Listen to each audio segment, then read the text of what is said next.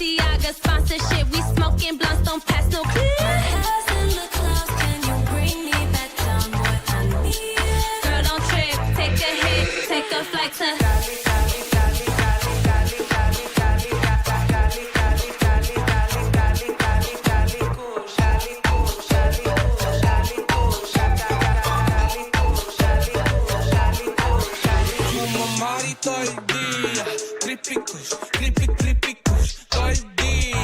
Prende Philly, llévame a la orilla. Playa, mujeres fumando.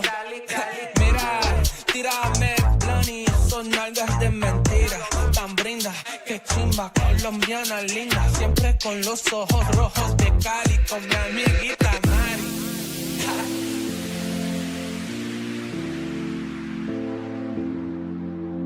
My house in the clouds, can you bring me back down, boy? I need it. My house in the clouds, can you bring me back down, boy? I need it. Need it. Need it. Need it.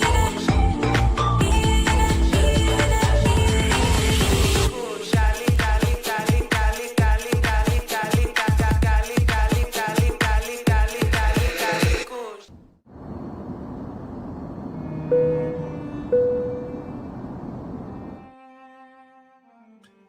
Shout out, shout out, shout out. Today's episode is like a report card, an exam, if you will, an evaluation at work, how you've been doing on the job. Sometimes we're on the job, we get great evaluations, and sometimes they even offer us a raise. We've been doing so good. Same thing in class. They may have you skip a grade if you're a student and you're doing so good in school. But there are those that have needed to be evaluated because it doesn't look so good for them.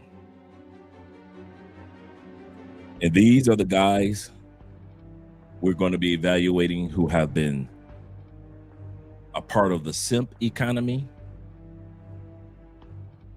and cause Hoeflation to increase since 2019, right before the pandemic, when Hoeflation slowly began to increase around the world.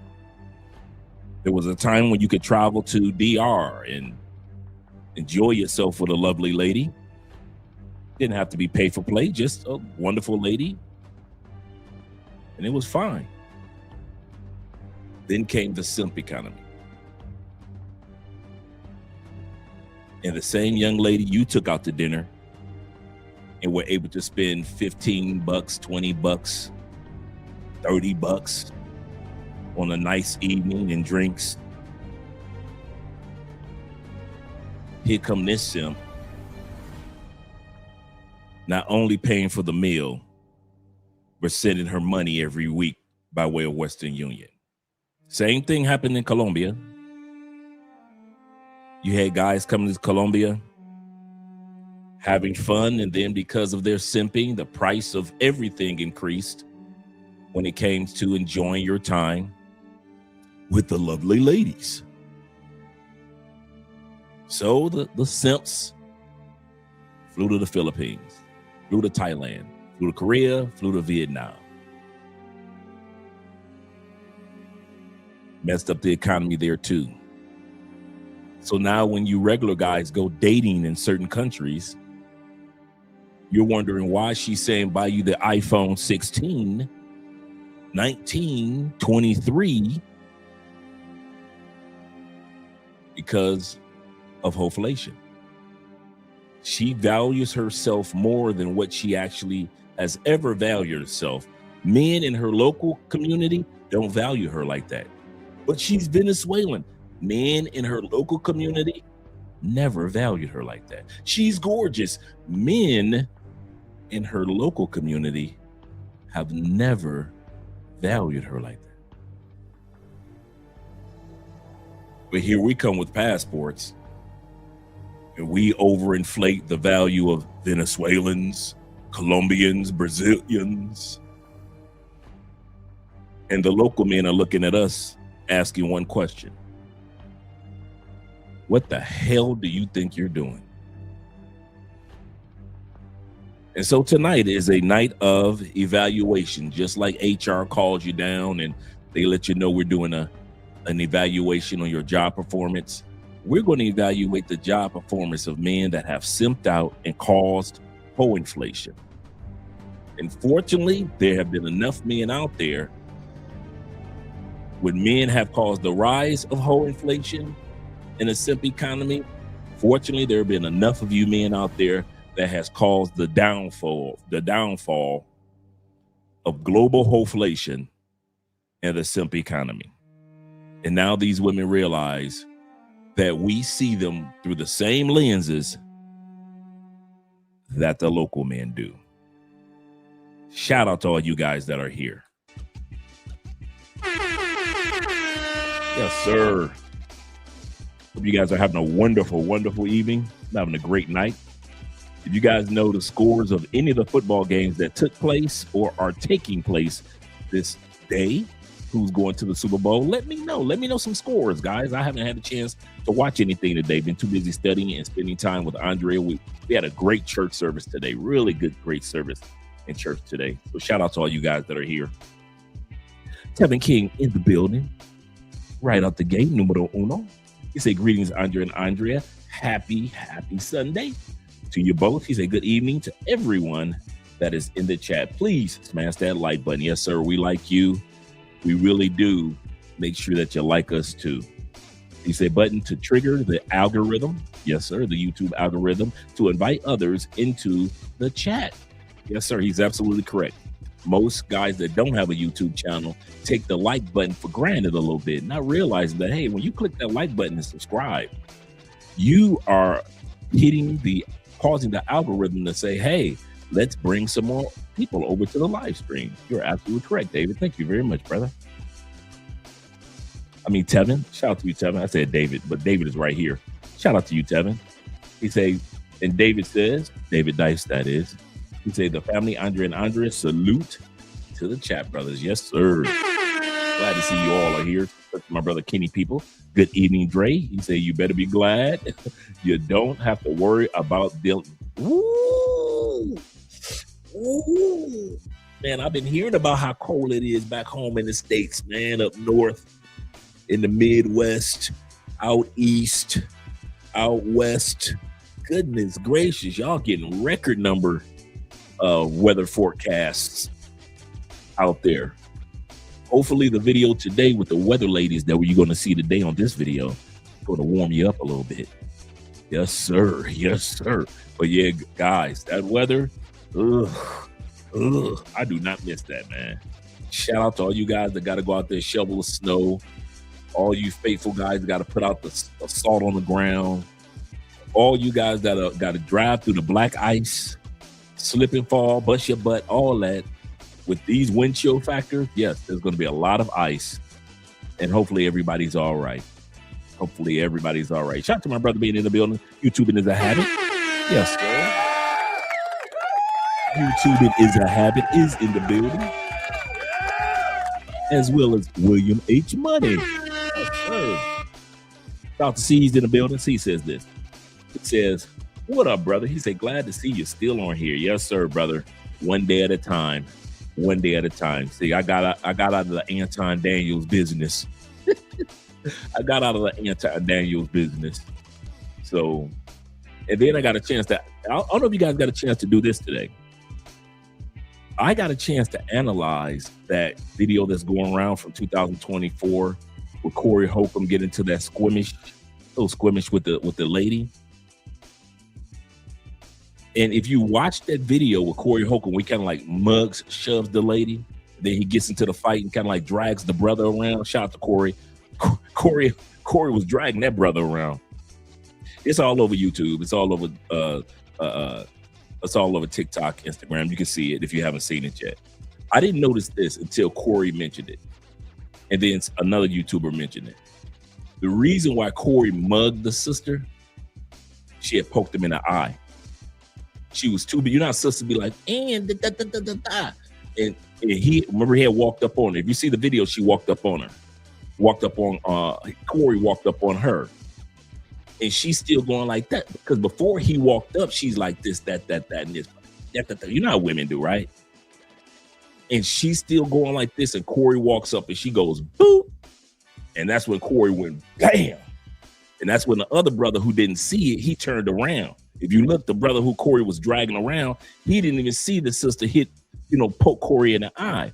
I had seen that video 10 times and I never noticed that part. I went back and watched it. Now you can't unsee it. You can't unsee the part where she poked him in the eye. And that's when he was like, bam, he mugged her. Then the other brother turned around like, you don't hit a woman. And he went to swing on Corey. He missed. And Corey grabbed him and started dragging him around in the street. I'm like, dang, Corey, is that serious? Shout out to Corey Holcomb. And this happened in 2024. She tried to take it to court. It didn't go anywhere. So all of us who are watching it and trying to act like Corey Holcomb is this monster. Some of us didn't notice the part when she poked him in the eye.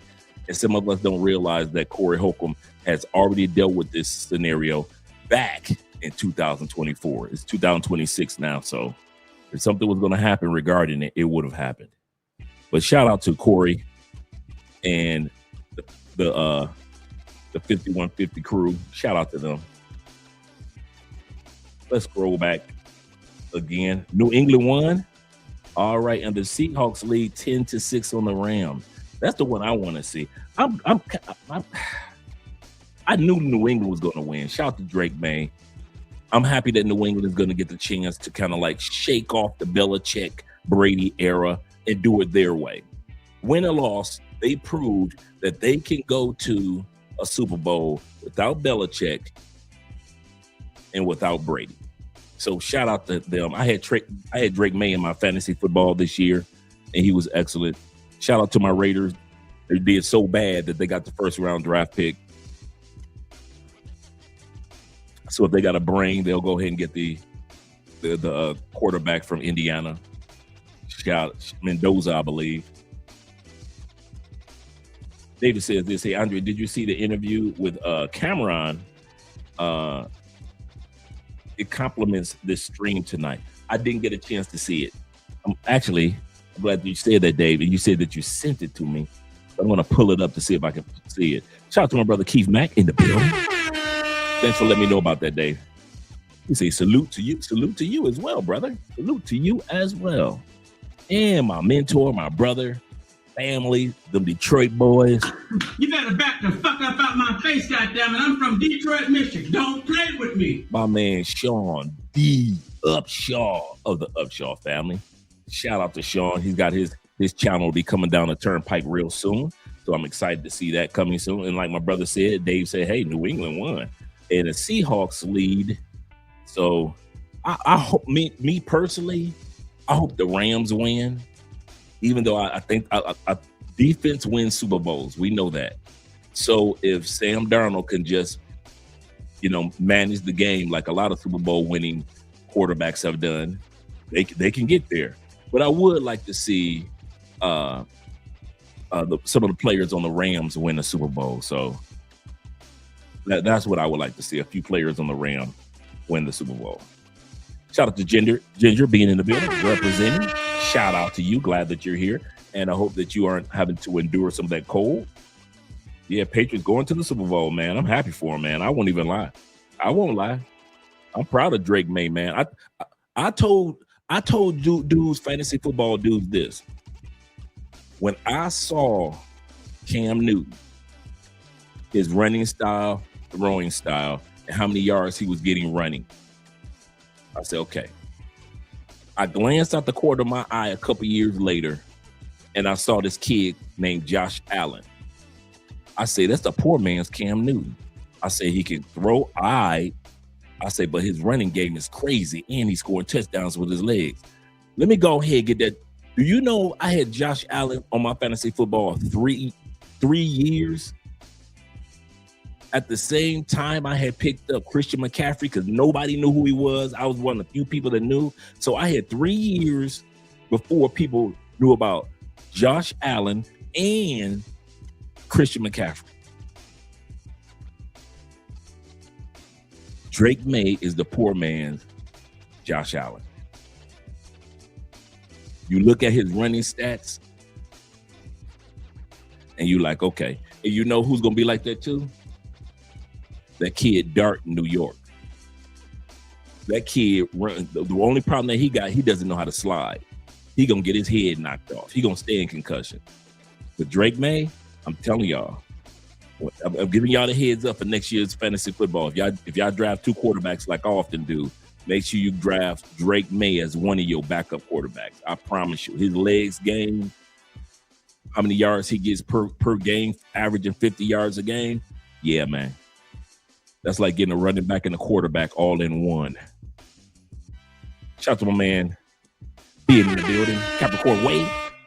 He said a lot of snow, multiple states, down south as well. I thought about that. I was wondering if it hit the south because I was hearing about northern Florida. It snowed. Goodness gracious! When it gets down to northern Florida, the Panhandle area, ooh. Shout out to my brother T-Mac, my fellow neighbor in the building. Shout out to you. Yeah, you say, you know what? Like I said, this is a game that I would like the Rams to win because there's some players that I would like to see. Devontae Adams, I would love to see Devontae Adams finally win the ring. But if the Legion of Boom 2.0 wins, I am just as happy as to see those two teams, the Seattle and New England in the Super Bowl. I kid you not. T-Mac says this. He said, thanks, brother. Brother Will. Shout out to Will being in the building as well. Appreciate you, Will. He said, brother Will, he said, we had an excellent event today at the orphanage in Medellin. Shout out to, like I always say, we're always doing some amazing things when we do volunteer or donating to these different locations around the world. He said, veterans brought month supplies of meat products or meat proteins, shoes, socks, chairs, toys, milk, and even lunch for the event. That is, you know what? That's a good idea. I need to get with you guys. That would be a good idea for 2027, the Black Manosphere Conclave. If they have it here in Cali, Colombia, that would be a good thing for us to kind of like add to the conclave to donate to the children's orphanage here in Cali, Colombia during that time period. Good idea, man. Shout out to you, gentlemen, man. Shout out to you, gentlemen, doing great things on the other side of Colombia while we do great things on this side. And shout out to all you guys that are always volunteering your time, your money, your energy to whatever people that are in need around the world. We don't get enough credit for what the amount of time and money that we put in. Let me change the music a little bit and turn it down. One thing that I notice when it comes to us men that travel, we do notice when impoverishment or needs need to be met in other countries. Whether it be us donating to the Children's Cancer Foundation here, whether it be Ace Live in Vietnam or another country donating to people, whether it be Tailor Made Dreams when they used to donate to the orphanages and still do, many of the men do, in Dominican Republic, and as well as T-Mac and all the brothers in Medellin that are donating to the orphanages there. Nobody gives you a pat on the back. Nobody says hurrah for you. But I'm here to say that. I'm here to say thank you very much for all that you do and what we are able to do and donate to all these programs and children and whatever it is that where we find a need that needs to be met. Many of us are putting on our capes and helping out the communities in which we visit. So shout out to all you guys that are actually doing this. And if you want to do this in another country, reach out to some of your passport brethren on Facebook and see if somebody's donating money, time, or energy in a city or country that you're going to, and you will be surprised at what's already taking place that you can get involved in, especially if you're going to cities like Medellin and parts of DR, parts of Asia, parts of Africa. There's always some place that could use some help. Linux King is in the building, and he says this. He say, Dre, how do I get in touch with you about creating a successful YouTube channel? All you have to do is shoot me an email. Shoot me an email at my email address. And if you are a member of the YouTube channel, I already have a 2+ hour, I think 3-hour video on there that walks you step by step on how I made 500,000 on YouTube in 5 years.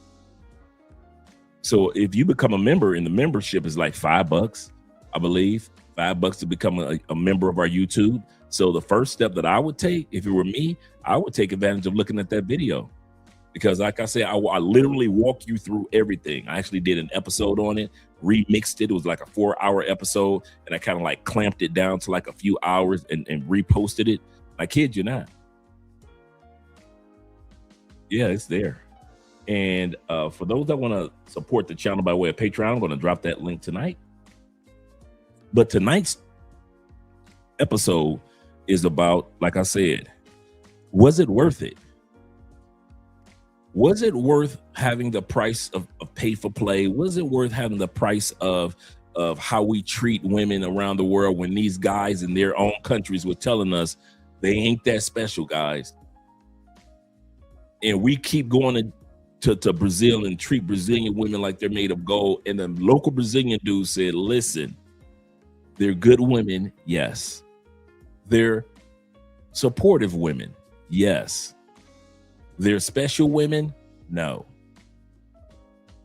Same thing in Colombia. The local man in Colombia says, yes, they're good women. Yes, they're supportive women. Yes, they are beautiful women. Are they special women? No.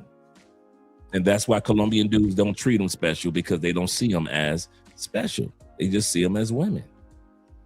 Same thing in Asia, same thing in all 54 countries of Africa. We'll look at the Ethiopian sister like, oh my God. Or the South African sister with all her beautiful chocolateness shimmering in the sun. And the local men are like, it ain't that serious. So my question to many of us, was the simping worth it? Was becoming a Western Union poppy in masses worth it? Was when she told you that pay for play was only 100,000 pesos and you gave her 300,000 because she got kids, was that worth it? Some of you guys gave women iPhones. I ain't talking about your girlfriends. I ain't talking about them women. I ain't talking about your wives. Girlfriends and wives, that's completely different level. I'm not talking about those. I'm talking about some of you guys splurged in a way that was uncalled for.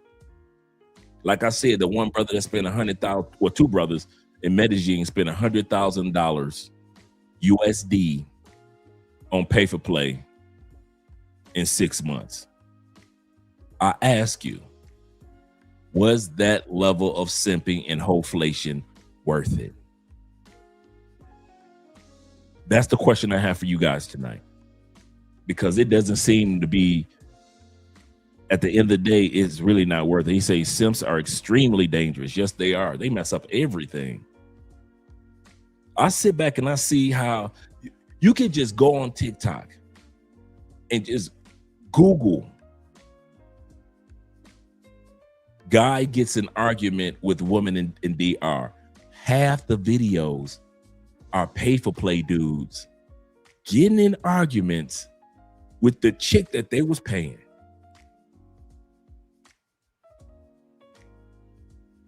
Getting in full-fledged arguments at 3 o'clock in the morning. Remember the one in Cartagena a few years back where the pay for play chick broke the glass table? Give me back my cell phone. And she came like the Hulk and broke the glass table in the Airbnb, and there was 4 brothers in there. And she didn't care. You think she would have did that with a local dude? Hell no. So I ask y'all again, was the simping and the hoeflation, you know, hoeflation is making women who are not worth the level of being put on a pedestal, but you put them on a pedestal anyway. I'm gonna say this again.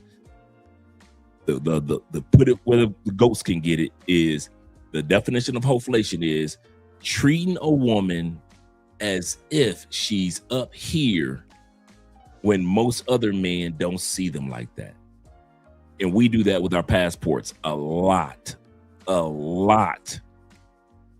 If it's a good woman, it's a good woman. Cool. I'm not talking about the good women. I'm not talking about your wives or your girlfriends. I'm talking about guys will go on a 5-day trip, meet a bar girl in Thailand, and blow $2,000 on a 5-day trip. I've had guys call me for money. Here in Colombia, Drake, can I get 500 till I get home? True stories. Well, what happened to your money, brother? You all right? Did you get robbed? Somebody steal your money? I got you, brother. What you need? Nah, man. Soon as I hear that he laugh, I already know it's a mess coming down the turnpike. Soon as I hear that he laugh, I'm like, okay, here we go.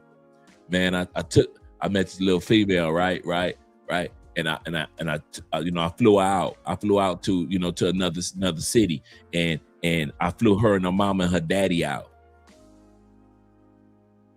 Dude, you only been here 3 days. So you telling me you met a chick, you had a pocket full of money,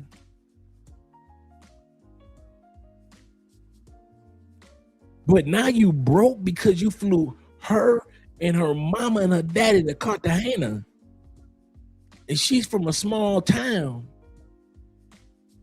And I hear those stories over and over and over again around the world. So I ask you guys, and I mean it, or have you heard of a situation? I want to ask, was it worth it?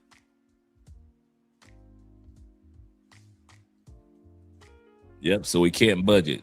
Looks that way.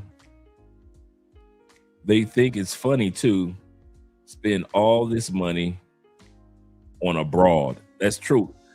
But here's the part that gets me. A lot of guys will complain about the women in the States talking about some Apple. I ain't going to no Applebee's, and I ain't going to no Cheesecake Factory. Take me to Ruth's Chris. Man, I ain't taking no female to Ruth's Chris. But you will get on a plane and spend money as if you were taking a chick to Ruth's Chris in Colombia, in DR, in Brazil, in Southeast Asia, in Europe. I've seen it too many times. I've seen it, the exact same things that we complain about back home when it comes to overspending and don't put these women on a pedestal. But as soon as we get a Venezuelan chick in our face, you want to take her to a rooftop spot in Cartagena or in Medellin. You do realize if she was back in Venezuela, there is nothing about her that a Venezuelan dude would take her to a rooftop spot, even if he got the money. You do understand that there are men in Cartagena, born and raised, that got money that ain't taking her to no rooftop spot. You do realize in her lifetime, she will never see that type of restaurant in Thailand that you took her to, ever in her lifetime, ever.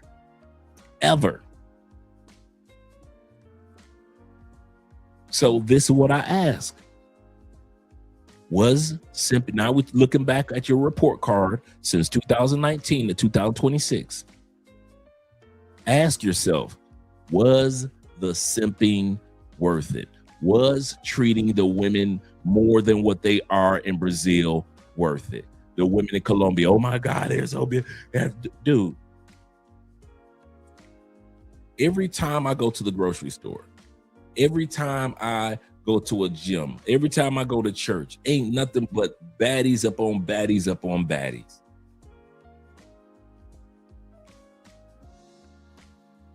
You notice them and you like, oh wow, she's beautiful. But then you kind of like, if you get to a point where you kind of start thinking like the locals and like, okay, and what else?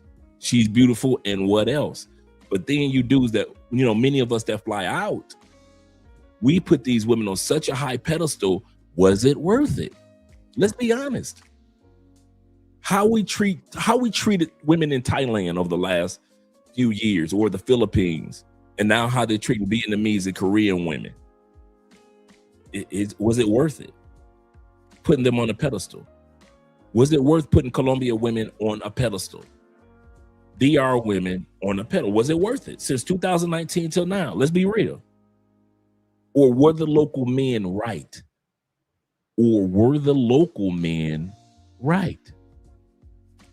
They're beautiful, yes, but they ain't all how y'all acting.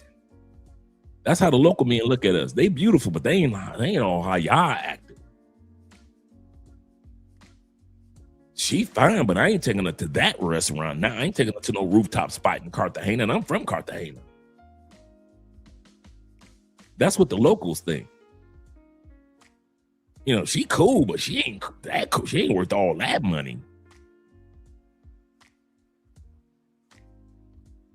And for those that say, well, Dre, you got to realize it ain't tricking if you got it. It's still tricking, bro. It's still tricking. The dude that created it ain't tricking if you got it is the dude that was trying to scapegoat the fact that it is tricking if you got it. It's still tricking. So fortunately, guys are starting to wake up around the world as we travel and start to look at these women with a, you know, without rose-colored glasses. I think I'm happy about that. I'm starting to see more men that travel that aren't looking at these foreign women with rose-colored glasses. Yes, we see the beauty in these women, but we're not overdoing it like we did from 2019 to 2026. Right. It ain't tricking if you got it. Yeah, it's still tricking, T.I.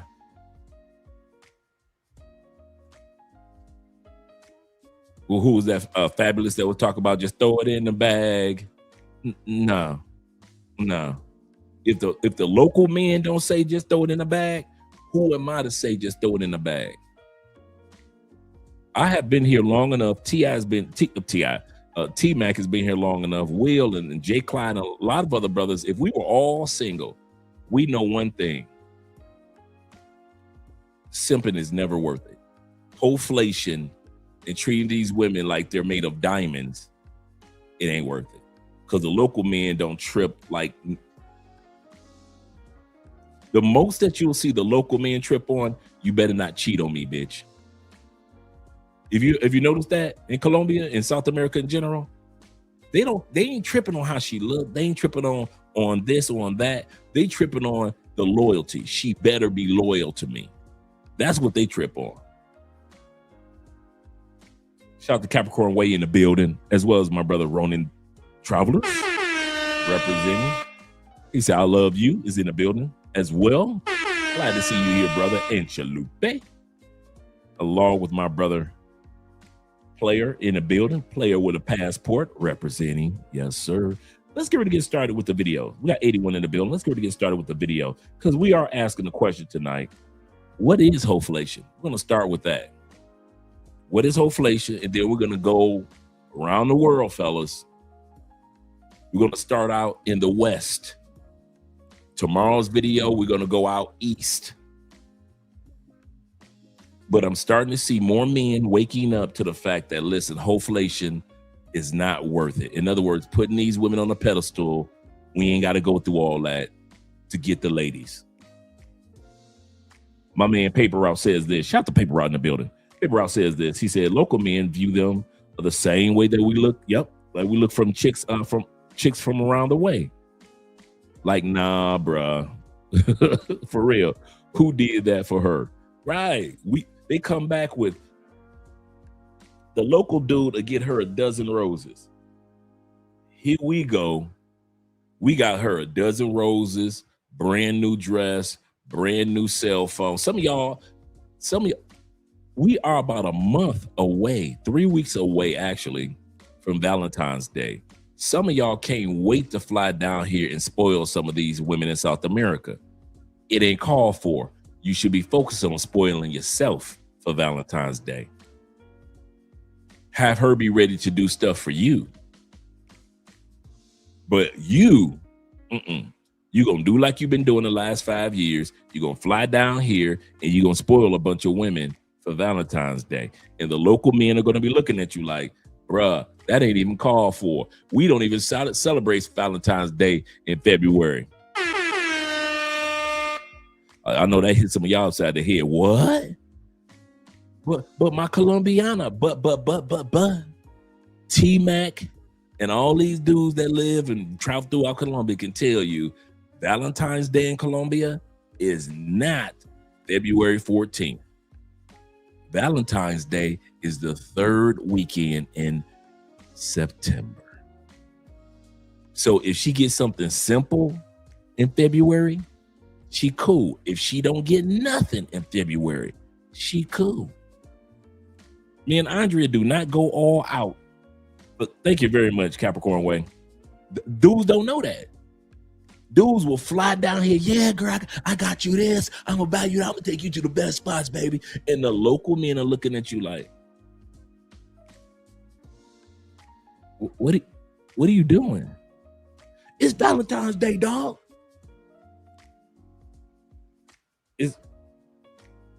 Is it September already? No, it's February 14th. No, in your country, it's February 14th. In Colombia, it's the third weekend, right around the 18th, 20th of September. I know that was the weekend I asked my wife to marry me. So I'm letting you guys know, man, don't get caught up with the Hoeflation. What I mean, putting her on a pedestal to where you don't even recognize that you might be overspending, where local men are looking at you like, bruh, what are you doing? Right? All right. Chulupe says this. He said Colombian minimum wage is up 23%. Correct. It is up 23% because the president just raised the minimum wage in 2026. So everybody is getting paid more. So all these Colombian women that's crying that they poor, I'm broke, Poppy, send me money.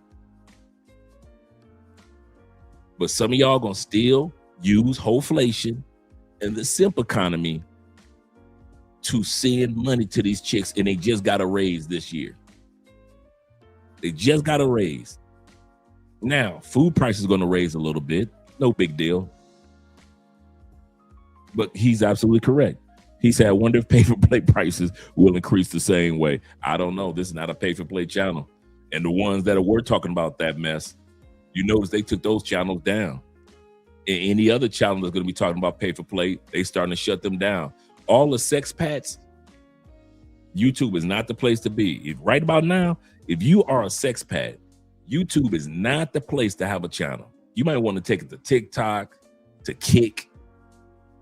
You might want to take it to Instagram, but on YouTube, man, they are kicking dudes' channels off that talked about pay-for-play. You see what they did to Skylar? You see what they did to Skylar? And any other channel is going to be talking like that, they're going to kick you out. Yeah, they're not playing anymore. Yeah, he said that's more than a raise. Correct. Raise give you like 3%, 5%, maybe. But these chicks gonna still holler. Here's the kicker. Capricorn Way. Check it out. Here's the kicker.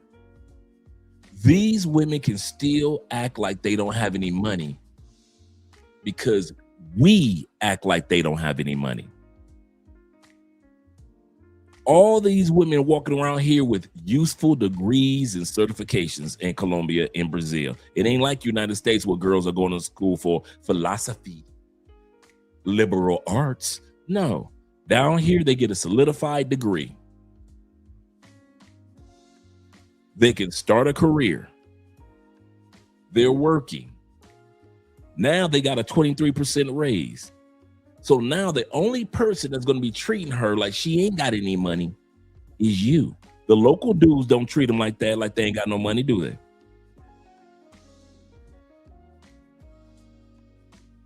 Local dudes, when the last time you saw the local dude pay for an iPhone outside of Christmas? Now, how many times have you been to a country and some female asked you for an iPhone? Yeah, that's what I thought. A computer. Yeah, that's what I thought. Send me some money through Western Union, Poppy. Papacito. Yeah, that's what I thought. My grandmama sick photos. Or my brother got shot with the ketchup going down his chest photos. How many of y'all done seen all those on WhatsApp? Female see you photos that she got from her girl.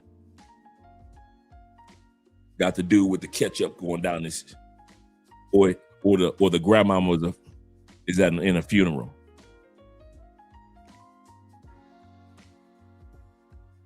You know why they can't do that to local men? Because local men do not have Hoeflation. They don't put them on this pedestal that's so unreal. Shout out to Kobe in the building. Kobe said, I was asked for an iPhone from 3 Cartagena chicks back to back. You know why? Because of Hoeflation. We make these women think they're more than what they are. And the local men don't do that. And I'm not talking about the local men putting them down and tearing down their self-esteem. And no, they're not doing that. They just aren't spending like we spend. The local men are like, listen, I'm not taking you to that restaurant if you ain't my girlfriend or if you ain't my wife. Now I understand. Some of us are like, listen, I'm on vacation. I got $5,000 in my pocket. I want to go to the best of the best restaurants at each one of these countries I go to. And if she with me, we going to the best together. I understand it. I get it. Because I'm one of you. She doesn't get it. Because she's not one of you. You caught that? I get why you're spending the way you spend on vacation. She doesn't get why you spend the way you spend on vacation. She's never had $5,000 sitting in her purse just to blow it for a 2-week vacation. She don't know nothing about that. She don't know nothing about setting up a flight in an Airbnb and then flying out to a country 3,000 miles. She don't know nothing about that. She don't know nothing about from the window to the wall, to the sweat drop down my. She don't know nothing about that. She think that you're taking her to this spot because she's special. Hoeflation. She thinks because you're taking her to that rooftop because she's special. Hoeflation. And when the local men aren't doing it, she's got to be something special. Why? Because you are taking her to spots that local men don't take her. Hoeflation. Well, I'm going to still spin like a champ. Spin like a champ. But don't be surprised when she treats you like an ATM because she's never been in a position to even spend on a vacation the way that you do. She don't get it. You're talking 2 totally different languages. When she goes on vacation, she's riding a motorcycle. You're getting on a plane.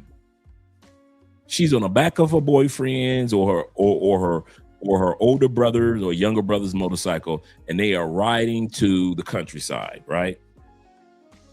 You go on vacation, you got 5,000, 10,000 in your bank account. You got a certain amount of cash, and you pay for a flight, Airbnb, the whole bells and whistles. She knows she can't fathom the thought. Some of you guys don't realize your woman can't fathom the thought of coming out of that type of money on her own, unless she's been around Americans like my wife, right? Like, unless she makes American money like my wife, right? So they can understand that. But most of the women that I see guys with that are not educated or focused, or a family woman, or a girlfriend or a wife, the ones that aren't wifey material in other countries or girlfriend material in other countries. Like I said, a wife or a girlfriend, spoil her. She deserves it. Spoil her. But the weekend chicks, the way that we treat them, the local men would never do that. You can't go to one country and see, you can't, even in Nigeria, where dudes spoil women to the nth degree. Them Nigerian brothers are about to spend no money on a Nigerian chick the way that we would. We go to Nigeria and get a hottie, we throwing it all up in the air. We popping bottles this weekend, the Afro beats. Right? Right? But even the local Nigerian dudes looking at us like, bro, you doing too much. Hoeflation. Let's get started.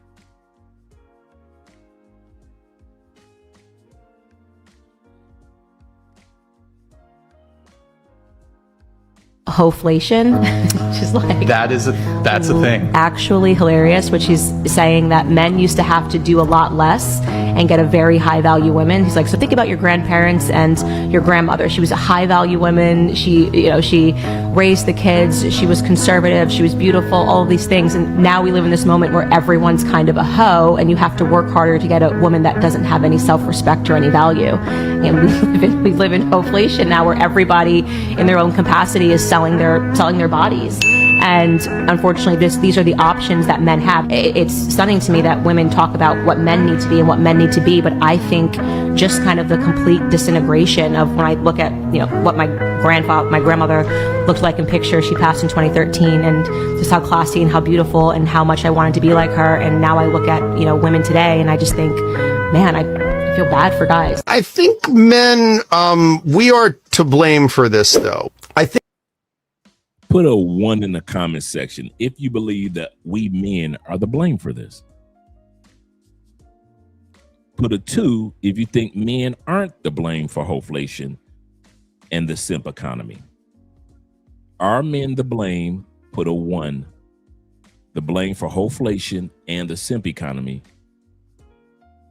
And we know we're not talking about all men, but the men that have gotten caught up in it, are we the blame for Hoeflation? Putting women on these mental pedestals, seeing them with rose-colored glasses everywhere we fly.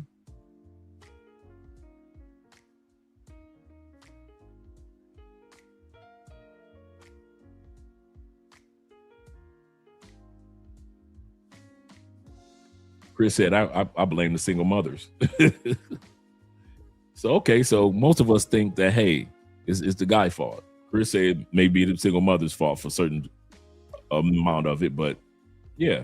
I think that's what Hoeflation, the concept, is about, is that women are so inundated with male attention, heterosexual women are so inundated with male attention, often that they didn't even ask for or want, that they just get this elevated sense of self-worth that is so far beyond what their actual tangible worth in the economy of relationship would be. And now, is he correct?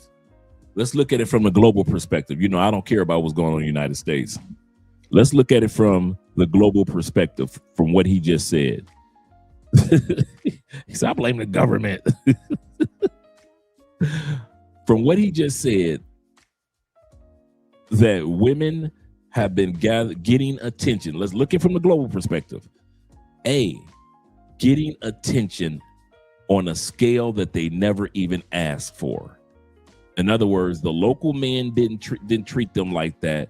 And here we come landing in Brazil, giving them attention on a level that these women never asked for in the Philippines, Venezuela, DR.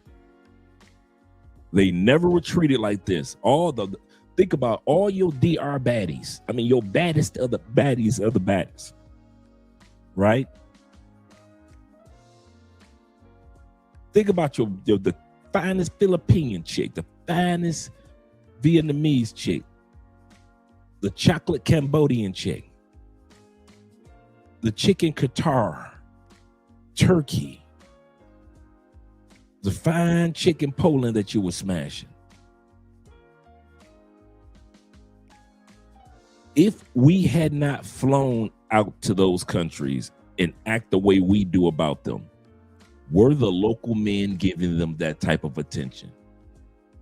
Technically, no. We don't even slob over and drool over our own women in our home country. So we understand. We be looking at our women like, you fine, you want to smash? That's how dudes in these local countries do. Ooh, you fine, you want to smash? And then we get off the plane and we give them attention. The first thing he said was giving women attention they never asked for. That's the beginning of Hoeflation. Spending money in way on women they never asked for in Brazil. You would have got that coochie anyway, bruh.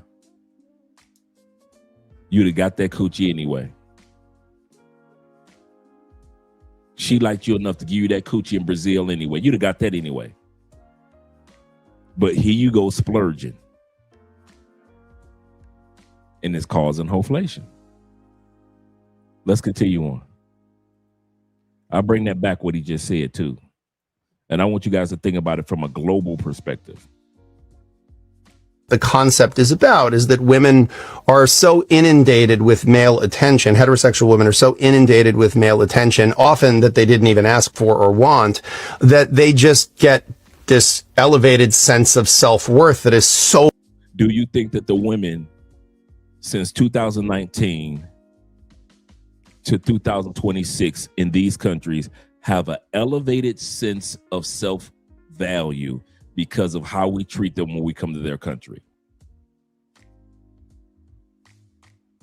They couldn't have got it from the local. They couldn't have gotten it from the local dudes.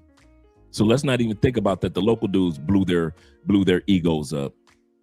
Do you believe that in many cases in Thailand, we made these Thai women feel even more valuable than when the military dudes? Remember, military dudes been going out to Thailand forever, Taiwan forever, Philippines forever. We have never heard of that. The military brothers made these women feel egotistical. Never. And they've been going out there to these countries forever. But we get a passport. We give them money, energy, attention, time that they never asked for. And now they have an inflated value of themselves. I'll give you an analogy, an example. I've seen a couple videos like this in DR, sadly. There was a time where the pay-for-play transaction was cool. Bam. She want the money, you want the intimacy, you guys will be good. Then the females realized we could charge more for the intimacy. Okay. Because guys were simping. Hoeflation. Then, like over the last 4 years, I noticed this in DR. Not all the time, but there's a lot of YouTube videos out there on this. The women would get you guys back to your Airbnb or to a hotel room, and they would start yelling and screaming in Spanish and start crying until you gave them the money. And this was happening so often in DR that some of the videos went viral, to where the woman would be literally walking to your doorway. Before you could close the door, she's starting to scream, she started to yell, she started crying as if you've done something to her. And now she didn't have to drug you or nothing. All she had to do was yell. And now you guys are coming out that whatever amount of money that you're going to give her.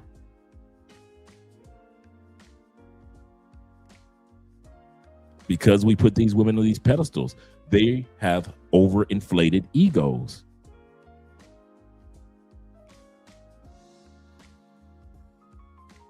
The women that would have never thought about being on OnlyFans in Colombia are now on OnlyFans in Colombia because of us. It ain't the Colombian dudes looking at them on OnlyFans. It's not the Colombian dude on OnlyFans in Colombia that's getting these women paid. It's you foreign men that's watching Colombian women on OnlyFans. Women who thought that they would look just like the rest of Colombianas. They did not think that they were special. They thought they said, hey, I'm a 6 in my country. Nobody wants to see me on OnlyFans. Here we go, getting off the airplane, boosting these women egos around the world. Now she don't need you for pay for play, her as a boyfriend, as a husband, for nothing. Why? She discovered that you guys are such simps for a 6. This 6 now is making money on OnlyFans. She ain't even doing pay for play no more. She can get her money from her bedroom because of us, making these women feel more valuable in these countries than who they really are. And secondly, making the men in these countries feel like they don't know what they're talking about. Oh, man, yeah, I don't see why y'all ain't mess with these Venezuelans. And the local men are telling you, like, there's a reason why we don't mess with every Venezuelan that comes across the border, bruh. Man, I would be with her. Nah, bruh, that's all right. So instead of listening to the local men, we look at the local men like they don't know what the hell they talking about, and they live in DR, were born and raised in Panama, born and raised and live in Colombia and Thailand, and we look at them like they don't know what the hell they talking about. If you had the money I had, you would spoil her too. The local dude's like, dude, even if I had your money, I wouldn't be spending it on these chicks. I wouldn't spend it on this Philippine. I wouldn't be spending my money on this Colombiana. And so we look at the local dudes like they crazy when they not. They try to give us the game. Shout out to my man Chris Jeezy in the building. Chris says this. He say the woman in Colombia knows we spoil them more than American women. Absolutely correct, Chris. Far beyond what their actual tangible worth in the economy of relationship would be. And it's usually characterized by when you say things like, well, what do you bring to the table? And you get a response like, well, I am the table, which doesn't even make sense as a metaphor. Hoeflation is real, but it's because men have super low standards and women don't. I have been saying this. I have a friend that has always complained about that terminology of hoeflation. And for those who don't know, that's basically, young people talk for girls who overanalyze where they stand in the dating market. I've always said this is 100% men's fault. This is not women's fault. Think of this in any terminology, okay? I like to use metaphors a lot. So let's say I had a product and then everybody around me is telling me that my product isn't worth $1,000, but I clearly have a lot of customers that are willing to pay $1,000. They can sit there and objectively, they are correct. My product isn't worth $1,000. It's a shitty product, but for some reason I have convinced people with branding and marketing and this, that somehow give me $1,000. A lot of men, this is the issue. I've talked about it here before. Men's main issue in the dating market is lack of self-awareness and the fact that a lot of them have sexual discipline issues. A lot of men can't sit there and just not get laid or not look at a girl for more than a week. Before he goes any further, is that true? Put a 1 in the comments. I can't do a survey for everything. Put a 1 in the comments if you believe that one of the reasons for hoeflation is lack of sexual discipline. Dudes can't either be by themselves on a vacation, enjoy or be around women on vacation and don't have to smash. I have met so many dudes that said, and have talked to so many guys that have said, if I am not going to Colombia to smash, why should I go to Colombia? If I'm not going to DR to smash, and I kid you not, there are so many guys that think like this. If I am not going to DR to smash, why go to DR? Why go to Cuba if I'm not going to Cuba to smash? And there are a lot of dudes that think like that. They have no sexual discipline, none whatsoever. It's the craziest thing. You mean every other culture of men can travel the world and enjoy the planet, and if they meet somebody, cool. But if they don't, cool. But then when it comes to many of us, not just brothers, but just many of us that travel, you're telling me that if you come to Medellin, that you cannot enjoy Medellin without having sex with somebody. And I've heard so many brothers say that. And when I say brothers, blacks, whites, or others say this. Players with a passport said this. He said, I would be willing, he said, I got to be honest, I would be willing to turn a blind eye to men simping if the women were hot. But these dudes go hard sipping for sex. This is true. That's a good point we're going to get to tonight. But you brought it up first. You're absolutely correct. He said, I can't believe the issue is deeper than in the West. Yeah, King. It's crazy. There is nowhere in the, if I was single, and I mean this from the bottom of my heart, if I was single, there is nowhere on this planet I would feel uncomfortable if I did not have sex with one of the locals. This planet is so wonderful, so beautiful. It is one of a kind. There is no other that we know of in the Milky Way, in our solar system. This is it. And to sit back and take it for granted and actually think, I'm not going to go see the Roman Colosseums unless I'm smashing some Italian chick. I'm not going to see the Leaning Tower of Pisa in Italy because I need to be smashing some Italian chick. You could forget about that Empire State Building. You can forget about, I'm not going to New York unless I'm smashing some chicks in New York. You can forget about that Eiffel Tower, them Egyptian pyramids. If I ain't smashing no Egyptian coochie, I ain't going to Egypt. What? Ethiopia, one of the founding hubs in Africa of our Christian beliefs, and you wouldn't go to Ethiopia unless you smash an Ethiopian? The history of black people that's there in Ethiopia, and you wouldn't go to Madagascar, you wouldn't go to Morocco unless you get some Moroccan.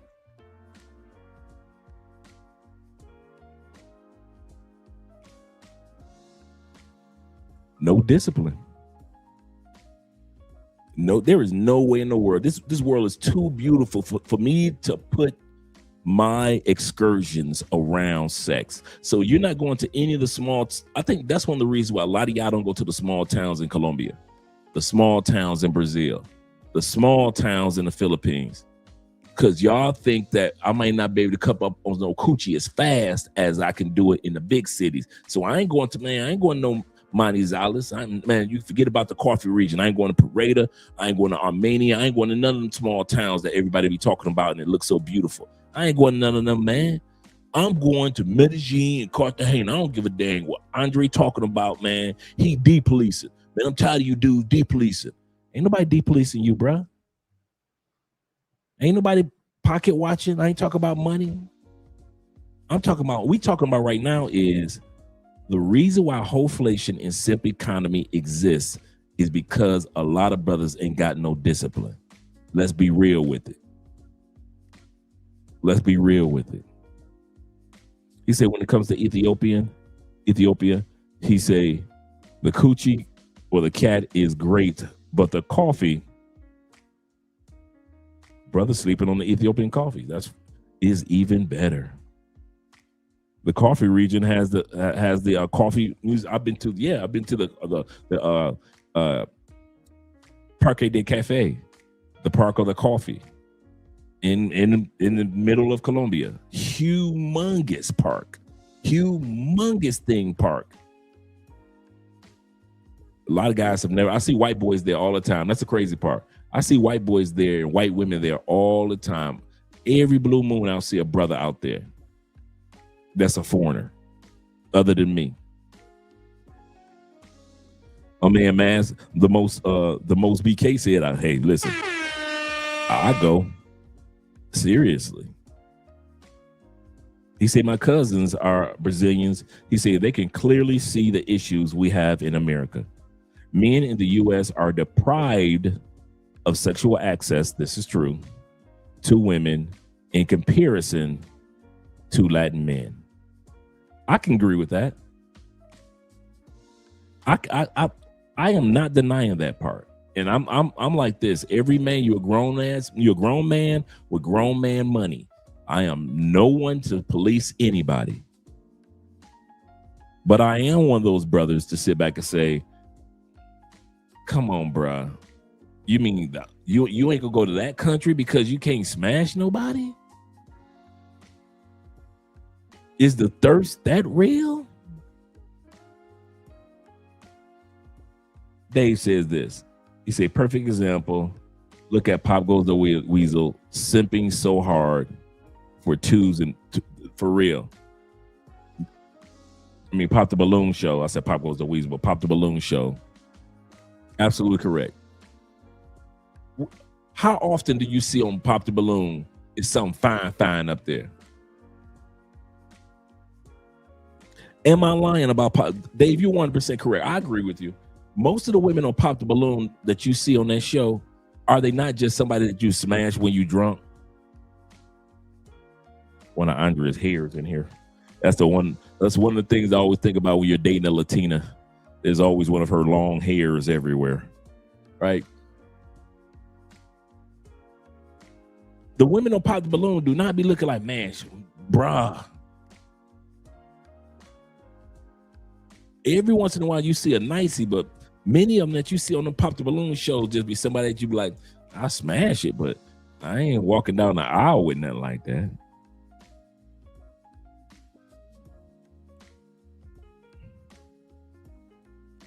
He says the American mindset has shifted to think that the more money that you pay for something, the better it is. It makes you look to others after you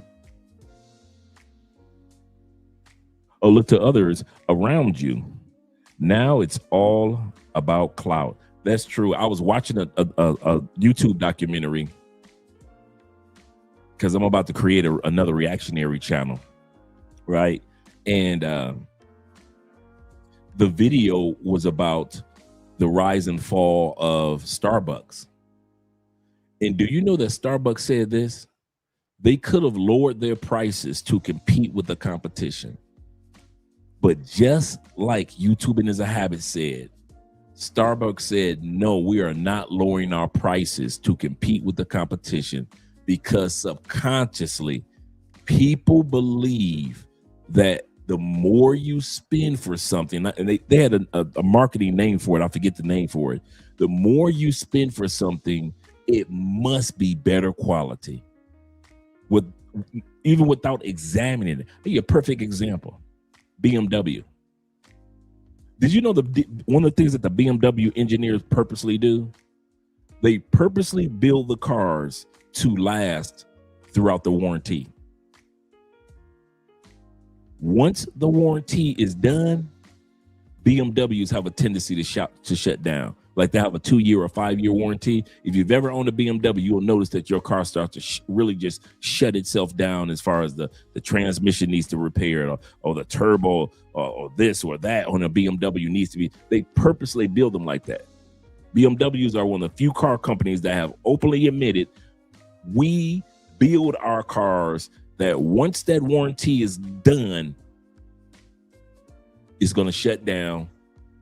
And you're going to either have to pay for new parts at one of our mechanics, or you're going to have to come back in and trade that vehicle in for a new one. They purposely do that.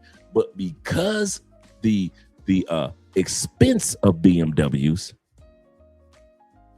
we think it's a better quality vehicle.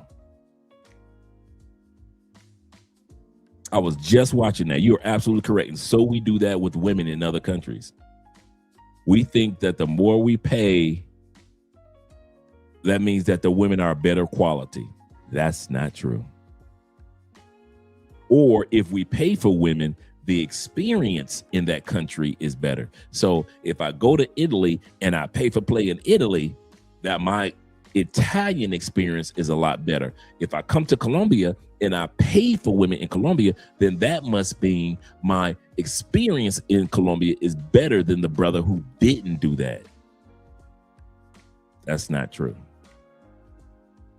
That's not necessarily true. You're 100%, brother. Shout out to my brother, Black Nubian, them Canadian brothers in the building. I told this guy where I was from. He said, oh, Canada. Glad to see you're here. He said, yep, BMW is engineered to be trash. Alternator, gaskets, etc. Correct. And they have no problem with admitting it. I mean, it's out there. Anybody that's wondering if I'm just saying that about BMW, you can look that up. They do not hide that. That's one that they put out there for the public to know. They say we build our vehicles to last within the warranty. Once the warranty is over, our vehicle is supposed to shut down on you, fall apart on you. So you're either going to pay the mechanic or you're going to either come to us and pay for a new vehicle as a trade-in. But you cannot have a good vehicle and have a BMW. They don't build their vehicles like that. And they'll tell you. So some of you guys that think that I was just making it up, you can look it up. It makes people feel special when they spend more money at Starbucks. True. And that's why Starbucks said we're not lowering our prices. We're not lowering our prices. It's called perceived value. Thank you very much, brother. Let me write that down. Perceived value.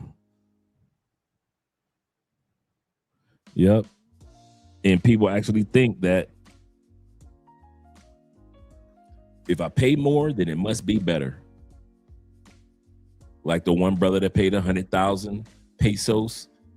Well, the two guys that paid 100,000 pesos, 100,000 USD for pay for play in 6 months in Medellin. Just think about it. 100,000 USD in 6 months in Medellin.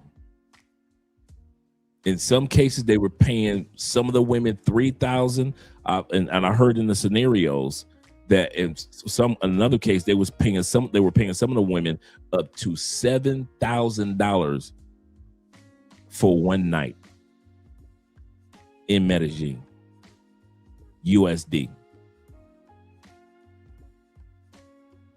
You dudes that live in Medellin, y'all have seen some beautiful women like I see beautiful women.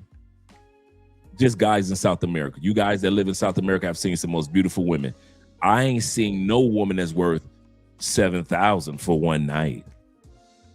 And I've seen some of the most gorgeous women, and so you guys as well. 7,000 for one night? No wonder he went through 100,000. Both guys went through 100,000. And these were separate situations. Two different men burned through 100,000. No, I'm not kidding. No, I am not kidding. In Medellin.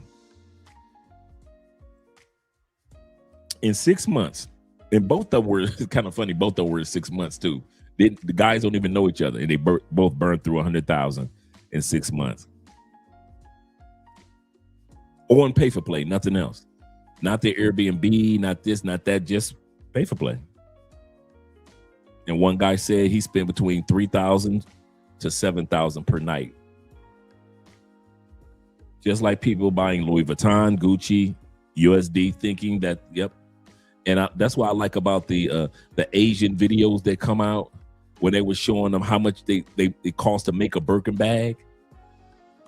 Dude just broke it. He say, okay, this is the alligator that we use, and this is the stitching, and this is the interior, and the stitching costs, like for the thread, it costs only $200, and then the labor only costs like $1,000 to make a Birkin bag, and we sell it to you guys, and we ship it to Europe, and they sell it to you guys for $40,000 for a Birkin bag, and in all, it only cost us $6,000 to make it.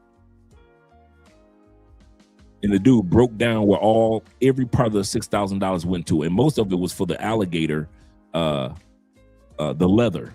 you know, the leather or the alligator print that they were using. He said, but $6,000 and we sell it to you guys for 40, and you guys think that it's special because it's handmade.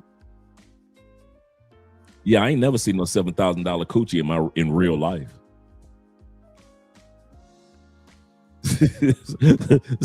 For real. A simple institution for mental therapy. A simpery. Seriously, let's go back to the video.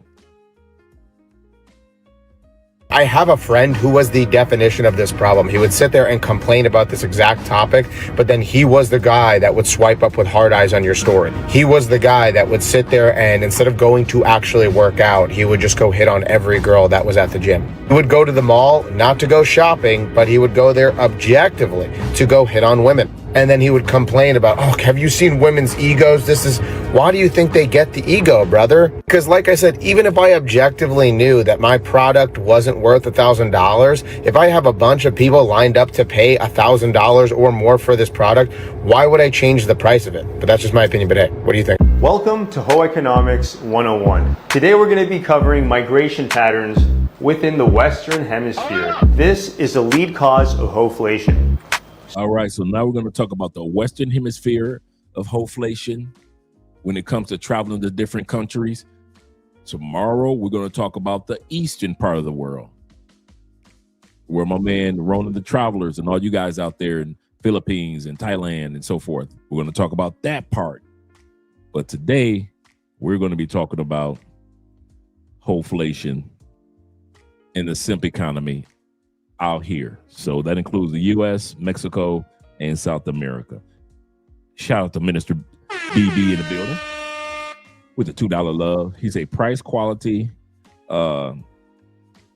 hierarchist and appeal to the wealthy fallacy is a wealthy fallacy. That's true. A lot of people think that, man. A lot of people think if you spend more for it, then it's worth it. You know who did that? I was just watching a little short documentary on it wasn't Kevin Spacey. Who was the white guy that played Nicolas Cage? Nicolas Cage spent money on Nicolas Cage at one point in time was the highest paid movie star when he was making Ghost Rider and all those other movies in the world. He took that money and was blowing it on stuff that had very little to no value to anybody in the world. So when he tried to resell it, like he bought a dinosaur skull for so much, like for 200,000-300,000. When he started going broke, he couldn't give it away. He had to donate it to a museum.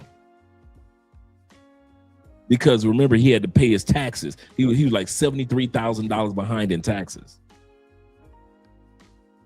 And so Nicolas Cage, most people don't realize, Nicolas Cage makes more movies than most actors and actresses in Hollywood.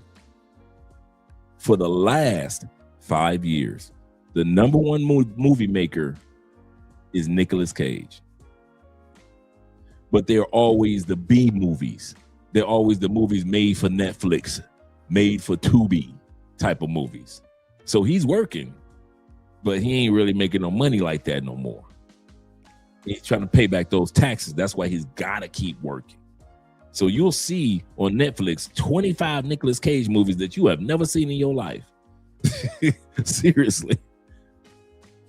Because he did that. He Hoeflation.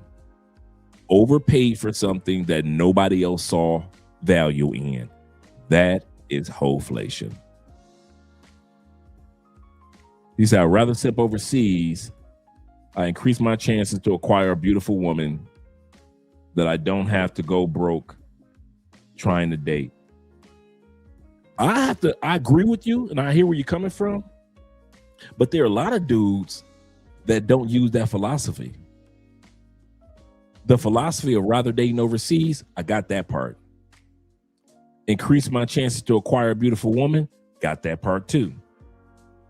He said that I don't have to go broke. That's the part that guys are messing up on. passport. You see how you did yours? A lot of guys don't do the last part correctly. They go broke. They go broke by putting these women on these pedestals, paying $7,000 for pay for play. They go broke. I see where you're coming from, but them dudes, I would have touched Keanu Reeves. I think Keanu got some money. You know, he's a humble dude, so I ain't got Keanu being in trouble. But yeah. Yeah, Nicolas Cage was blowing his money on stupid stuff, like unnecessary. Man, he got like 4 castles and just he bought a haunted house. What's the resale value, Nicholas, on a haunted house? This dude paid millions for a haunted house.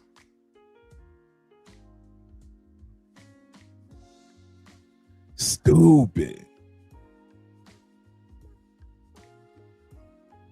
And just like we're shaking our head about Nicolas Cage, that's how the local men shake their heads when they see us get off the plane. Let's talk about Hoeflation around the world. So, where does Hoeflation begin? It begins right here in Venezuela. Economic instability leads to a mass exodus of entrepreneurial women. Shower already? Wow. Go to Venezuela. How delicious the water is. It's incredible. Now, the Venezuelan water, we went to the island, you could tell from my shirt, we went to the island of Curacao. Caracas, sorry. No, Curacao. We went to the island of Curacao, and I could tell you, that water is beautiful like that. And yes, the ladies there, the Venezuelan lady, because it's only 50 miles off the coast of Venezuela. It's right next to Aruba. And yes, those women look just like that. It's too rich in temperature. It's perfect. And something that I love about the beaches of La Tortuga Island is that when you are here, it's the sand. The sand under the water is soft. You don't have stones. You don't have anything that can interrupt you or make you sick.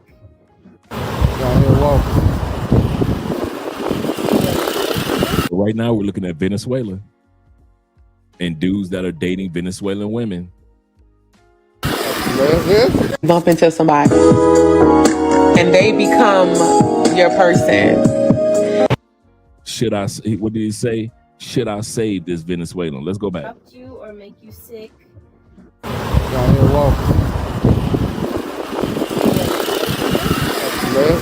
Bump into somebody. Should I save this Venezuelan chica or not? Would a local, you know what I learned? You know how I answered that question? Y'all want the truth? And I wonder if you guys do this too. Y'all ready?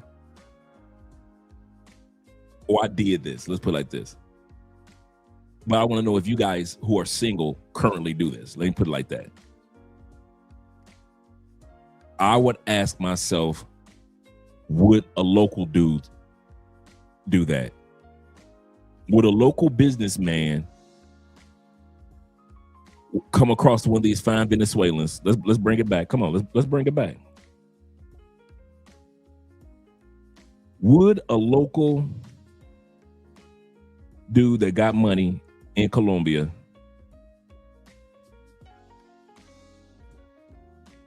save this Venezuelan chick?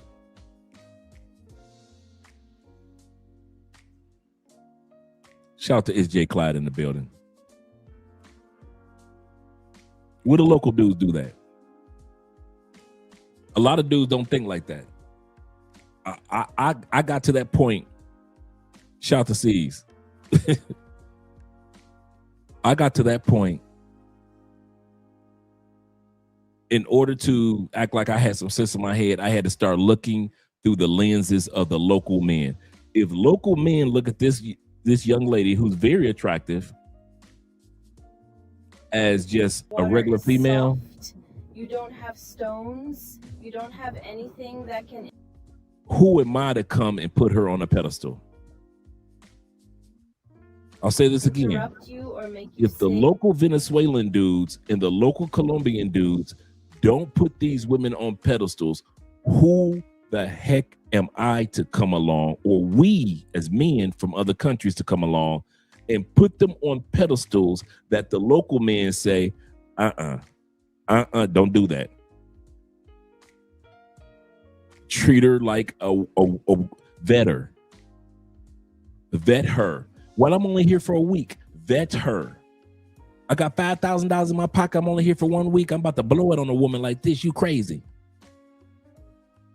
And that's how Hoeflation and simp economy continues to grow, because a lot of guys think because I got the money in my pocket and the more I spend, that means that she must be more valuable. When the last time you saw a video like this from a local?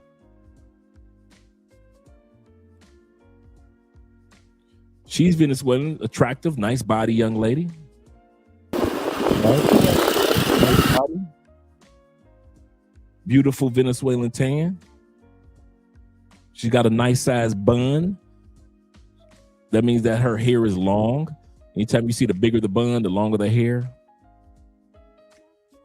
Yeah, she's bad. And the other young lady.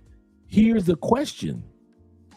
Would a local dude be walking around with a camera like, look at, I got this Venezuelan baddie? Would a local do that?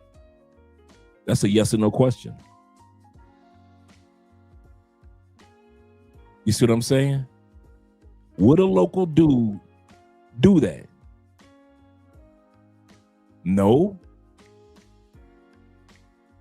Then why the hell do we do it as if it's something special? Right, Craig. I mean, a KS. Mr. Sager himself. I would give it a 6 in their country, to where we're treating them like they're 9s and 10s. In their country, in the eyes of the local men, these women ain't nothing but 6s and 7s. She's looking like, yeah, I call her a grump. Yep. I call her a gumpy. Yep. You don't see local men. I have seen, dude, I am inside of South America's YouTube, South America's Instagram, as well as Venezuela, Brazil, and Colombia's Instagram. So I get their news headlines, their whatever video gets dropped and go viral, I get it. You know what I've never seen? The video I've never seen from Brazil, I've never seen from Venezuela, I've never seen from Colombia. A video like this. Ever. And if you got one, show it to me. Where a local Venezuelan dude was showcasing, like, look what I got when it comes to a fine Venezuelan. Show me the video of a local Colombian dude showcasing. I'm not talking about some club promoter promoting his club. I'm talking about a local Colombian dude who's got this chick and he's showing videos of, look at this bad Colombian I got. I want to see the video of the local dude that's in DR showcasing, look at this bad DR chick I got. Absolutely correct, Gary. Shout out to you, Gary.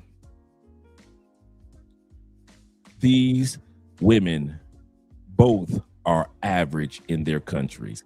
We gotta start treating them for who they are. I don't care how much money in your pocket. You would have got that coochie anyway. That's the point of tonight's video.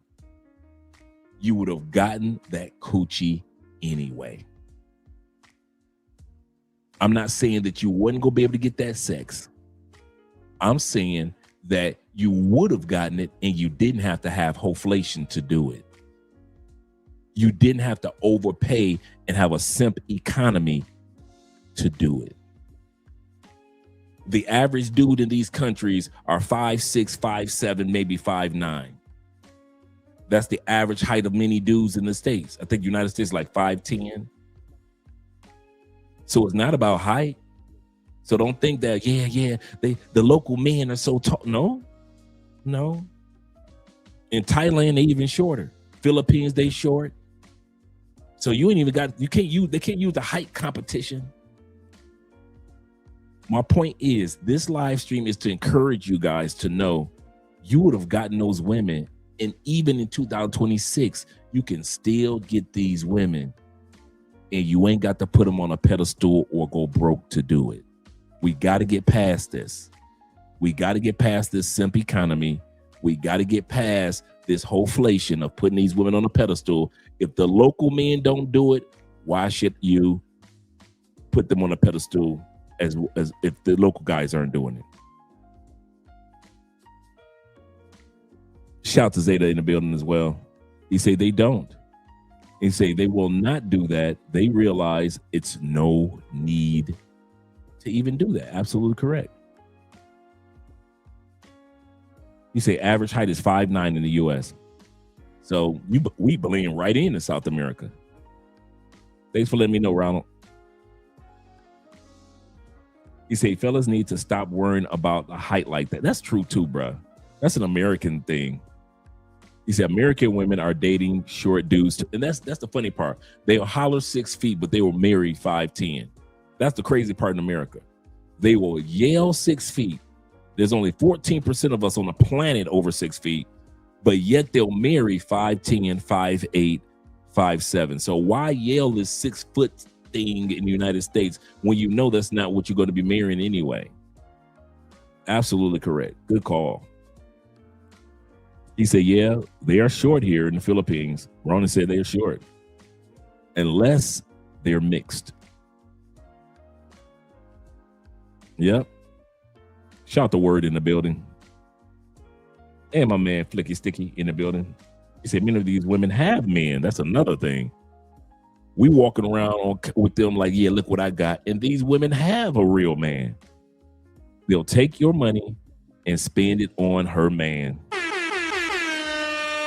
You called it, brother. You called it.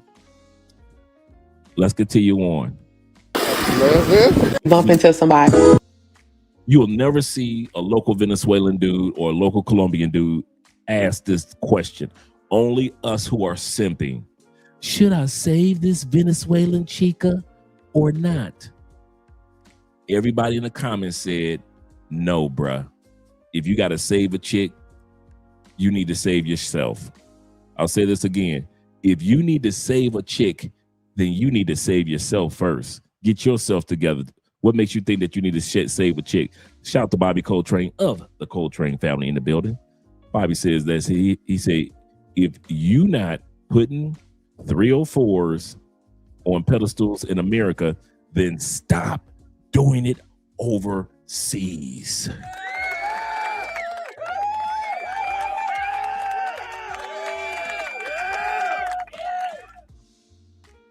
Absolutely correct. Zeta says this. He say, that's a goof. He said, that's a goofball caption. Wow. Yeah. Yeah. Especially when she's a 2. She's just an average chick, dude. And we just be like gloating over them. And we just, and don't get me wrong. I know we're average dudes, man. We make more money, but most of us are just average dudes, right? And when we go to these other countries, these are average chicks. So why are we just losing our mind over these women? Increasing Hoeflation, meaning boosting up their egos. Keeping the simp economy going, meaning overspending. But then we want to be mad when we get back home. I ain't going to Colombia no more, man. It's burnt out, man. I ain't going to DR no more. It's burnt out. And they become your person. Excuse me, ladies. What's your name? Mare, Susie. And you? Sophie. So where you guys coming from? Venezuela. Oh my God. So tell me one thing about Venezuela that most people don't know. We have beautiful women. Venezuela is the most beautiful woman. Now, she's gorgeous. Now, she's a little bit different. But listen to what her answer is when it comes to Venezuela. Tell me something about Venezuela. Check out her down-to-earth answer is. She's the beautiful one among the women. And look at how she answers. And the people is very, very like warm. We're very nice to each other. And I think that's something like the world can experience and come. So she's saying where the other girls were talking about come because the women are beautiful. The one that is beautiful, she says, come because we got good food, we got good people. You'll have a great experience. You have a great experience.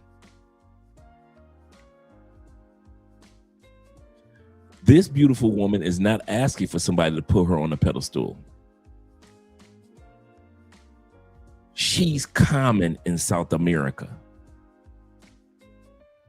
I want you to hear what I'm saying. There are so many women in South America that are so proud of their country and their people and their flag and their food and their music. They want you to come experience that.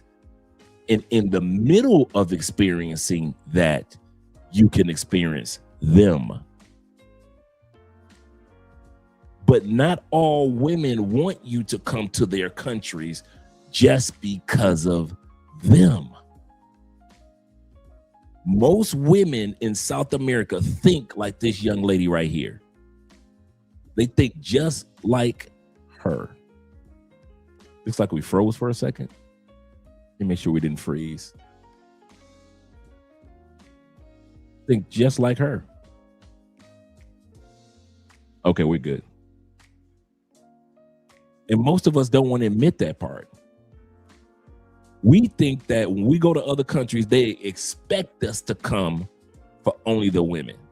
No, they expect simps and those who contribute to Hoeflation to think about women.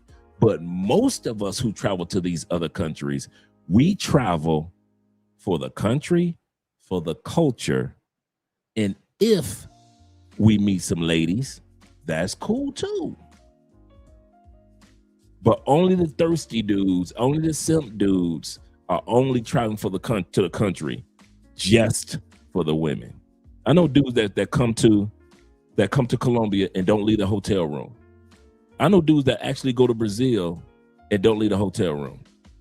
I know dudes that go to DR and don't leave the resort. Just have coochie coming in all day long. Just coochie.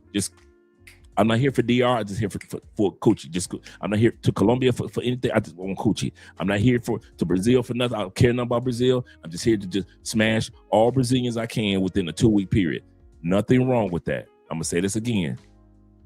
There's nothing wrong with that. But stop selling it as if that's how we all act. See, that's the part that kind of makes me a little perturbed with pay for play and the sex pats. Most of us guys have nothing against the pay for play, have nothing against the guys that are sex pats. But the sex pats dudes always try to, here we go, y'all ready? Let me tell y'all something straight up. The sex packs dudes, you ever notice how they always try to make you feel bad if you don't move how they move in DR?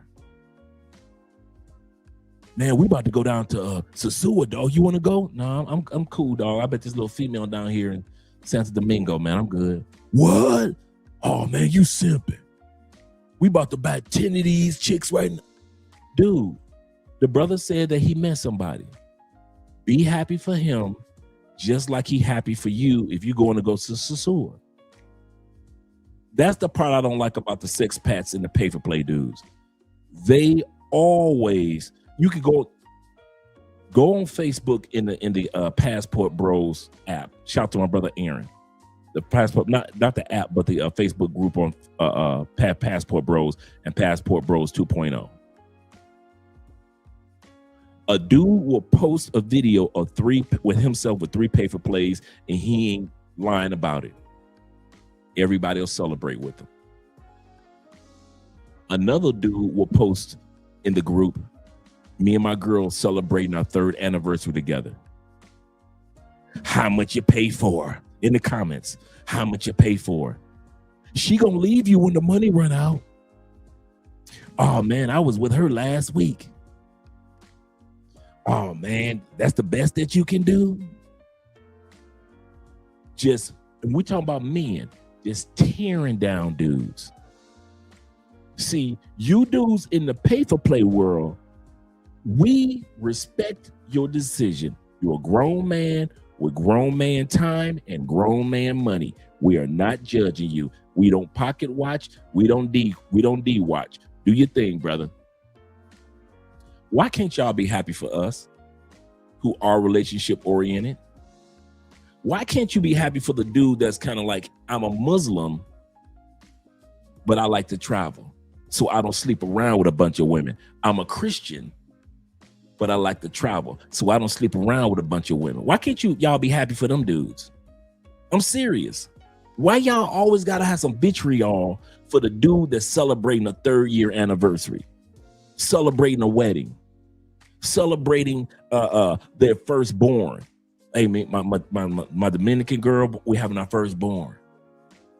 One brother just posted a couple days ago a photo shoot of him and his Asian girlfriend. They're having their first child. They did a photo shoot. She's pregnant. Did a photo. A couple of us were saying celebrations, congratulations. A lot of you pay for play dudes, your world, it just crumbles your heart to see that man happy with his Asian woman, and they're about to have their first child, and they've been together for a hot minute, and it just hurts your soul to see another man happy. Why? Could y'all answer me that one? Ain't none of y'all who in the pay for play world ain't never been able to answer that question. Why can't y'all be happy for the next man who could be, y'all can throw up there, y'all can go to the club and have 5 baddies, Dominican baddies, and we be like, go, I see your work, brother, live your best life. We hype y'all up. But let me put something on there about me and Andrea went out to the coffee region. How much you pay for her? Where'd you find that one, dog? Oh, dog, I was with her last week.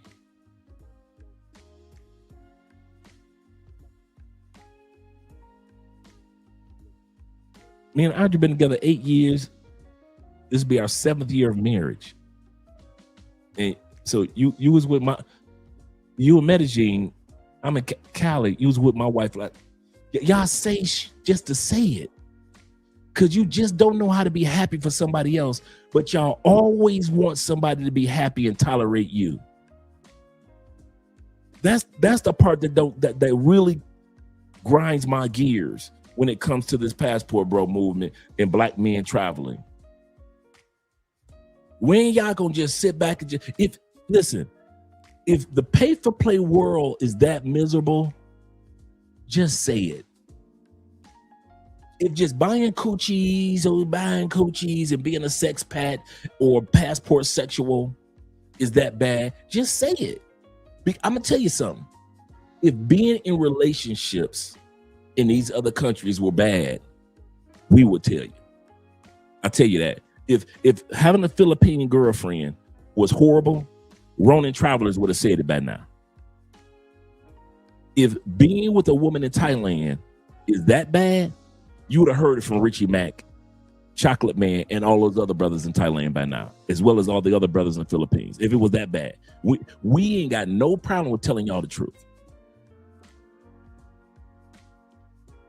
If being here in Colombia or Brazil, being with one of these women in a solidified relationship, you better believe Jay Clyde would have told you by now. If it was that bad, if it was like, dude, don't do it. If it was that bad, I would have told you by now. If being in the pay for play world is that bad to where you got to hate on the next man, why don't y'all just admit it?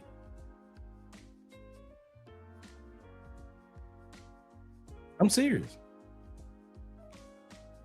Because y'all throw vitriol every time. And I mean, I am in, just in the travel groups, I'm in 15 travel groups just on Facebook.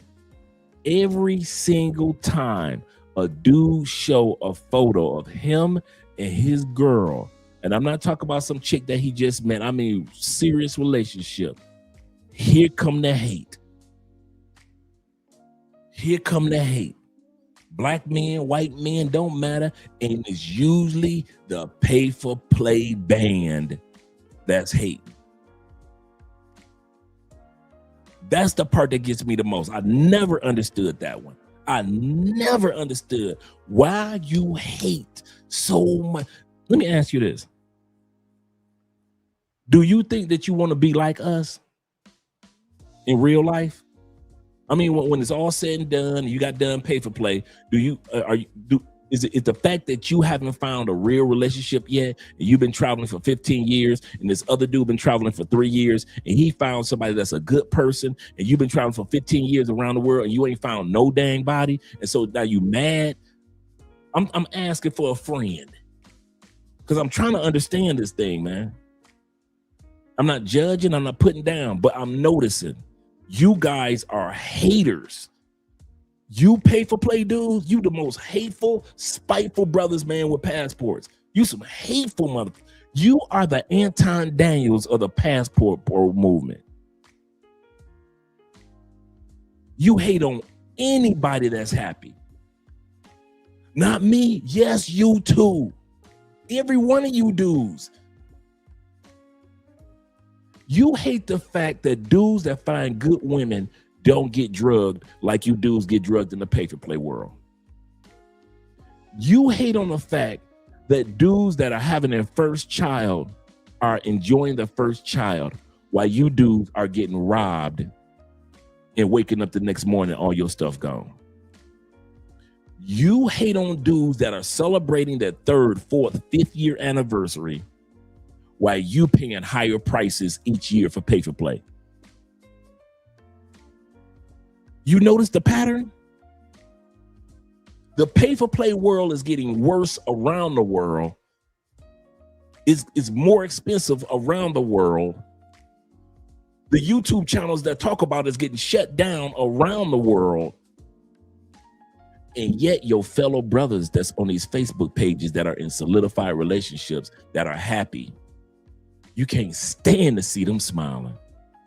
You can't stand to see them out on their anniversary dinner. Yes, here's a photo of me and my girl. We're on our anniversary dinner, 3rd year anniversary. You motherfuckers hate it. I be reading the comments, man. Y'all some hateful, spiteful motherfuckers. I thought women were spiteful.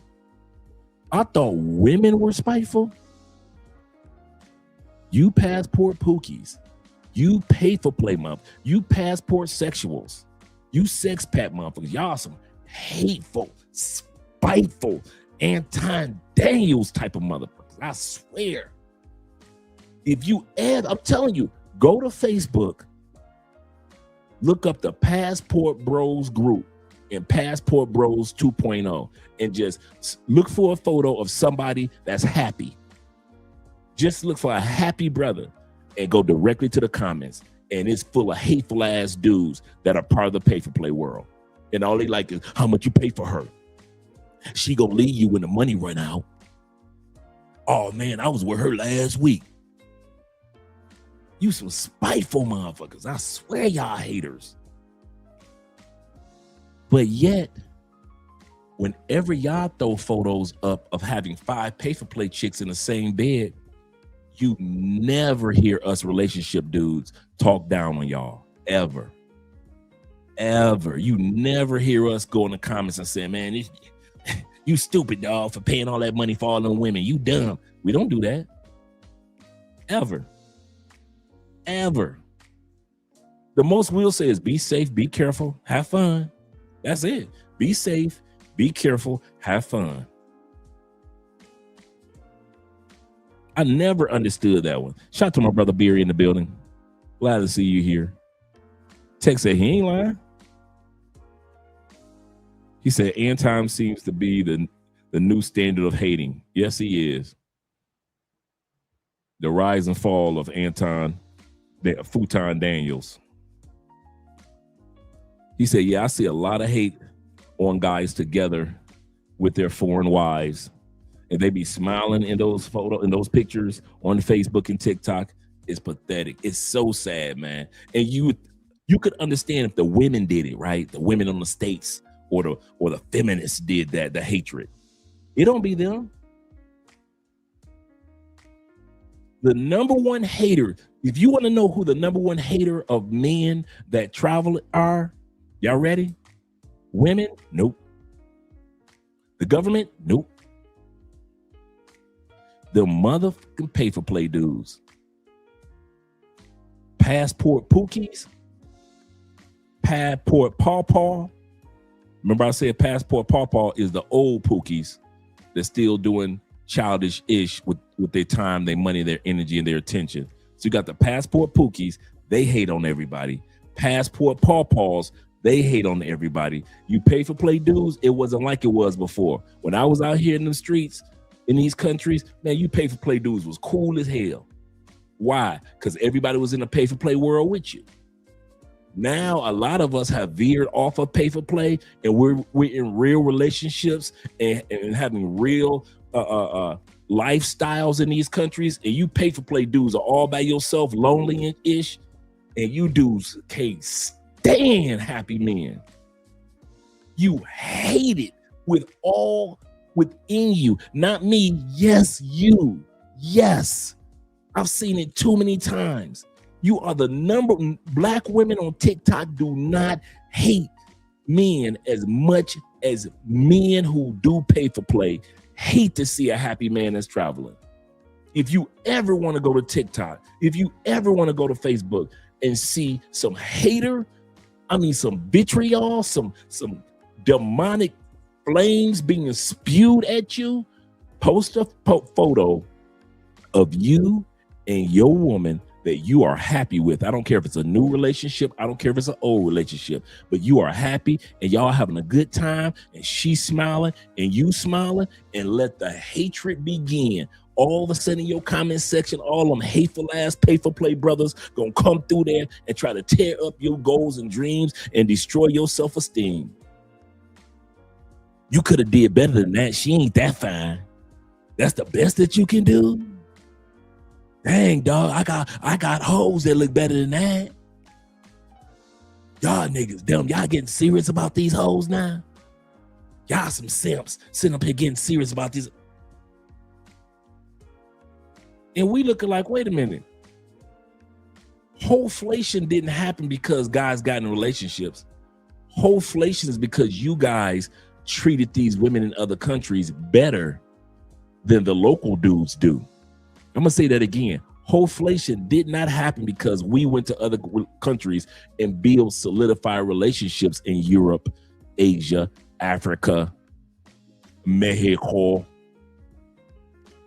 It's because you dudes went to other countries with a pocket full of money and you treated women better than I didn't say better than us. I said better than the local dudes. You treated women better than the Brazilian dudes do. You treated women better than the Venezuelan dudes do. You treated women better than the Philippine dudes do. You drool on them.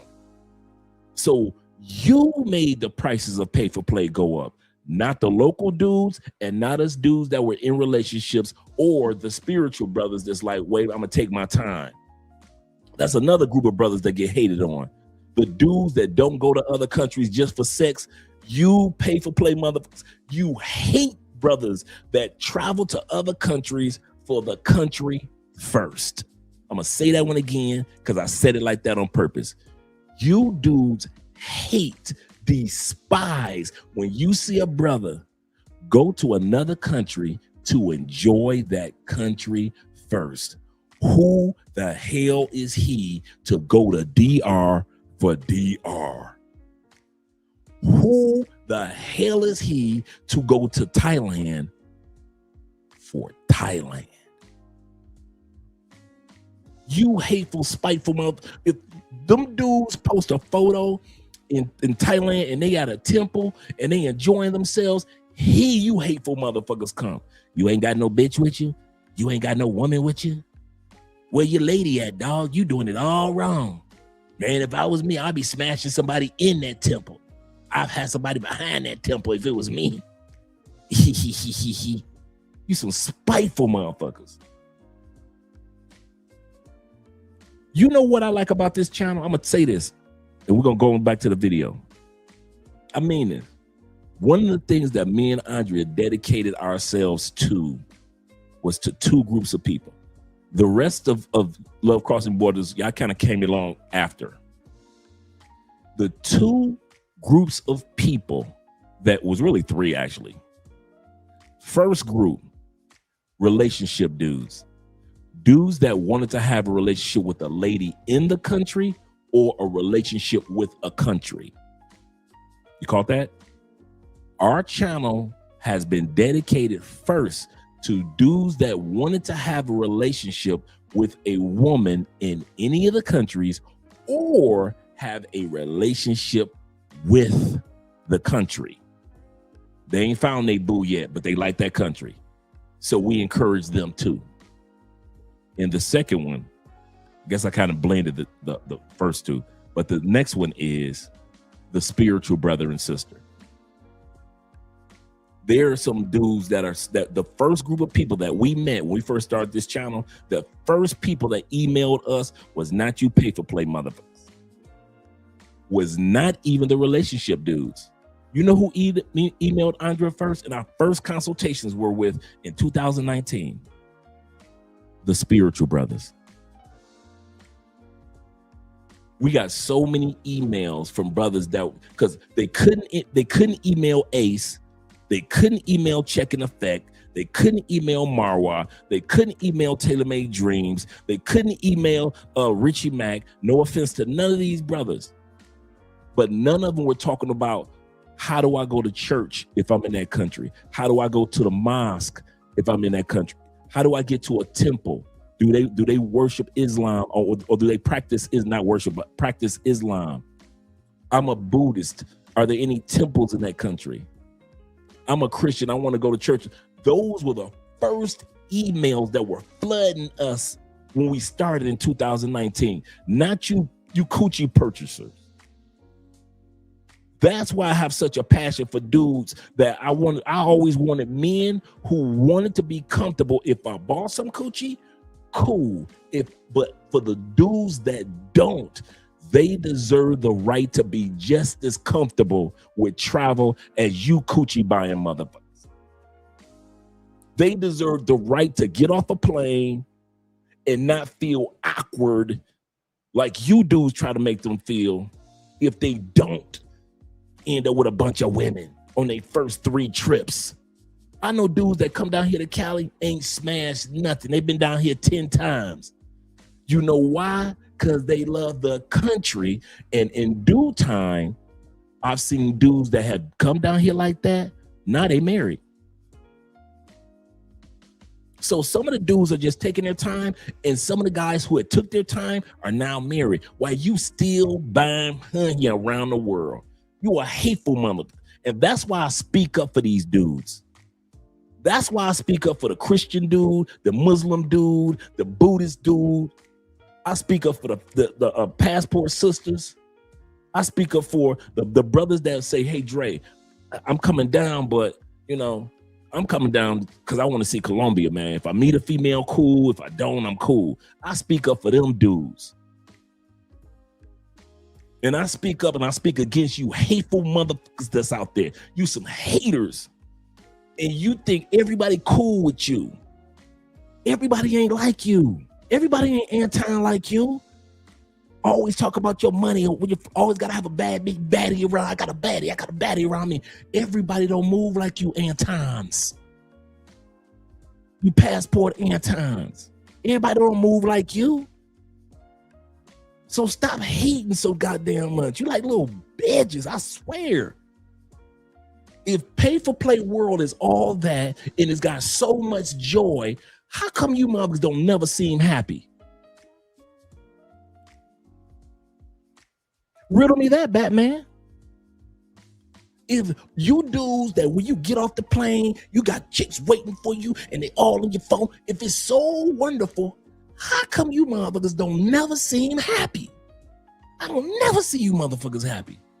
I seen you get robbed, drugged, scammed, overpriced, used, hustled. I done seen all that happen. I rarely see you motherfuckers happy. Y'all don't never had no smile on y'all face. Never. Y'all fake it in a photo, but then when somebody meet y'all, man, when I meet y'all face to face, you are the saddest motherfuckers I have ever met in my life. You pay for play dudes. If I was single, and I mean this from the bottom of my heart, if I was single and you were in sales, I would not buy your product. Just from looking at how y'all been acting over the last 5 years, why should I buy that product? You mothers get robbed. Y'all get scammed. Y'all get drugged. Y'all get hustled. Y'all made the price go up. When I came here, it was only 40,000 pesos to get a Colombian 7 and 8. Now you dudes coming out of 300, 400, 500,000 pesos. Chicks asking y'all for money in USD and DR. Oh, that's gonna be $125.53 plus tax. No wonder you motherfuckers miserable. The price for coochie just keep going up, and y'all getting robbed and scammed more and more. So now your world is turned upside down. And then you look over here and you see all these happy brothers that's got peace. They ain't got robbed. They ain't getting scammed. They ain't get hustled.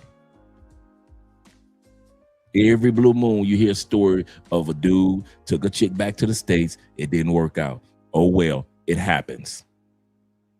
But for the most part, you don't never see. Every time you turn around, we taking photos with our woman, and it's a smile on her face, and it's a smile of gratitude and happiness on our face too. So if you dudes were salespeople, and if I was a single man, and you had to sell me the value of pay for play, you dudes are doing a horrible job. Your YouTube channel's being taken down. Horrible job. Horrible.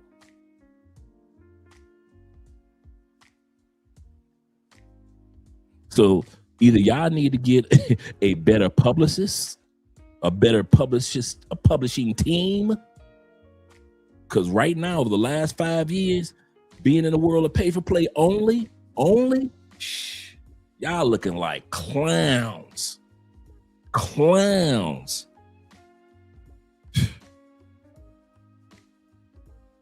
Let's go back to the video. I don't have time for all the comments, gentlemen. He said, Dre, you missed some super chat. Okay, thank you, brothers. Thank you very much. Did I read this one? Okay. Shout out to Dave for reminding me. Dave says, Dre, I'm sorry to say, but some of these dudes don't need a passport. This is true.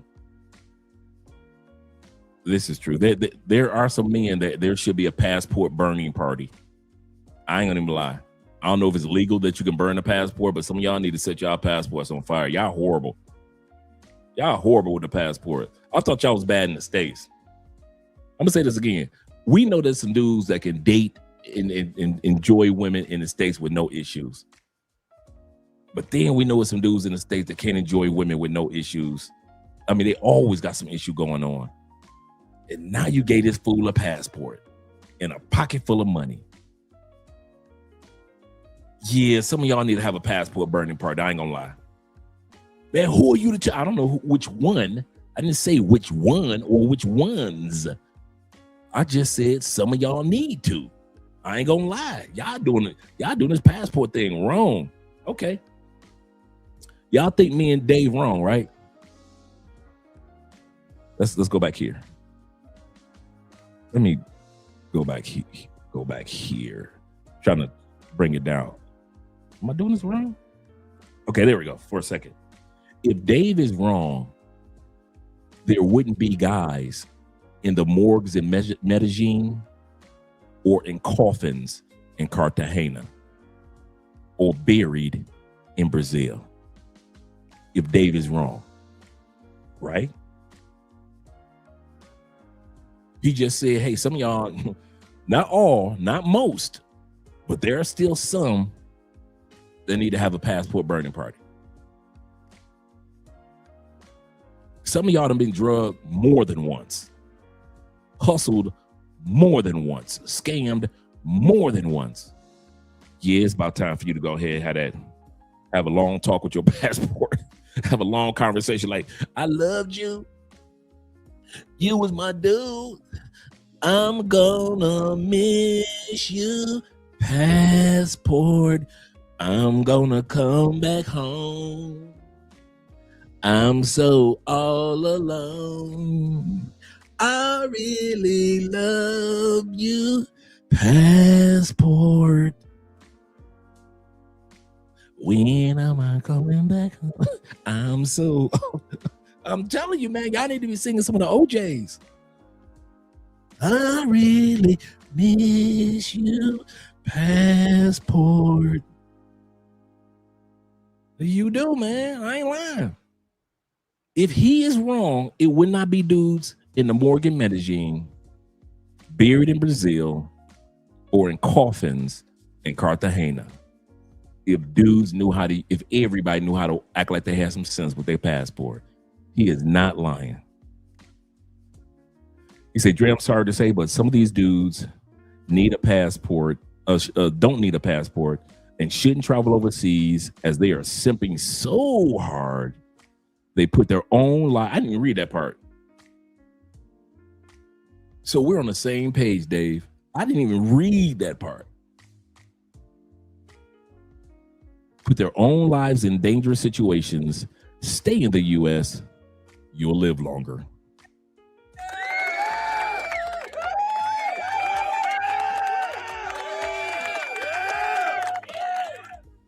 It ain't like he lying. Shout out to Theo Wolf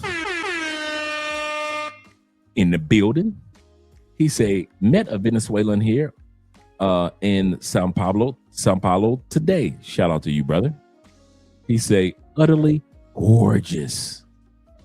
Now I have no problem staying. Oh, the motivation. Studying Spanish. He said, at the gym now, exercising. No pay for play here. Absolutely correct. I agree with you, brother. For those that do, it's cool, bro. Like I said, we have nothing. I'm gonna say this again, just to give a little clarity.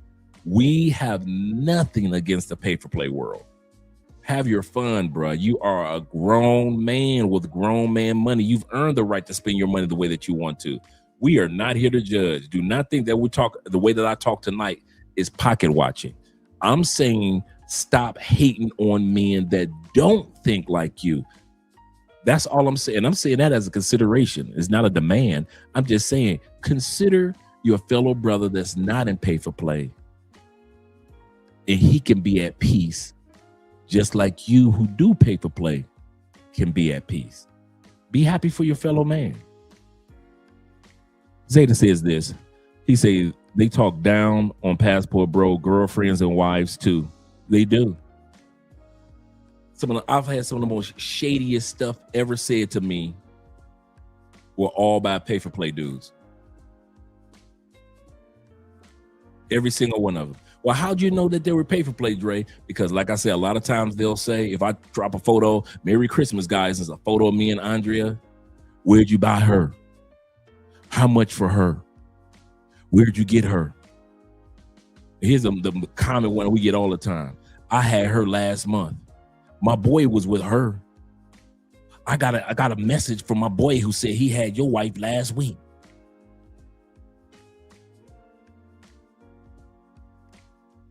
Here's the funny part that gets me. You ever see those sisters in church that's like serious about their Christian walk, like serious Christians? That's Andrea. You ever meet those people like, I'm gonna take a second to all my Christian brothers. Remember when you first gave your life over to the Lord? How excited you were and how grateful you were and how much you were in your word and how much you prayed and how much you just was like so happy and you had your church family and everything was just roses when you first became a Christian or when you first became Islamic and you really got serious about your Islam walk and couldn't nobody tell you no whether you was in the Nation of Islam's 5%ers, Shiite Muslim, Sunni Muslim, more science. You were serious. Remember that? And the peace that was over you, right? What about my Buddhist brothers that, you meditate and you pray and all the stuff that takes away all that pressure that you were going through before you became a Buddhist? Remember that feeling of joy? That's Andrea right now. Well, could nothing distract you from your religious beliefs? And some of us are still like that right now. That's my wife right now. For like the last 2-3 years. But then you do, because she started off, when I met her, she was Catholic. And God turned her heart, and 2-3 years ago, she gave her life over to the Lord. Like, seriously.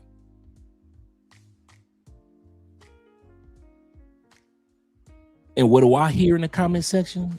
When I post a video or photo of us in church, how much you pay for her. So if you think, if I go through it, don't be surprised if dudes gonna say something shady about your wife or your girlfriend that they don't know nothing about. I don't even trip on dudes. Well, I used to be one of them dudes because, you know, I got a slick mouth, so I used to be one of them dudes in the comment section talking crazy to dudes. You know, I got a joke for everything, right? So I ain't even got to be like, man, I ain't one of them dudes to be like, F you, dog. I ain't one of them dudes. I'm coming back with so many jokes. Then I stopped doing it. Because I knew no matter what I did, if I post a photo of me and Andrea, if Jay Clyde posts a photo of him and his girl, if T-Mac posts a photo of him and his girl, if Ronan Travelers posts a photo of him and you pay for play, mother can't stand it. It just burns through your chest, especially black men. It burns through your chest to see another black man at peace. How dare you? You supposed to only get a piece of coochie like we doing. You ain't supposed to have real peace. You ain't supposed to have that. How dare you have peace while we're traveling? He ain't lying. Ronan says, facts, love crossing brothers. He say, I know them well. He say, I bust to get that jealous abuse to get that jealous of new Christians because they seem to be deeply involved with it being new. Absolutely correct. And that's why I said it like that. That's what Andre is. These first 3 years, because, you know, in the Catholic Church, you know, the priest is the only one that's got a Bible. So now she's discovering the Bible like for the first time ever. So she's been, man, Andrea in there doing Bible study right now. Andrea spends, I kid you not, if she's not working, she's not in the church.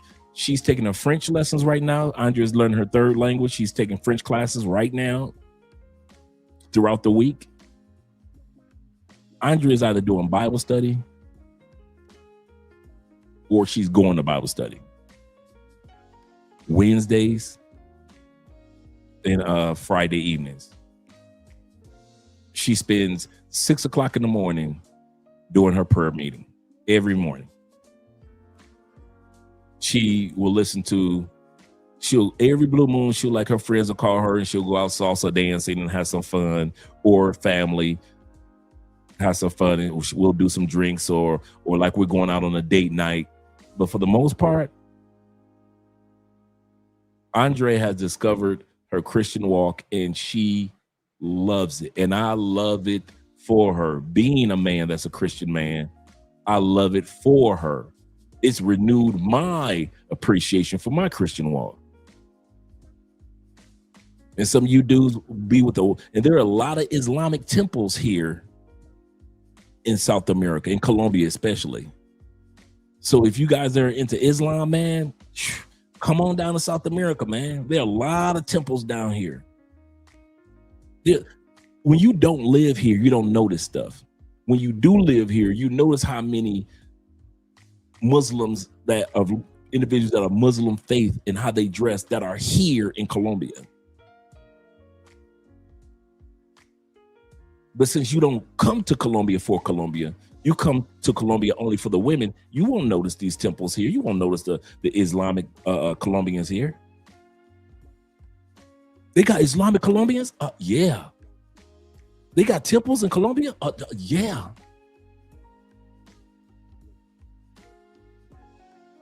But you won't notice it. Why? You're too busy being stuck in the hotel room buying Gucci.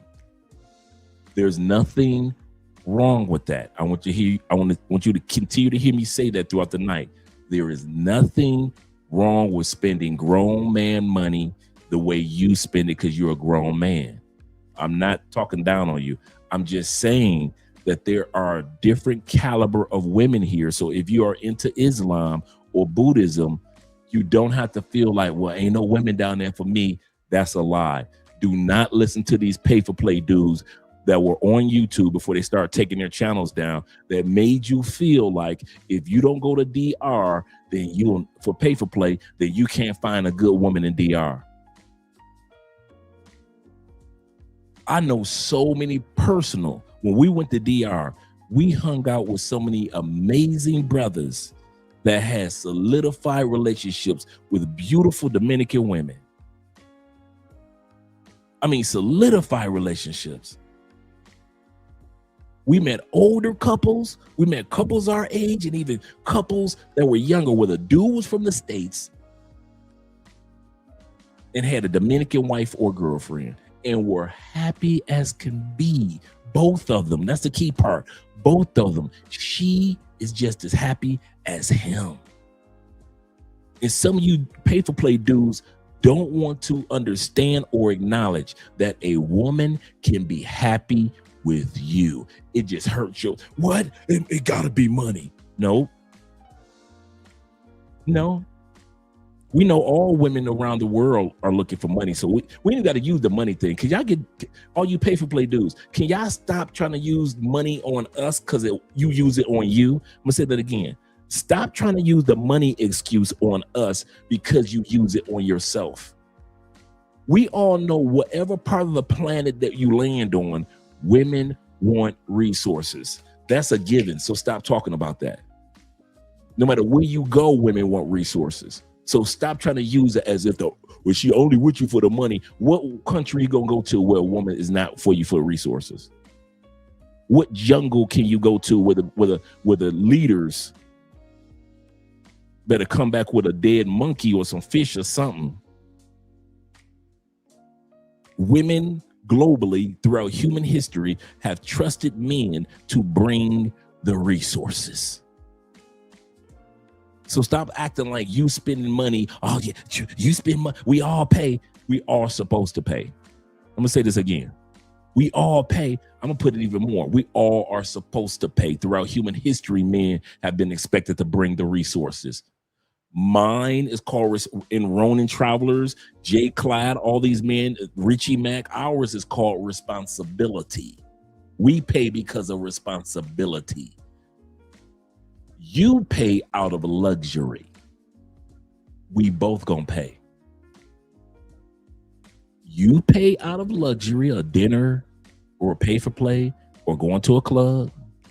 We pay out of responsibility. We're solidified relationships, or the guys that are building solidified relationships. It's called responsibility with our resources.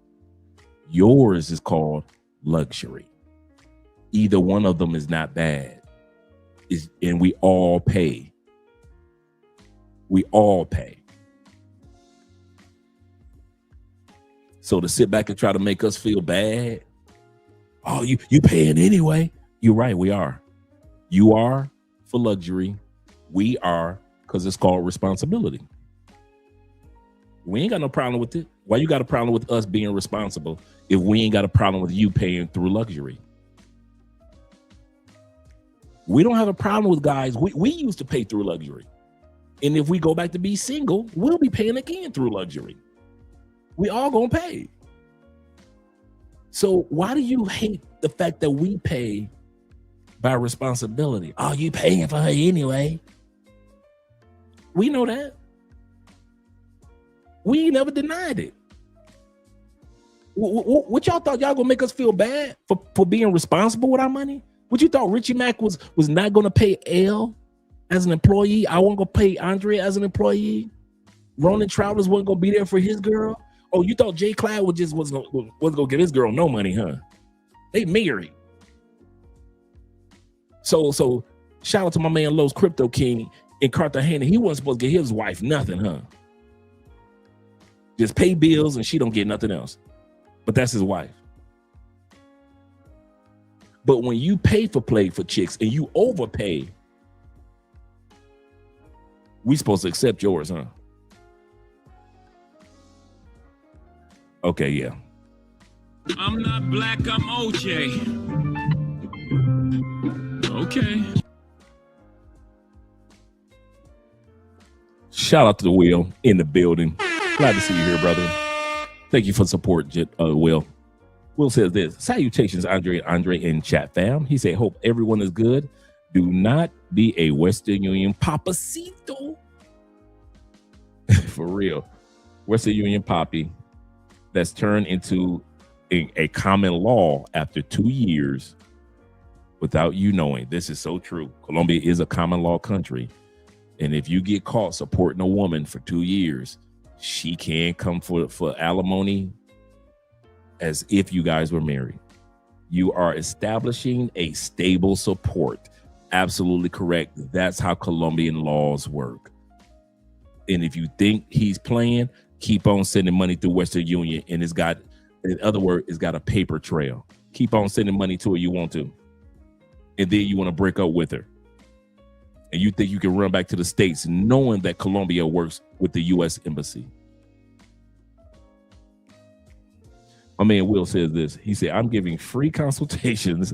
I had to pay a Colombian lawyer for this knowledge. Absolutely correct. That's free consultation information. Shout out to you, Will. That's an excellent point. Excellent point. Excellent point. Let me make sure I didn't miss anybody else. I think I got everybody. Minister said this. I read that one. Shout out to Minister being in the building. Yeah, we got to stop this going back and forth, putting each other down, man, because it's not worth it. Let's get back to the video. We were talking about Hoeflation in different parts of the world before some of you guys came in. We're in Venezuela right now. We're looking at the beautiful Venezuelans talking, and then we're going to go to the next part of the world. Now we're looking at the Afro-Venezuelans.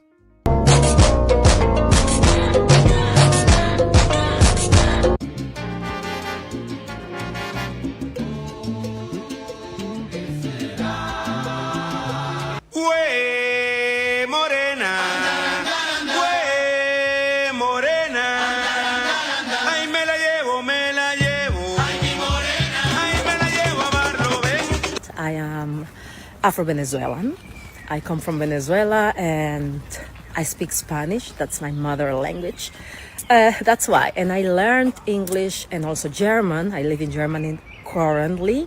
Las africanas son las mujeres más guapas del mundo, que eso no quiere decir que las otras mujeres no sean guapas, pero bueno, esto es mi opinión. Si a ti no te gusta, desliza el vídeo y ya está. Bueno.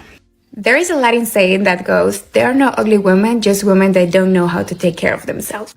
You know, you guys have this image or expectations that Latin women are very pretty and sexy and whatever. But reality is that there are a lot of beautiful women from every race, from all around the world. And the only difference I see is that we are raised different. Let me explain. I'm going to speak about Venezuela because that's the country I'm from. And let me tell you, beauty standards are... She's safe. For reference, I am a 6 and 7 or 7 in Venezuela. Very high there and a very... She's correct. But in the States, y'all will put her in a Mercedes. In the States, y'all will have her, as well as those other ladies that I just showed you from Venezuela.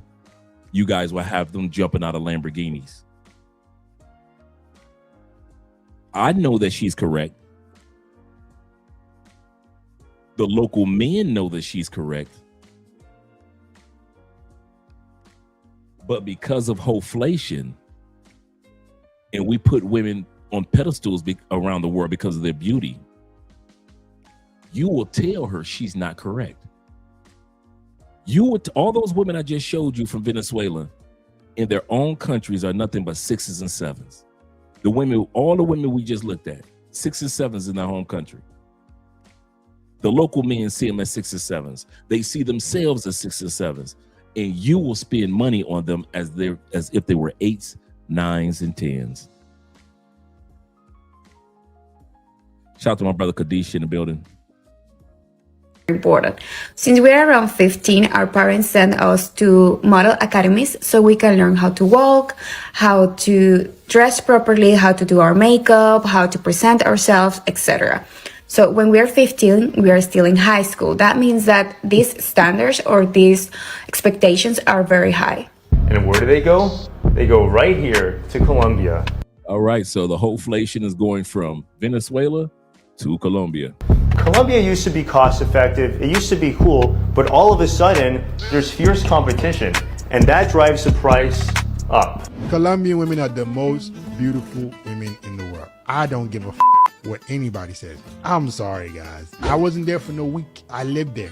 The most beautiful women in the world. These chicks are just, I'm like, what the hell is in the water? Why is the average girl just hot? Like, what the is going on? What I find attractive in women, they got it. Especially that city, Medellin. Bro, Miami got some beautiful women, but nah, G. Pound for pound, Colombia. Show me a place with hotter girls on average. Y'all treat them like they're 9s and 10s. When here, once again, they are 6s and 7s. Especially that city, Medellin. Bro, Miami got some beautiful women, but nah, G. Pound for pound, Colombia. Show me a place with hotter girls on average. No chance. Never really knew that she could dance like this. She make a man wanna speak Spanish. That indigenous beauty, straight from the Amazon, that's what this is. Straight 100% Amazonian beauty.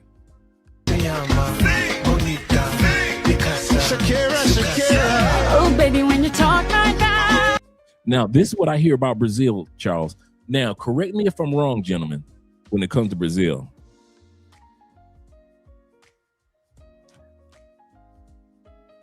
Per capita, Colombia has the most. I believe Brazil has the most beautiful. In other words, when you meet a gorgeous Brazilian, her beauty is on a whole nother stratosphere.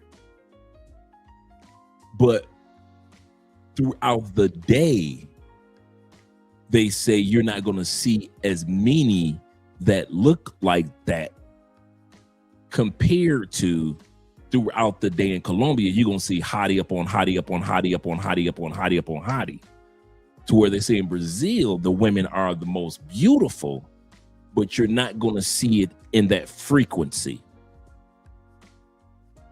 That's what gives Colombia that ups. Not because they have the most beautiful women, but the frequency that you'll see is a lot more. And a lot of guys say that. He said, I will say this: Colombia women have them hips. Some Brazilian women don't have it.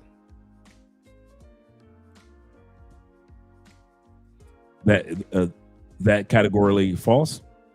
I don't know. I wouldn't know.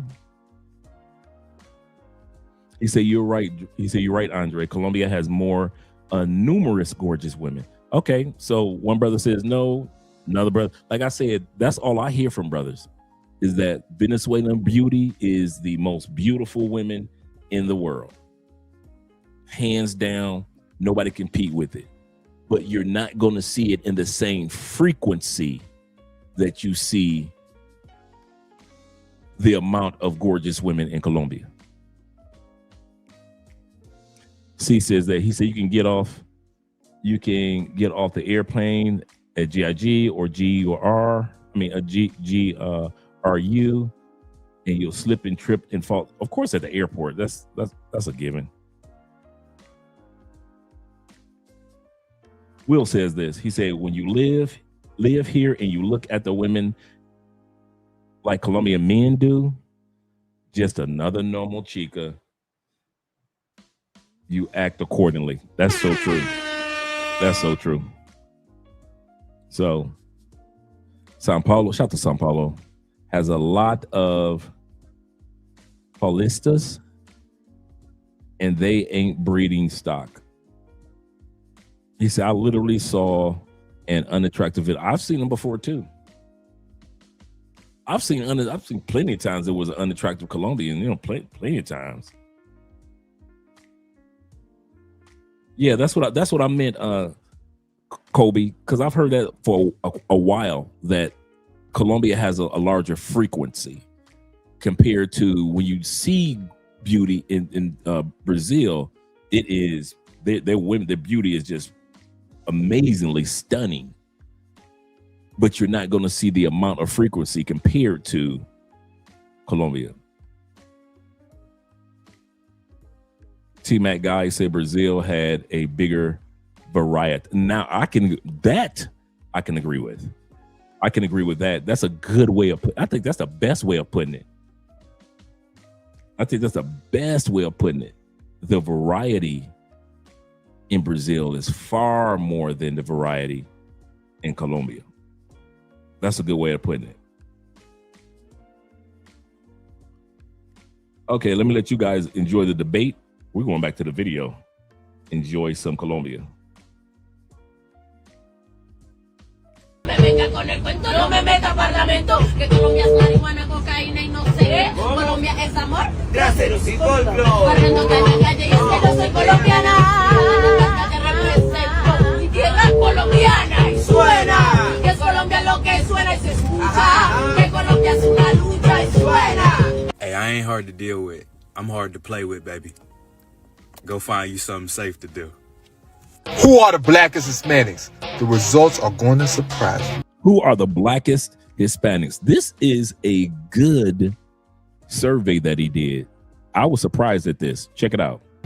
It's not who you think it is. It's actually Colombians. Yes, Colombians are the blackest about all the Hispanic groups. And I'm saying about the blackest, I mean in the most, with the most African ancestry on average, like most of the time. You know what I'm saying? Not all the time. The average black Colombian or Afro-Colombian is 75% African. Now, let's talk about the major Latin communities. The largest is Afro-Brazilians. The second largest is Haitians. A lot of people don't consider our Haitian brothers and sisters. Shout out to our Haitian brothers and sisters. But they don't consider them as Latin when they're talking about the Latin community. But the Haitian community is also considered Latins, French-speaking Latins. And that's one of the languages of the Latin community. But the Haitians, yes, are considered Latin as well. The number two is the Afro-Cubans, as far as being the Latin community. The Afro-Puerto Ricans, of course, the Afro-Colombians, and then the Afro-Mexicans that are a part of the westernized, and of course our Latin Dominican brothers and sisters as well. So when he talks about who is Latin in Afro and who has the most African DNA still flowing in their blood, Colombians. Colombians, mainly dated Colombians. Many of them mixed, but most of them didn't. Colombian slave trade came by way of the Congo. So you have a lot of individuals here, their ancestry is from the Congo. Their religions here in Colombia, they still practice a lot of African religion. Here in Colombia, a lot of the foods, a lot of the recipes, a lot of the holidays and celebrations still take place the same way they did it over 400 years ago when they were in Africa. It is very serious here in Colombia. So I can agree with when he's saying not just a culture, but in their DNA, over 75% of their DNA is still African descent. 75. Now, that's not for all of them, okay? Because a lot of people got comprehension problems. That's for most of them. That's the average number. There's some that could be 60, 50. There might even be some that's 80, but the average is going to be 75. Okay. The Pacific Coast and the Atlantic Coast. Yeah, Pacific Coast is the Choco area, the Buenaventura, which is 2 hours away from Cali. So the Pacific Coast area, yes, is strong black population, but the Atlantic Coast is as well. Barranquilla, Cartagena, Santa Marta, the desert area of Ventura. I mean, not Ventura, but Wajida. The deserts of Wajida that's where Maya, Afro-Wajida, that's where she's Afro-Wahidian, meaning that she's from the desert area of Colombia.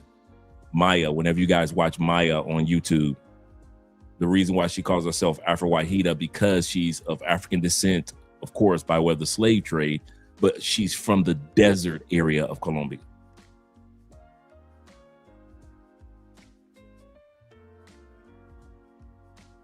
So it looks like Seahawks versus Patriots. Shout out to them, guys. Thanks for the update, Dave. Yep, absolutely correct, T-Mac. Absolutely correct. Most Hispanics are mixing. That's still mixed, not purely black. The thing is, the reason why they have the most African compared to most Hispanic groups, because during slavery, a lot of them was able to escape. Yeah, there's a lot of them was able to escape slavery when it happened over there and create their own countries and their own towns. Not their own country. They create their own towns within those areas, and they stayed and made babies together in that area. And I'm sure as time went by, you know, they mixed with the natives groups and mixed with the Europeans, but during that time, they was able to stay black. And the second blackest of the Hispanics will surprise you too. Cubans, yeah, particularly Afro-Cubans. The average Afro-Cuban is 66% African, okay? So naturally, the Colombians migrate, they flock over to Mexico. Mexican women are fucking beautiful. They're fucking gorgeous. Amazing. Wonderful. Every time I get on my For You page, there is a Mexican baddie. I love it here. Where'd you get that? Disculpe. Oh, no. I meant All Your Beauty. Eres muy bonita. ¿Tienes esposo? Oh, sí? Okay. ¿Tienes Instagram or no? Yeah? Oh, ¿cuál es tu Instagram? Okay. Have y'all in Russia ever seen Mexican women? Like, you guys don't know that type. These are the weather women that y'all need in the United States for all that bad weather y'all having. These are the type of weather women that y'all need throughout the United States with all that bad weather you're having. At least the weather girls could make your day a little better.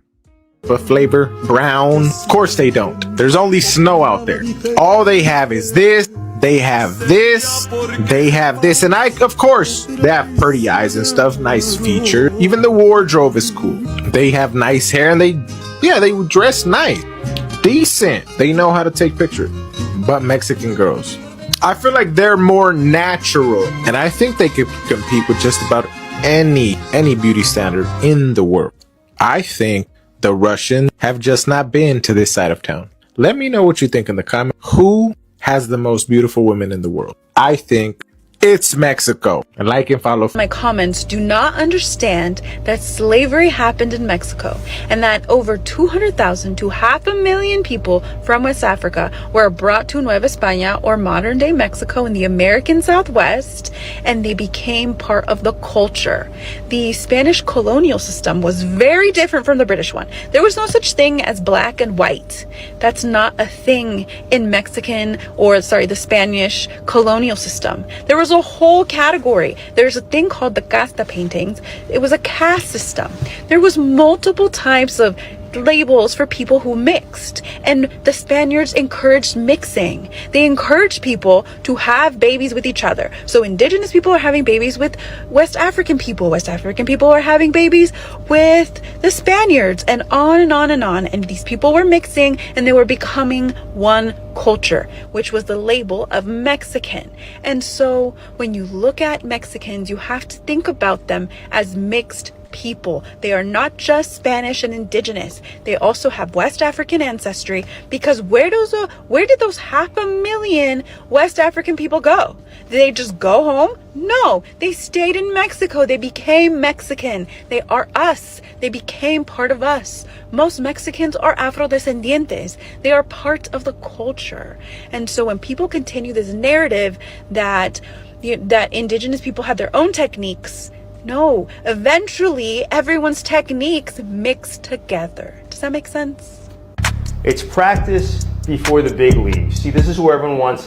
Now we're talking about the topic of Hoeflation. And of the US. In Mexico, all these migrating patterns cause the price to go up once again. And what happens? Well, now we have Mexicans going over the border into the United States. In the US, this is where prices go up and standards, unfortunately, go down. Today's Yap Sesh is gonna be about Hoeflation. Now that I got you incels sat down. The other day, I saw a TikTok of two guys in their car talking about Hoeflation, and they came to the conclusion that Hoeflation is not only caused by bitches thinking they're the shit, but guys feeding into the idea that these bitches are the shit. Because an ugly bitch with nothing but a fat ass and some big titties hanging up in your face can get 100 million likes, 100 million followers, start an OnlyFans, and be set for the rest of their fucking life. And now we got ugly bitches thinking they're the fucking shit. So their take was basically that guys caused Hoeflation. I feel like this is gonna sound bad. I feel like 300,000, 100K. I'd have to say 127, $500,000. Is that bad? Probably 150 to $250,000 a year. 150, maybe to 250,000 a year would be comfortable for sure. 650,000.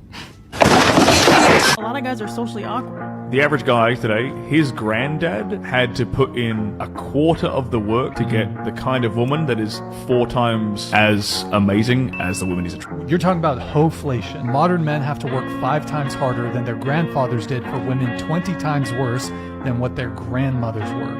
At least 5'11", but I prefer like 6 feet tall.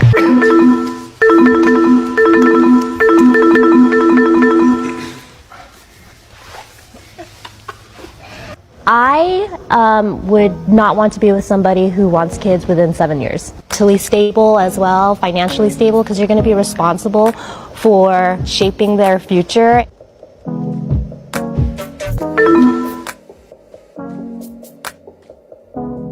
You know what? I have a younger brother, and anybody younger than me, I just automatically think of my brother. So, like, they could be the hottest person in the room, and if they tell me they're even a month younger than me, I'm just like, oh, I just see my brother, and it's like, oh. You're gonna be single for a while.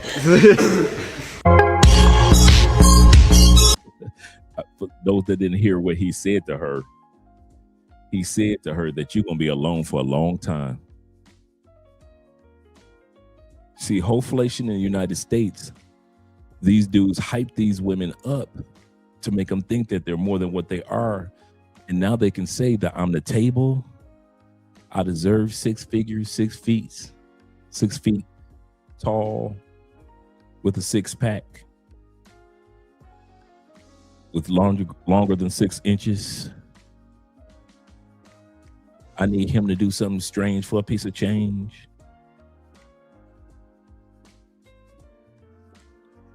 Doesn't matter if she's socially awkward, because there's a lot of dudes, and I agree with you, but there are a lot of dudes that would hype her up.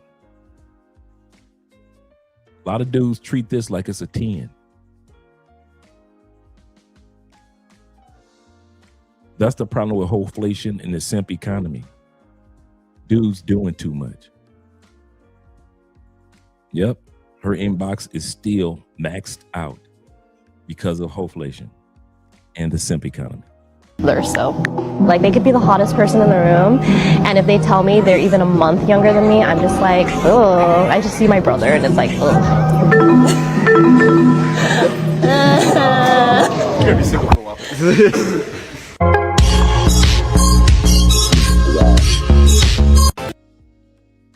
Talk about the new generation of men with both high inflation and you dealing with Hoeflation in the United States. You already got high inflation that you got to deal with, and you got to deal with Hoeflation too.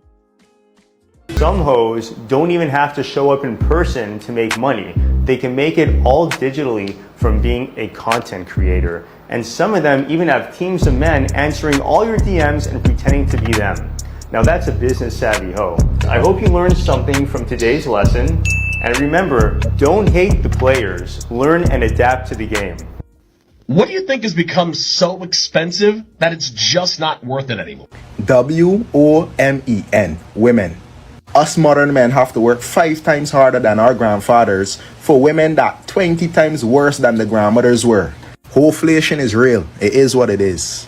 Back in the day, men would get a woman that wasn't a hoe, wasn't dressing provocatively and showing her body all over the internet. She could cook, she could clean, she could take care of the household, and she was insanely loyal.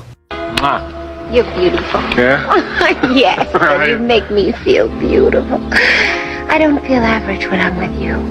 Remember how women used to talk to you guys like that in the States? You make me feel beautiful. I don't feel average when I'm with you. They don't talk to y'all like that anymore, do they? I feel very, very special. Do they talk to y'all like that in the States? I don't think so. They say I'm very special. They don't say that you're very special. I better warn you. I want lots of children. Not just 2 or 3. I want lots and lots of children. Okay. 6 children, 3 boys and 3 girls, and I want them all to look like you. All right. Come on now. This is how women used to talk to men. I want a bunch of kids that look just like you. All right, then we'd go out and get married. And in exchange for that, the man would go to work and he would provide for the family. He would protect the family. He would make sure his masculine responsibilities are taken care of. But because of the rise of feminism and the brainwash that going on, turning men feminine and women masculine, things just messed up. Gentlemen, welcome to Hoe Economics 102, where we cover classifications and risk assessment. If you don't know what category she falls into, you could be in deep shit. Let's break down our Venn diagram. Here are the rules. If she falls into 1 circle, easy escape. 2 circles, medium difficulty. 3 circles, you are in deep shit, my friend. So, without further ado, here is the first category, the long game hoe. The long game hoe. We're going to look at the long game hoe. She's got a 3 to 5 year shelf life and a business plan. She treats beauty like a startup, and you're either her early retirement package or just another sucker who's helping her pay the bills this month. You make more than him, but you had baby for a lesser man.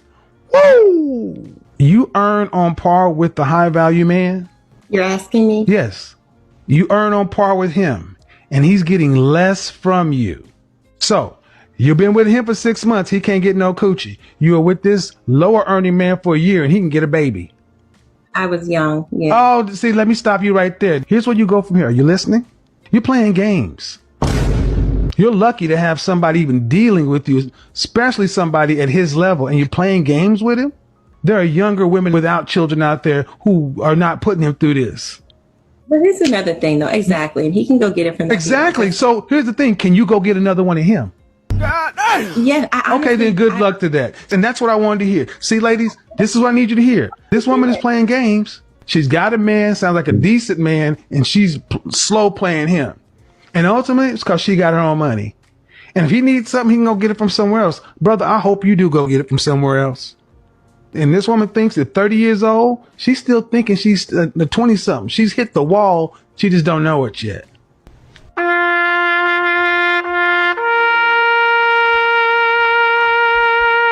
Like I said in my previous video, fellas, don't get fooled by a woman who's playing hard to get. Now, women will sit here on this app and be like, oh, no, that's not true. Women who play hard to get don't want your ass. I mean, let's really keep it a bean. Any woman that really likes a guy, even if she is playing hard to get, right? That shit's not gonna last long. Week or 2 tops. And that all be a front. That's a defense mechanism so women don't get hurt and feel played. So she kind of, mind her P's and Q's in the beginning. But the real her, how she really feels about you, is going to pour out within no time. that feminine energy, her voice is going to change. The way she talks, the way she walks, all of that, how she treats you without even asking. She's going to want to do stuff for you literally without you even asking. It's like second nature to her. You know who's doing that now? Some people agree with it, some people don't. Your girl, Megan Thee Stallion.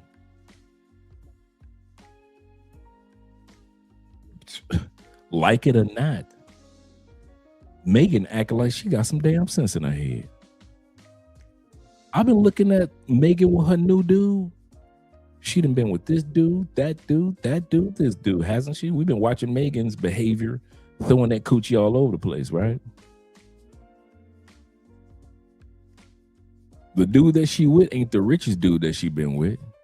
Ain't the most famous dude that she been with. But she acting like she got some damn sense in her head. So the sister is right when it comes to Hoeflation. She's saying that, listen, if a woman want to be serious with you and not play these, remember the topic that he's talking about, the long game, playing these games with you, they won't. They'll be done playing these games. They'll act like they got some sense in their head. But if they doing Hoeflation moves, they'll play the long game. She right. Like I said, whether you like it or not, I've seen some of the little clips of Megan Thee Stallion lately, and I'm looking like, I barely recognize her from how, and I ain't saying that she completely act like she got some sense. But when she around old boy, the new dude, I feel like, who am I to judge? But when it's a guy that's, oh, she just talking to him because he popping, or because he look good, or because he good in the bedroom, or because he spending a little money, of course I'm gonna play hard to get, because I don't want you to get big-headed. Hell, these women would go as far as getting pregnant by you because you popping and you got something going on for yourself. That doesn't mean that she like you. She just a grimy ass chick. It's like that sometimes. We live in a cold world, so yeah, you can be cool. She can like you because you're a vibe, but that don't mean she like you like that. You know my boss is a bitch, right? Yeah. Today I couldn't deal with it. I'm like, today you're not gonna come here and tell me. Once again, we're looking at the long game. Talk to me how you want to talk to me, you know? So I wasn't going for it today, and basically they just terminated me. And yeah. Wait, what do you mean? And you know that was my best job. They terminated. Wait, it means fired. fired. What do you mean so they fired you? Baby, yes. Well, you have to go, because I don't want no man with no job, first off. I never said I wasn't going to get another job. What do you mean I have to go? You have to. I don't want you in my house. If you can't pay the bills, you gotta go. How you switch like that for one? You just said you about to make my bad for it and I gotta go? Because you have no job. I never said I wasn't gonna. You didn't even give me a chance to let you know like I was looking for a job. You're not gonna find it in one day. It doesn't matter. You're talking about something. Can I finish telling you? Talking like what? No, can I finish? You know my. Come on. Mike, I don't want to talk about this right now, honestly. You gotta go. I'm about to go pack your shit. Fuck that bag. You ain't period? No, I'm not hungry. So what's the issue? Did you have a good day? How was your day? I don't want no man with no money, so you gotta go. Oh, I don't wow. want no broke ass nigga. Bye. You gotta go. Actually, you need to get out now. So that means you never loved me from the jump. I didn't. So what was the point of? She said, I didn't. Whether this is a skit or not, because we never know these days. We know women that are like this. Whether this is a skit or not, we all know women that are like this. They play the long game. As long as you are paying and giving the way that they want to, they're cool. But then they're going to tell you, hey, like she just said, I never loved you. I never loved you. Yeah, T-Mac said, at least you're being honest. That's exactly what I got and I wanted. That's all I wanted. Oh. So now since you don't have a job, you can go. I don't need you anymore. Oh, wow. That's just crazy. So you just going to put me to the curb like that in the rain too, thunderstorming. Yes. You hear that? Yeah. So I just heard it storming. I don't care if this is a skit. I did hear thunderstorms in the background. Damn, she put him out in the rain. I saw you. No, I'm not going nowhere. I've been helping you out with the bills, taking care of your stupid ass dog, all types of shit. We're not finna do that right now. I'm not going nowhere. All my shit is in here. Mike, I promise you have to. Like, it's raining outside. Like, you know, like. I don't care. I will bring your shit outside. No. Listen, don't touch me like I'm a dog. First off, don't. Let me show you how outside is looking. First of all, let me show you. Look at that. Yes. I'm not going outside. Go. You gotta go. You. How about you go? Get out my house. Go, Brokey. Listen, Don't. I swear, I will call the police. I will call the police. Get out. I will never go outside. I'm not a fucking dog. Get out my house. All right, I'll go. Dirty broke ass. Young man that posted this on social media, he said that his baby mama asked him to pay her light bill. Okay. He asked how much was it. She said $430. I feel like it's a math equation, but go ahead. So he did what any real nigga would do, right? And he said the light people, the electric company. Okay. And they told him the balance was $97.38. Okay. So he went and paid it and called his baby moms and told her, don't worry about the light bill. He already paid it. She said, what you mean you already paid it? He said he called up there and they told him it was only $98, so he paid it off. And now she's mad. And now she said that he's a lame ass, nosy ass nigga. What do you think? Your thoughts? I think he did the right thing. She was about to get him for $300 extra, bro. You know what I'm saying? He did the right thing. Look, he could have said he wasn't paying the light bill. Then you would have been mad at that. Now you tried to gaffle him, to gas him to give you more money. That is gaslighting at the highest. Hey, guess level. what? Next up, we have the Joyride Hoe. This one is rare, like holographic Charizard rare. She's not necessarily here for the money. She's also here for the thrill. She's fun, spontaneous, sometimes free, and extremely dangerous for your heart. Now, remember the story I told you guys a couple of weeks ago about my female friend that I took over to for some of you guys that didn't hear the story, I'm going to repeat it. I had a female that I was smashing for about a good 2 years, right? And, you know, we weren't serious. We were just smashing each other. It wasn't nothing serious. And so I stopped smashing her, but we were still cool. And so we hadn't seen each other for a while. And so she called me. She said, what you up to, Dre? I said, nothing. I said, how your mama doing? You know, we were just cool, just vibing like that, right? And I said, what you doing tonight? She said, nothing. I said, why'd you come hang out with me? I'm going up to my boy's house, playing some dominoes, some cards. We just chilling. She said, I ain't doing nothing. Come school me up. Go take her over. And we hung out. I say, this is so-and-so. My boy's like, hey, what's up? And we played cards, had some drinks, had some fun. I said, oh, I got to go to work in the morning. I'm about to head back. You want to ride? She was like, yeah, sure. Drop her off. I go to work the next day. Get a call from my boys. Hey, Dre, man, I got to tell you something. I'm going to tell you because you're my boy. He said, I don't know if that's your girl or not. He said, but after you dropped her off and you guys left, she jumped in her car and came back over here and we tossed her up. We ran a train on her. Now, here's my response. Oh, man, shit. Is that all you had to tell me? Man, I ain't touched her, man, in almost a year, man. I hadn't spoken to her in 6 months. I said, man, what do? I said, dog, I stopped messing with her because I knew that she was nothing but a jump off from this old school, you know, jump off. He said, man, yeah, we tossed her up, man, tossed her around. She was licking and sucking and in the butt and all that. I said, yeah, I know. Yeah, that's what she do.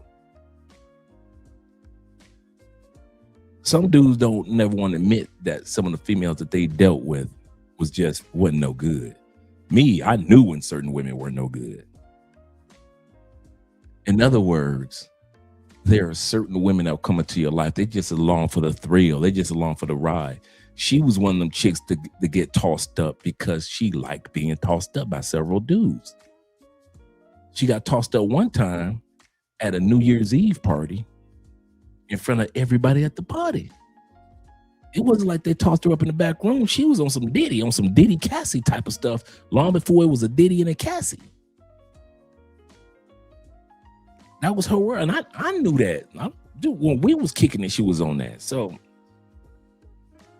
I told my boys, I said, no, man, I ain't tripping on that. I said, man, I ain't touched that woman in over a year, bro. I ain't funny style like that.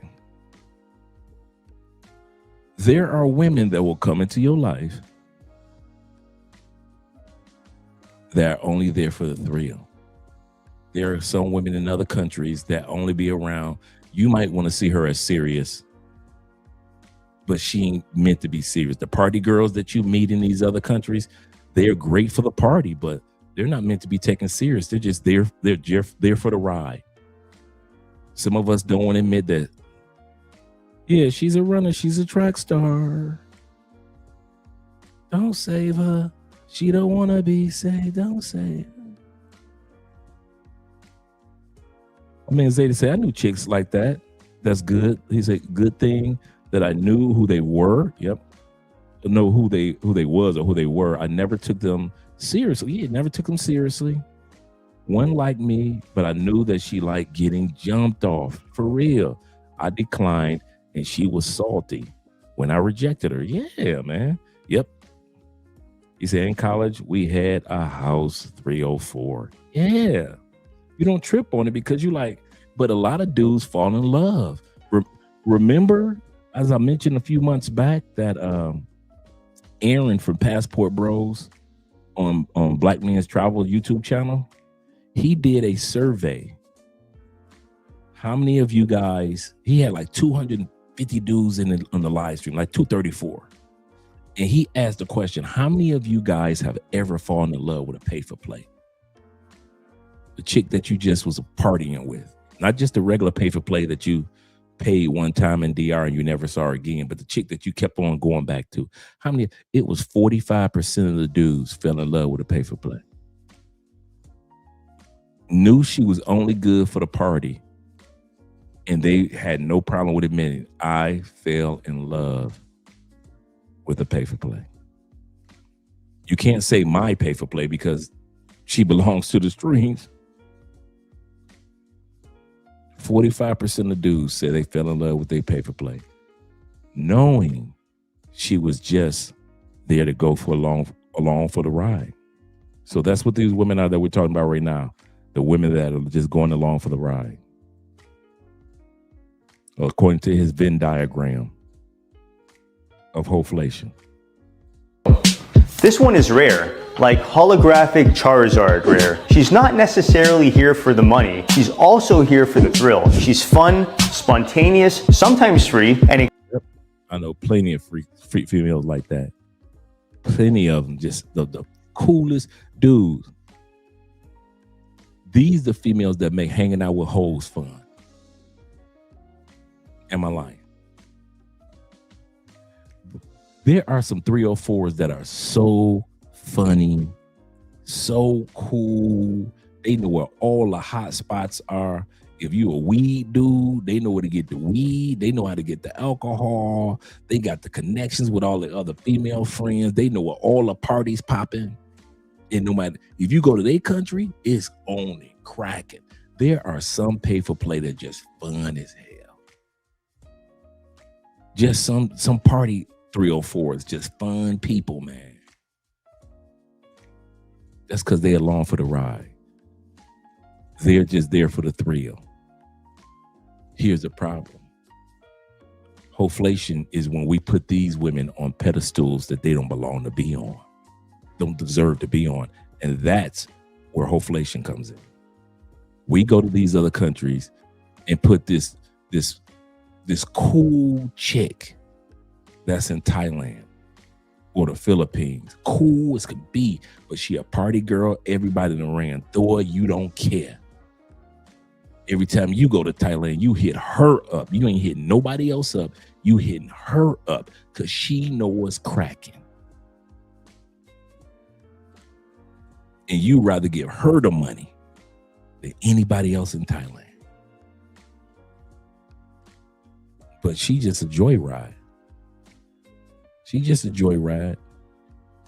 But you think because she got a cool personality that is more than what it is. And it's not. I said it's not. extremely dangerous for your heart. A pure vibe, but a pure trap as well. Using guys for free food makes you a low-value woman. Don't just do it for the food. That's so, I mean, don't you? That's so broke of you. You're so broke for that. Like, no way that I would ever do this. My time is... Whatever women say that there's no way they would never do that, those are the main ones without a ring on their finger that will do that.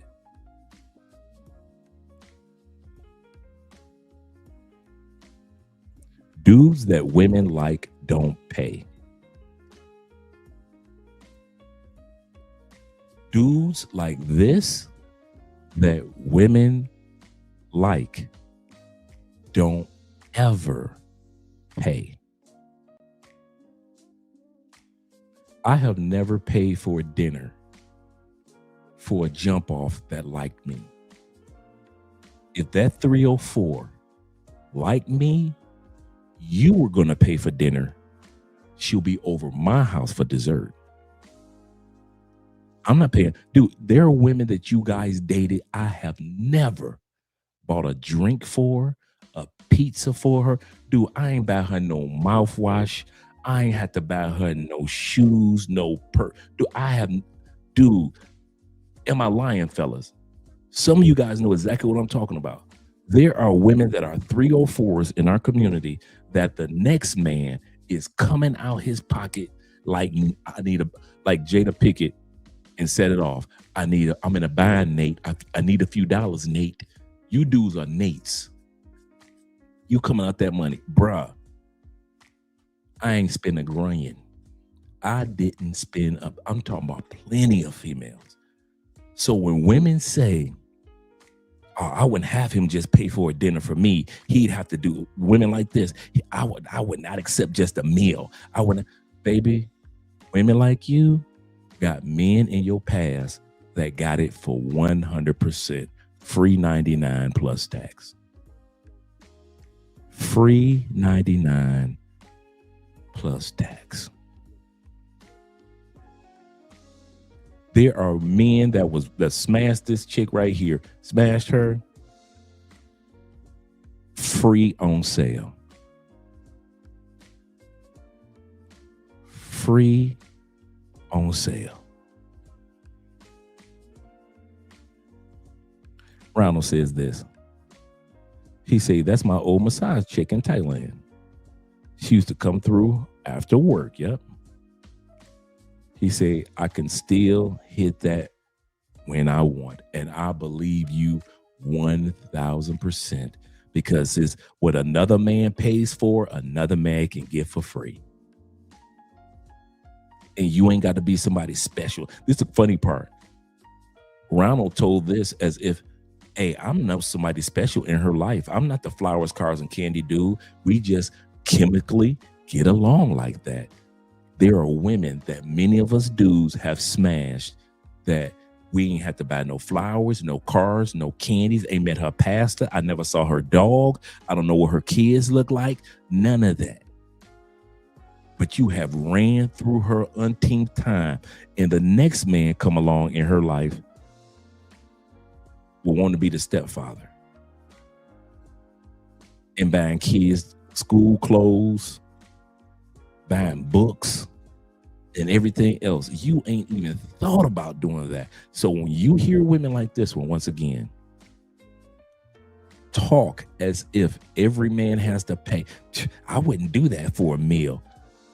You wouldn't do it for a meal. You would do it for less for certain men. And I didn't say one man. I know with a lot of women, I wasn't the only dude that was hitting it for free while other dudes were paying.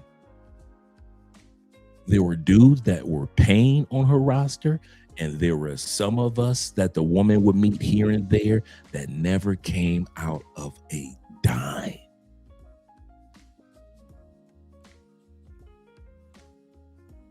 A dime.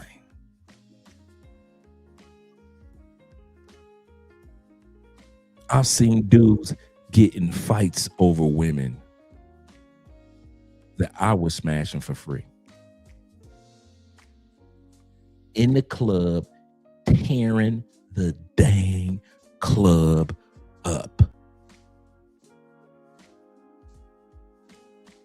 While I'm literally smashing it that day and the night that they was tearing the club up. True story. They tearing the club up. is going home, calling me.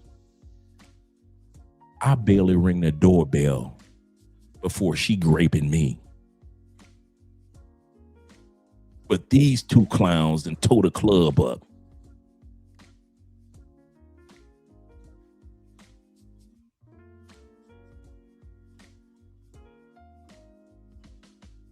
And you know what the funny part is?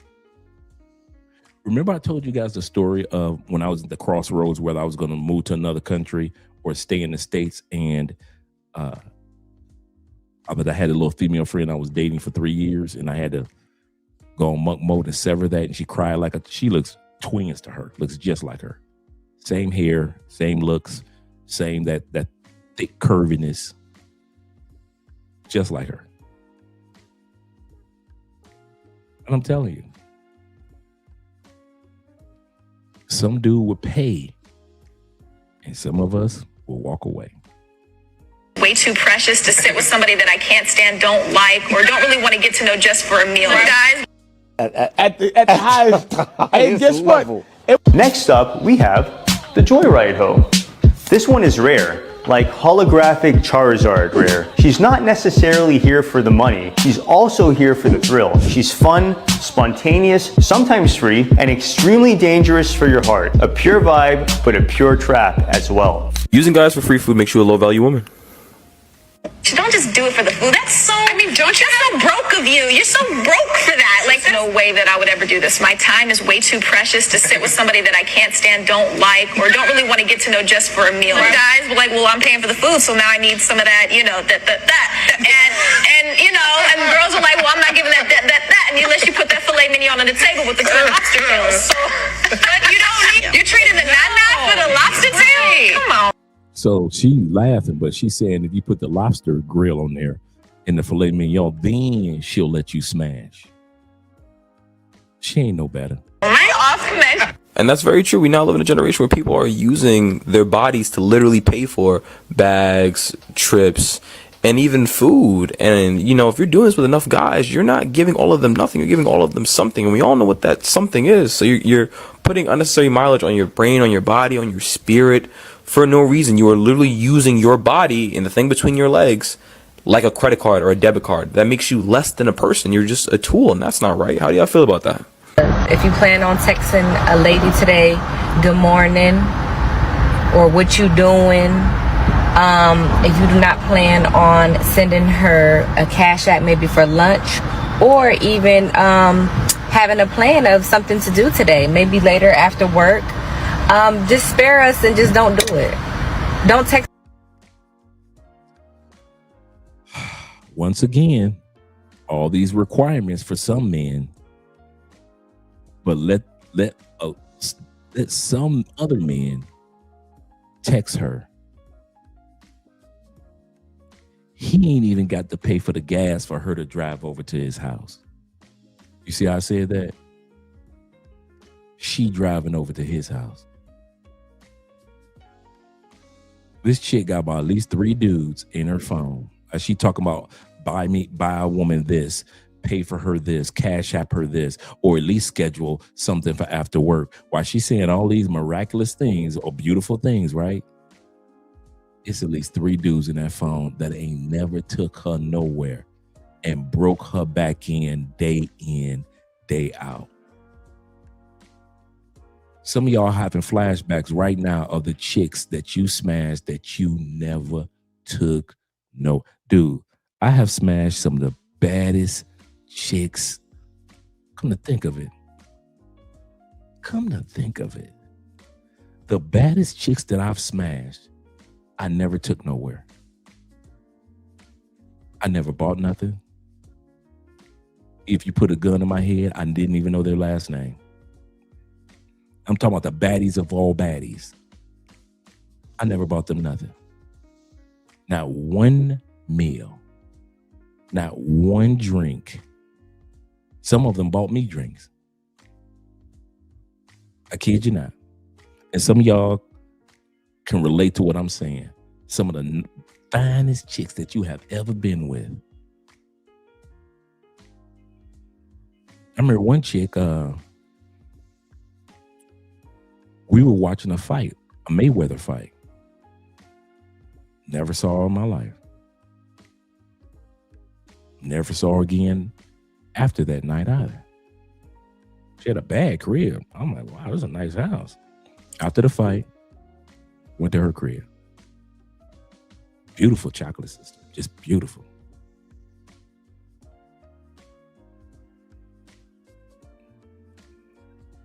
Didn't know her last name for nothing. Her last name could have been Himalayas. Could have been Miss Himalayas. I don't know. Some of you dudes can understand exactly what I'm talking about. There are women you did not know from a can of paint that let you run through them, and the next dude that came along had to come with the flowers, calls, and candy, but she was steady calling you on the weekend. And I could respect a woman that maybe she still got a crush on an ex, and he could still hit it. I got that. Baby daddies. He can still hit. I can understand that. Connections. I never understood how he pays for it, and then dudes like you and me can get it for free. You go to DR and you pay for that. But then this other dude that's almost homeless in DR, he can knock it down for free every weekend. I never understood that. I mean, literally, I'm talking about, there are women that I didn't even give a damn glass of water to after the sex.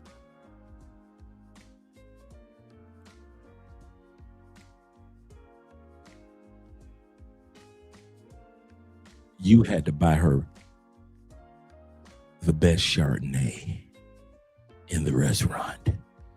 You popping bottles for her at the club. And the reason why I say it like this, because I know there's a lot of you guys in the comments, you know that I'm telling the truth. And you've had women like that you have never had to even know their middle name, and you could run through her fine ass. But the next dude or the dude before her, niggas had to pay. This is what you doing, WYD all day. Don't text us good morning, good morning, good morning if you don't have no follow-up of nothing else besides that. Thank you. One of the most dumb-ass rhetorics I hear from dudes when it comes to dating is how many of them think that women use them for free meals when it comes to dates. Sorry, like, do y'all genuinely think we are on some poverty line that, like, I can't pay for a fucking dinner? I go to these dinners on my own. My friends and I go to these dinners, the same spots you're taking me to. First off, everybody knows women do not like to spend their money on themselves. Everybody knows that. Women do not like to spend their money on themselves. What you're saying is stupid. You think that just because you can pay for it yourself, that means it's going to stop you from using someone to get it for free. That doesn't make sense. There are some women out there that absolutely use men for free food. Let me show you a few examples. Here's a young lady that's saying using men for free food is so 2025, and that in 2026, you should use them for tickets to cinema. So that way she can go there and the men doesn't even need to be there. Remembering all the men I use for free food on dates. Me reminding myself to respond to unopened DMs so I can use men for free dinner dates when I'm bored and hungry. So even though you are saying that you and your friends don't use men for free dinner dates, here you have a bunch of women saying that they do. You have to understand that some women absolutely uses men for free dinner dates. Sometimes they're just bored and they have these men take them out so they can eat for free and have a good time, and they have no interest in them whatsoever. And you know, like I say, the game is out of order. And it's out of order because you got guys out here that's just giving away their resources just for no reason. Man, that's bullshit. Just because you got the money does not mean that you should just be giving it away to random females. Bro, women out here, they looking for tricks. That's their thing, man. They want a trick. They want somebody to trick on. But you giving your money to this female It's not your girl. You ain't committed to her. She going and get money from other dudes. This dude over here, that dude over here. And now you just burning through your resources. Like I say, man, I don't care if you got the money. It ain't got nothing to do with it. It's structure and it's discipline, man. And that is what's wrong with the game right now. It's all out of whack. It's no order. Because y'all out here putting females on a pedestal, giving them money and paying their bills, and they ain't earn shit from you. Well, females gotta earn stuff. The bottom circle represents the single mom hoe. She's not scheming, she's surviving. She has 2 mouths to feed and 1 awful baby daddy. This one hits your emotions like a freight train. Stick around too long and you'll become Captain Save-A-Ho. I did what I had to do as a mother. My kids should not go without living life. Mom explains why she let a random man take her and her kids out. Oh, she explains why she let a random man take her and her kids out to the fair. Because I can't afford to do something. Like earlier that week, my baby daddy had gave me like $300, but I had to get my hair and stuff done. It's only messed up now because I slip on it. I had to get my hair, lashes, nails and stuff done. So that's what I had to use the money from him for. My kids make good grades and everything in school, and they want to go to So forget the kids. Her nails and her messed up hair is more important. the fair, and they deserved it. So I seen an opportunity with old dude. Like, okay, he been in my inbox and stuff. He been begging me to go out, to take me out and stuff like that. So I gave him my number, conversed with him a little bit, and I invited him out to the fair because I knew he was the type of person that was going to pay for it. So all I did was did what I had to do as a mama to make sure my kids can enjoy themselves. So I don't. Didn't Kanye say that in the song? In the Gold Digger song?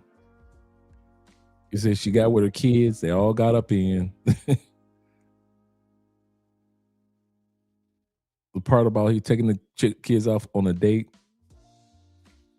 Taking the chick out on a date and she got her kids. Yeah, how y'all look at me and how y'all judge me. I am a damn good mother. It's a lot of moms that wouldn't even do what I do to make my kids happy. I am a good mom. Like, I don't want to. I'm not attracted to him.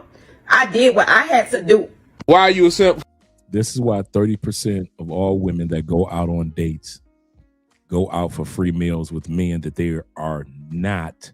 I'll say it again. Statistics show 30% of women go out on dates with men they are not attracted to. Because you took care of an... Like what? I don't like that. Is a man a simp for dating a single mother? Let me hear what you guys have to say. Put a 1 in the comment if you think a dude is a simp for dating a single mother. Just on the dating side. I guess they're looking at it on the more serious side. Shout out to Chaos Reigns in the building.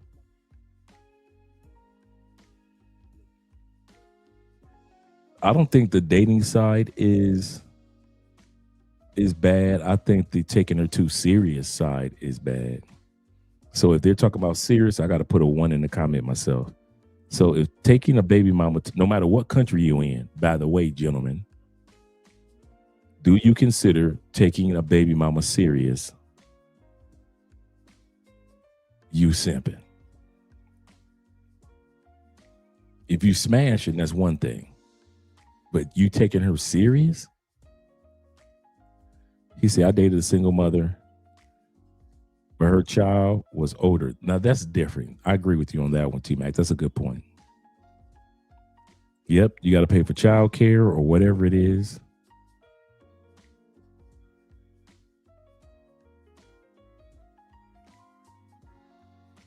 He said, Kobe said, one, generally, yes.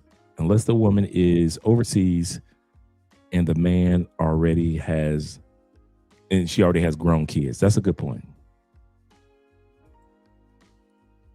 Zeta says, he said, yeah, these women be knowing. These women be knowing that's why I don't take those tears and all those excuses seriously. Absolutely correct. I don't like it either, but I also wouldn't do it. I mean, I feel like I agree. You're an ass. I ain't gonna lie, I agree. You a simp. You a simp if you talking. Why? Okay, here we go. Yeah, there we go. Here comes the simp. You cannot get a group of men together and there's not going to be a simp among them. I'll say this again. If you think that you're going to get a group of men together and there's not going to be a simp in the mix, you in the wrong group. You lying to yourself. Why? Because you can That could really be your go. soulmate all along, but she wasn't my soulmate. 3, 4. Thank you. How the hell is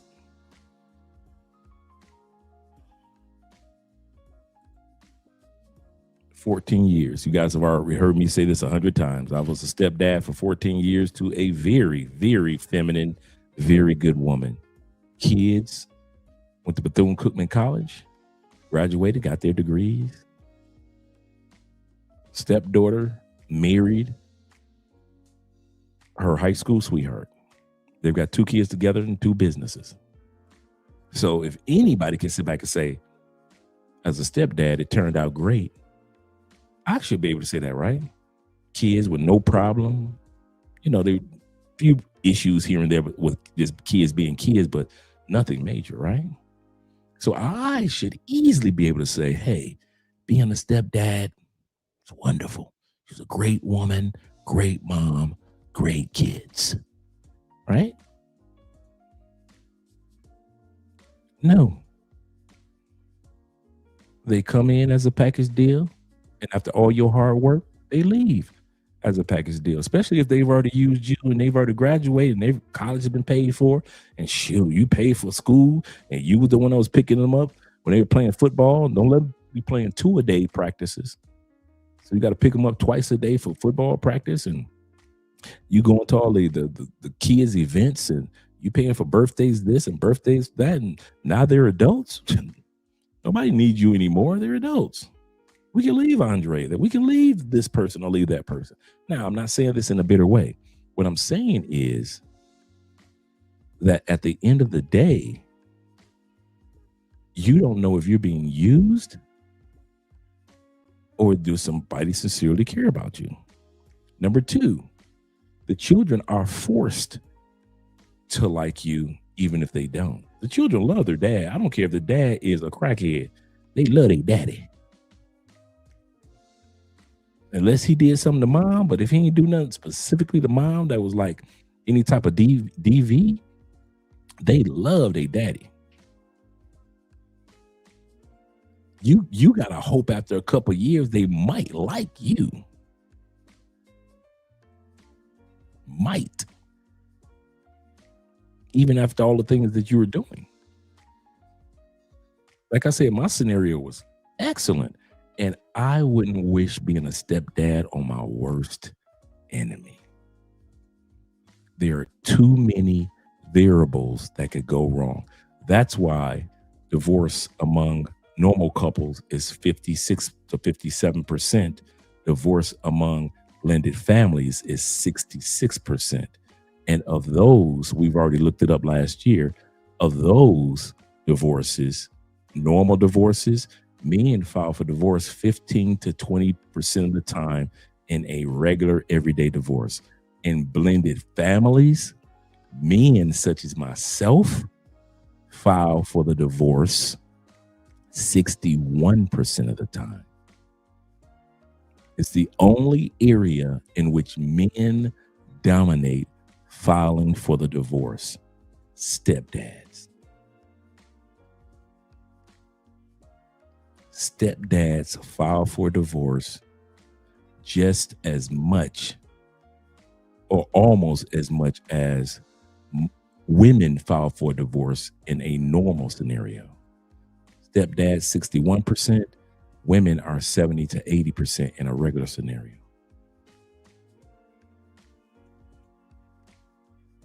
It is very common to come across stepdads. I wouldn't be surprised if some stepdads in the comments right now that says, yeah, I was the one that initiated the divorce. Let's go ahead and get a divorce.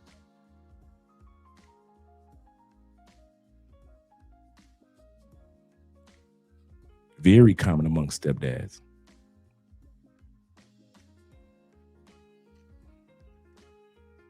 T-Mac says this. He said, my first ex-wife was a single mother. He said, but I was the only father that the child knew. She's 35 years old now and never wanted a relationship with the biological father. That is excellent, but it's not the norm. It's not the norm. It's kind of like how Shaq and his stepdad are like, and Shaq will say, if it wasn't for my, stepdad was in the military, and if it wasn't for my stepdad, I wouldn't be this, I wouldn't be. And he calls him his dad. But anybody that's followed Shaq's story, we know that it's technically his stepdad. We know that's great, but that's not the norm. And that's why I gave the stat that stepfather relationships or step parenting relationships divorce at a 66% rate. 66% of blended families are not going to make it. You thought regular divorce was bad. And so for all you dudes that actually think that, not me, mine is special. Okay. I'm not black, I'm OJ. Okay. He say, one, I challenge you brothers to start your own families. This step parenting phenomena is a new movement, even in the United States. It is not a historical norm in the United States. Do remember over 60 years ago, we were married as families in the Black community at an 80% clip. You had your own family just 60 years ago. So this stepdad, stepmom phenomena is not there is no history in most cultures of stepdads or stepmoms being in masses the way that it is now. You can't go back 200 years and see that there was a movement in Rome of step parents, or a part of these 3 countries in Africa were known for stepfathers. There is none. There is none.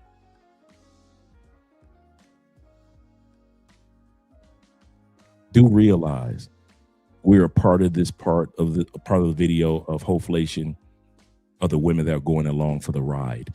And a lot of them are the stepmoms. Whatever you want, baby, as long as you pay these bills for these kids.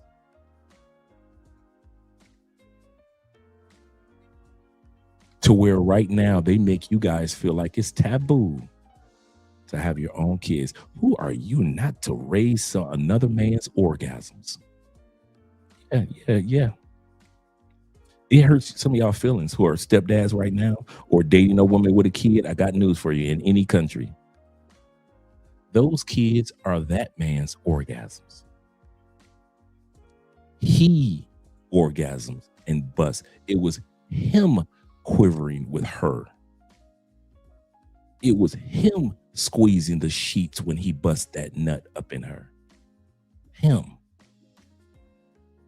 It was him that kept stroking. Yeah, I'm being graphic because I want you to see exactly what was going on. It was him. You didn't get one stroke in, stepdad. Not one bit of DNA. If they said that something went on and that child needed a liver, that child can't go to you for a liver. You are raising another man's ejaculation, another man's orgasms. Don't you ever forget what it actually is. It was another man having an orgasm in a woman. So stop trying to look at it as if it's the child and look at it for what took place, for what it actually was. It was a man who had an orgasm, ejaculated his seed into another woman. You weren't there. You had nothing to do with it. You didn't know her from a can of paint, and he and her probably didn't even know you.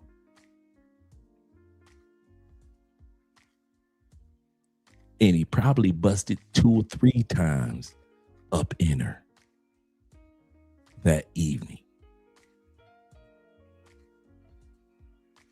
It was him that she sucked clean after he bust. It was him she went to the bathroom and got a warm towel and cleaned off his pelvis. Him, not you. She took the clean, warm face towel and cleaned off his sweaty nuts, not yours.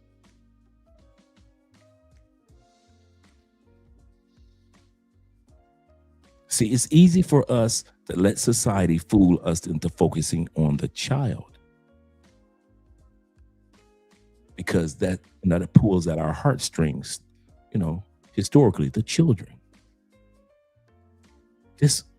What happened had nothing, long before the child began its incubation period.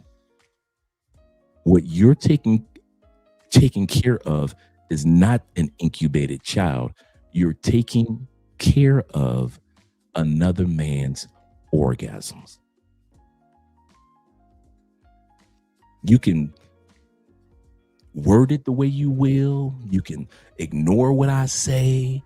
I still love her, Dre. I love my step baby mama. I never let her go. Cool.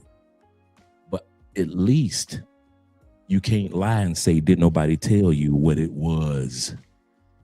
It was a night of orgasms. She had some, and obviously he had some.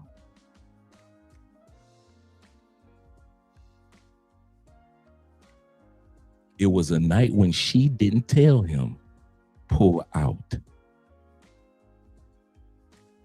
It was a night when she grabbed her ankles for him, not for you.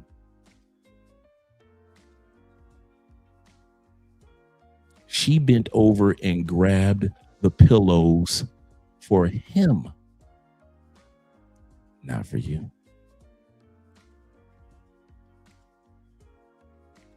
Look at it for what it is. Stop trying to put it in a kid's lap so you can feel good about yourself. Stop focusing on the kids to make you feel good about yourself. Stop thinking I did a noble thing because of the kids. No, dude. You raised another man's orgasms. You're graphic, Dre. Yes, I am. Because you didn't want to be graphic. You rather lie to yourself and focus on the children. Instead, admit to yourself throughout human history, it is not the norm to raise another man's orgasms. Nowhere.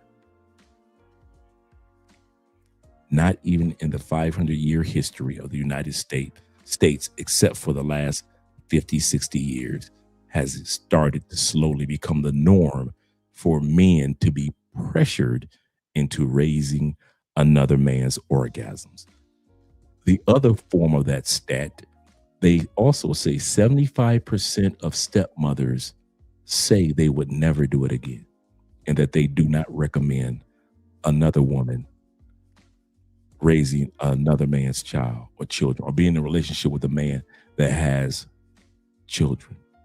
75%, just in case you wonder what stepmothers are saying, 75% of stepmothers say, I would not recommend this, and if I had a choice, would never do this again. Be with a man that has children. So stepmothers feel the same way. Why? It has never historically been the norm for either side to be with somebody else's DNA.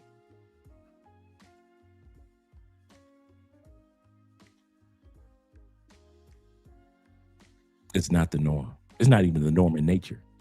Every once in a while, you will see a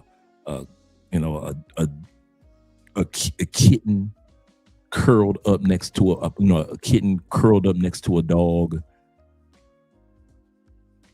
while she has her puppies. So you have all the puppies, and then one of the little kittens in the house will be hanging out with the puppies. And the dog is just as protective of that little kitten as she is with her own puppies. That is an anomaly. So it is with step parenting. All you dudes that's hanging out with these baby mamas in other countries, another man's orgasms in another country. You weren't in that country when that man bust a nut deep in her. You weren't even in the country when it happened. Just imagine how deep that is. A woman that didn't even know that you existed on the planet, and you flew over to where she lived. She didn't fly to where you are. You flew to where she is. And I'm not talking about women that got, like you say, adult children. Those adults, they've moved on. You know what I'm talking about when I'm talking about women that got 4-year-olds, 5-year-olds, 14-year-olds, 14 months old. You know what type of women I'm talking about. Kids that still need to be raised. If the kids are older, that's another thing. That's completely different. You're not spending as many proceeds on an adult child. If that mother is an adult and that child is adult and is living its own life, that's a different scenario. But you guys that are going to other countries and being with women, you know that she got a 9-year-old and a 4-year-old. That's your decision. But like I said, they come as a package. They will use you as a package. And they will get rid of you as a package. And you can't trip when they do. When she's done putting those kids through college and she gets rid of you, you can't trip. Remember what I said, the statistics show that over 50+% of divorces in the United States happen after the age of 50. After the age of 50, no, my bad, 38% of all divorces. I found a survey that said 50, but we looked up the one that said 38. So we're going to go with 38. 38% of all divorces that take place in the United States are over the age of 50. In other words, when she's done using you and putting her kids through college, 38% of women going to get rid of your black. While you sitting around cheering on another man's ejaculation.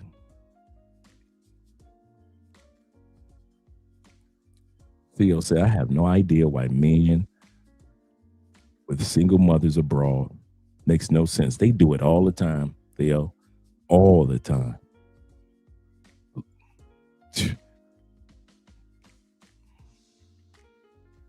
Yep, let's continue on with the video. Remember, we're on the part where the Hoeflation dudes be having these baby mamas. And my man is about to simp. Let's bring this part back just a little bit. How y'all look at me and how y'all judge me. I am a damn good mother. It's a lot of moms that wouldn't even do what I do to make my kids happy. I am a good mom. Like, I don't want to. I'm not attracted to him. I did what I had to do. Why are you a simp? Because you took care of a cuz. Like what? I don't like that. I don't like it either, but I also wouldn't do it. I mean, I feel like I agree. You're an ass. I ain't gonna lie, I agree. You a simp. You a simp if you talk. Why?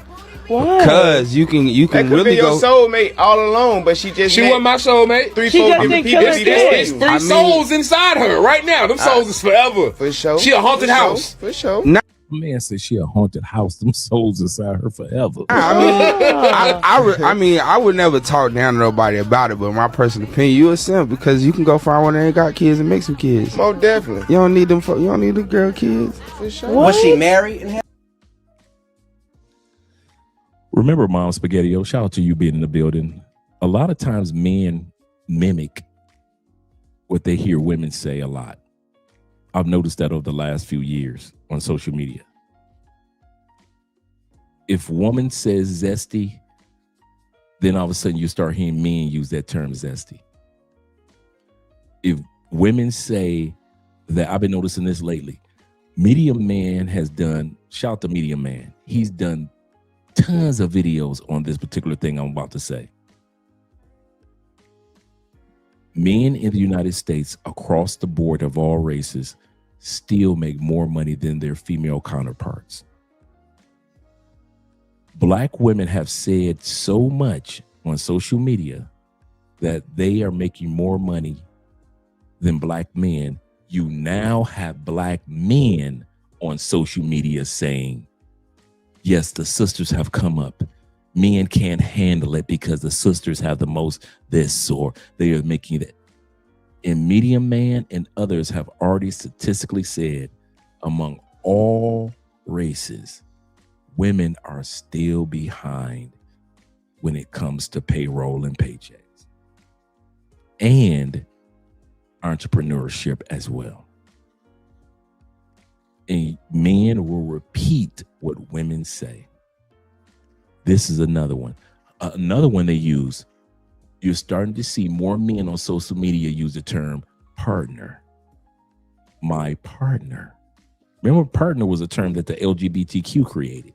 Then women took it and said, yes, I found my partner. Now you're starting to see more men on social media say, and in real life, say, well, you know, my woman is my partner.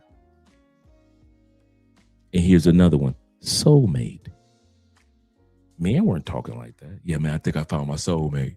Men weren't talking like that. Women use that term so much that men over the last few years have been free and open to use those terms. This is why you often hear me say men are starting to talk like single mothers. Men in the United States, because you know, I have to spend hours sometimes going through social media videos to put these videos together, right? So I'm always hearing stuff that when you guys are at work doing something, I'm here working, and I often hear things, rhetoric that's taking place. And I notice men quote single mothers. Often the single mother that raised us. I'm starting to hear men quote the single mother that raised them. Yep.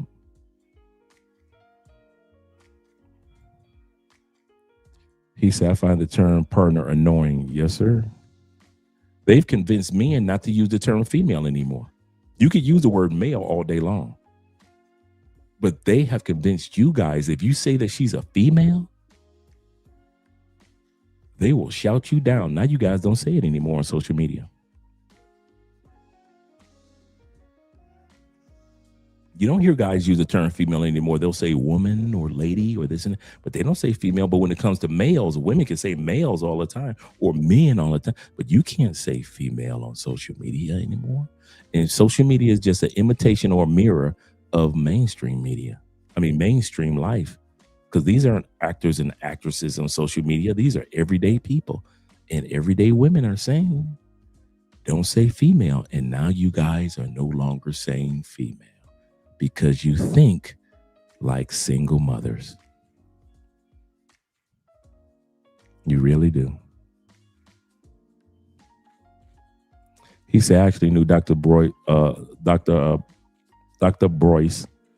His brother is the reason that I moved to Medellin. Oh, I know exactly who you're talking about too. Let's go back to the video. Have 3 kids? You don't need that or girl does she kids? have 3 baby daddies? That's different. Why you need that girl kids? If she was married with 3 kids, then she was a wife. So then that's different. Right, she probably But know if how to she do just got everything baby daddy, that girl baby that daddy, baby daddy, you love yeah. don't know how to. You see how they got y'all, has trained y'all to justify it? Oh, I would be with a single mother if she was married and only had one father and she just so happened to be in a divorce. But, you know, if it's a woman that got 3 baby daddies, then, you know, that wouldn't work for me.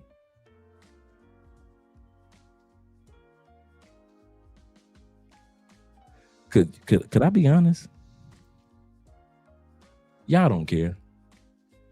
Y'all do not care if she had 3 baby daddies, 1 baby daddy and 3 kids, if she got 3 kids and he passed on, 3 kids and he's in jail, or 3 kids and she divorced.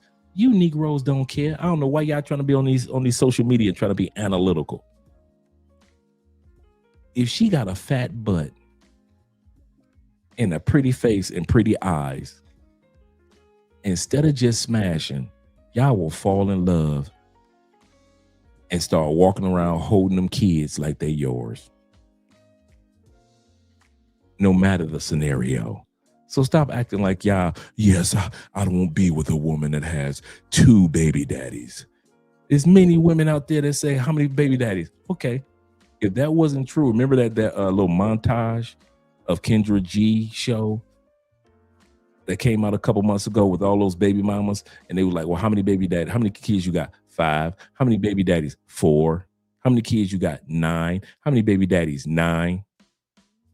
If y'all ain't going behind these dudes smashing, knowing that she got 4 baby daddies and now you number 5. This is so common in the United States. So when you dudes sit back and be trying to, yes, there are only a certain baby mamas I'll be with. You Negroes statistically will be with anybody that's a baby mama. You do not care. Let's not be hypocritical with this thing. But she know how to do that with no problem. She might just make your heart beat. I mean, you feel me? Like, then what they say, to each his own. You feel me? I just feel like, you know what I mean? I feel like that's a real man to step up to a plate and handle somebody else's business that left behind. You feel what I'm saying? Because that's another term. Men never use the term real man. A real man would. Men never judge men talk about a real man. Now you got men all over the place talking about a real man.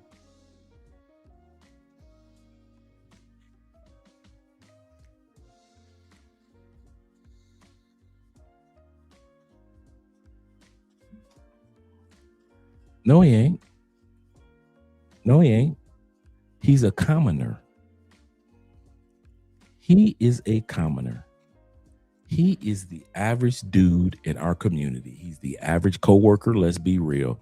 A lot of dudes think and move just like he does. We don't want to admit it. There, like I said, when you watch that montage of all those baby mamas that came on Kendra G, how many kids you got? 7. How many baby daddies? 5. How many kids you got? 4. How many baby daddies? 4. You guys are smashing these women with kids and becoming baby daddy number 3, and another dude come behind you, he becomes baby daddy number 4. That's common. That's the norm in the West. This brother here is the norm in the West. He's the norm. He's not an anomaly. You dudes love smashing and getting pregnant and falling in love with baby mamas. I don't know what it is in the United States, UK, and Canada about baby mamas y'all love so dang much. Y'all love the stinky. I be thinking dudes are such hypocrites. You will go on social media and say, I don't mess with no baby mama, knowing of the 15 women in your phone, 5 to 7 of them are baby mamas.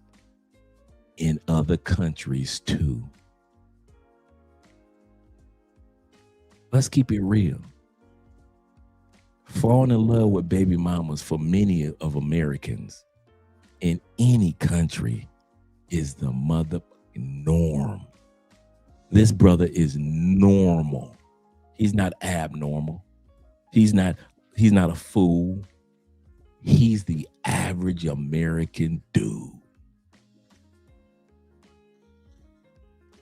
The average, doesn't matter what race. He's the average American dude.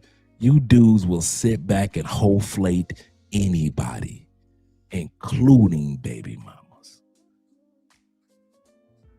I remember there was a time in my day, you got pregnant, you couldn't even come to church. If you did, you had to sit in the back row. Some of you dudes ain't old enough to remember that. It's serious. Some of you dudes that's 30, you don't know nothing about that. I remember there was a time when I was young. If you got pregnant in the South, they sent you up north to live with your auntie. You wasn't gonna have that baby in this town. You going up north. Remember them days? Yeah, Mom Spaghetti said, I definitely wasn't. Yeah.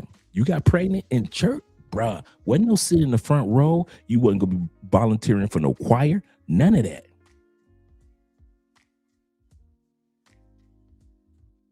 None of that. You either could not come to church again, not to that church again. You had to be like Color Purple. I was married now. Look, Daddy, I was married now. You had to be something like that. Or if they did let you stay in the church, you would sit in the back pews with that baby. I know plenty of churches that was like that. Plenty of churches that was like that. Or in the South back in the day, like you got pregnant in Alabama, they sending your ass to Chicago. You going to live with your auntie in Detroit. We're going to send you, if you get pregnant in Atlanta back in the day, if you want to, they're going to send you right up to your family in New York and New Jersey. That was one of the signs that they knew that something wasn't wrong, because LaWanda was here yesterday and we ain't seen LaWanda in like 3 weeks. So you go to the parents' house. Well, LaWanda moved up north with our kinfolk up north. Nobody had to say LaWanda was pregnant. That was the code that LaWanda got pregnant and we shipped our ass up north.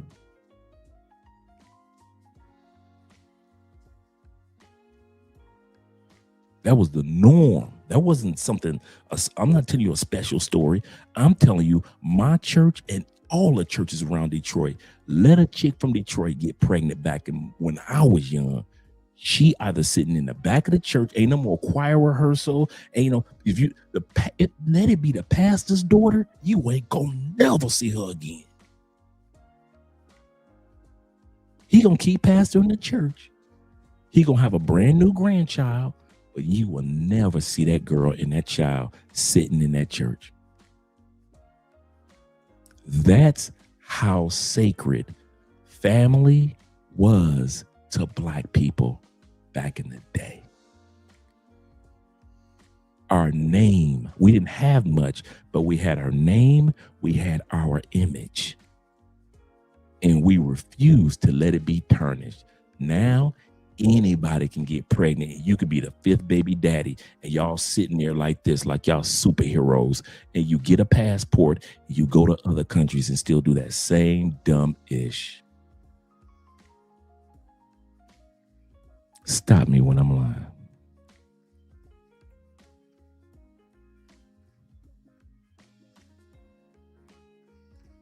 You do the same dumb ish, become baby daddies in other countries.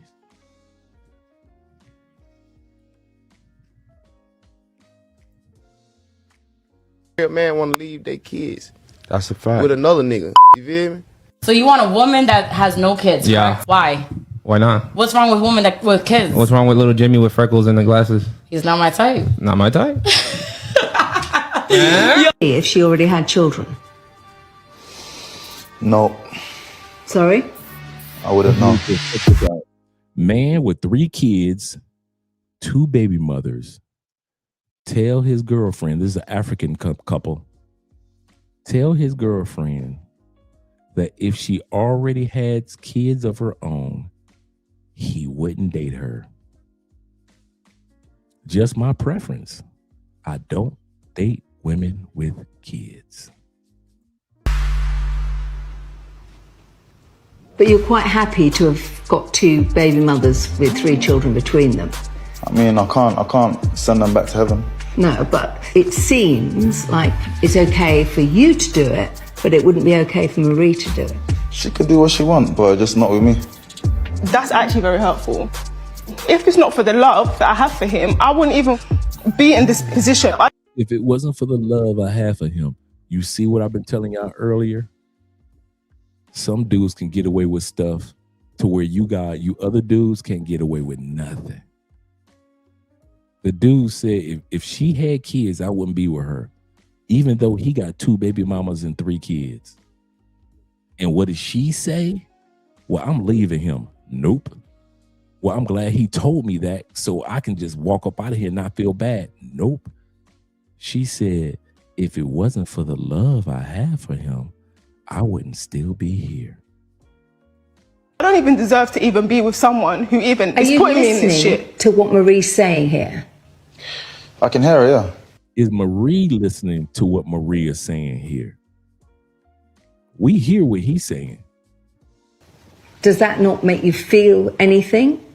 I mean, you asked me a question and it's a preference. I don't date women who have kids. All right, now let's move on to medium difficulty. Between the long game hoe and the joyride hoe, we have the high-risk girlfriend experience. A high-risk girlfriend experience. She knows exactly how much fun you're having with her, and she's enjoying it too. But once the pot of money dries up, she'll be gone and on to the next sugar daddy in no time. See, a lot of people always say, man, she gonna leave if the money go. But if you attract her without the money, then she ain't gonna leave if the money gone because she wasn't there for the money in the beginning. But a lot of y'all, the way y'all start is how y'all finish. So if you attract them with money, if you attract them by tricking, don't get mad when all the money gone and you can't. Facts. Keep that same energy. Don't get mad when your money gone and she gone. You came down here with Colombia flossing money? Cool. You better hope it don't run out while you're on that vacation.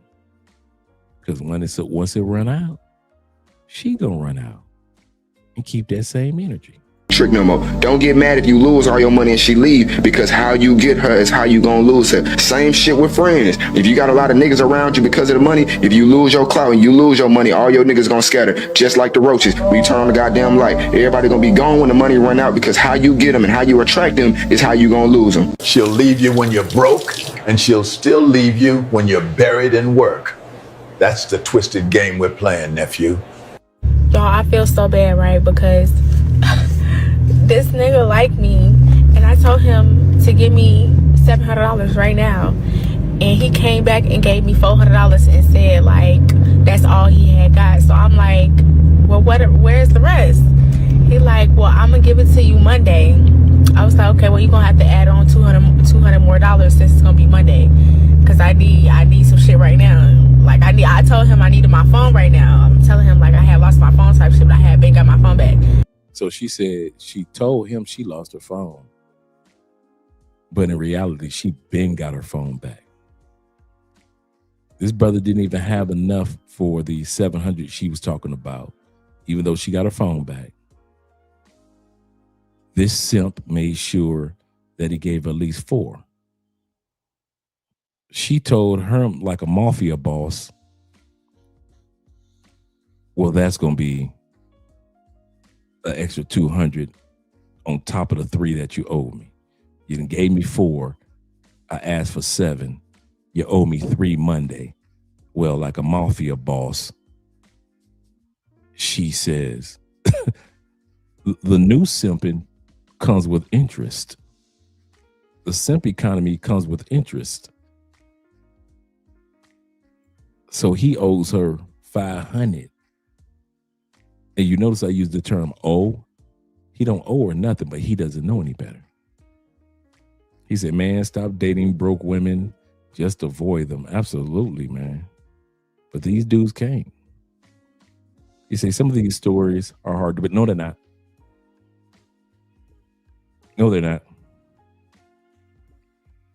That dudes pay weak ass. Nope. No, they're not.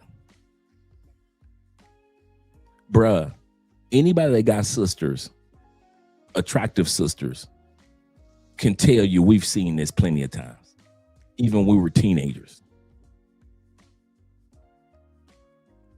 I've seen 5, 6 dudes pay for one hairstyle of my sister's head.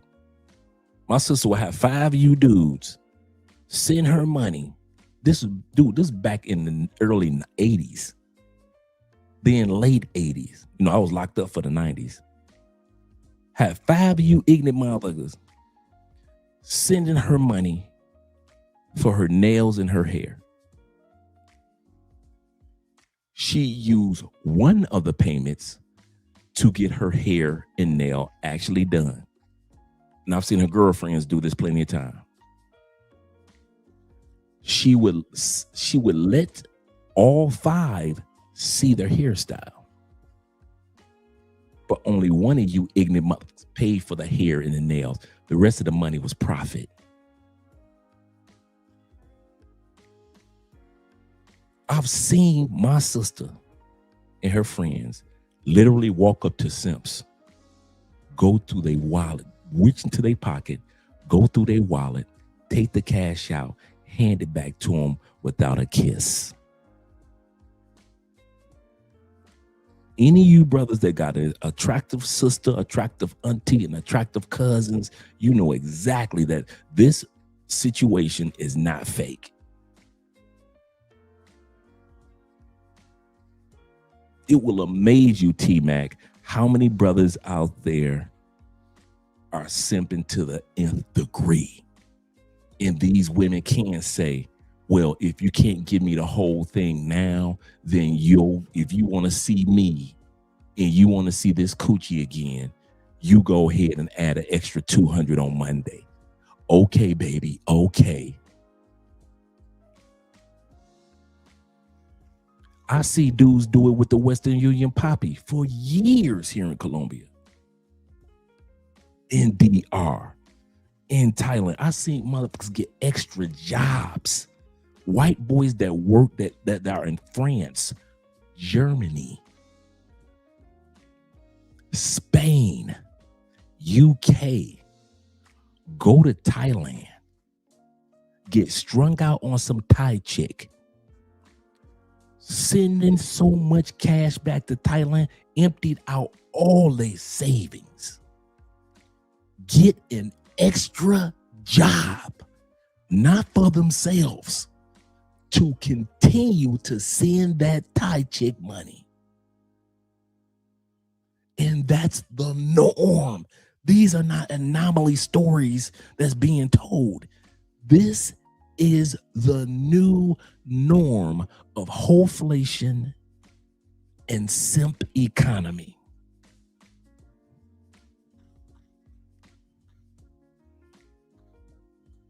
I've seen chicks dismissed.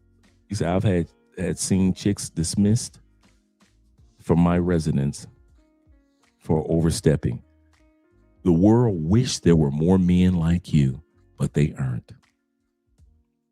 The world wishes that there were more men like you, but they aren't. See, the cool thing about being a man, talking to men normally don't try to lie to each other.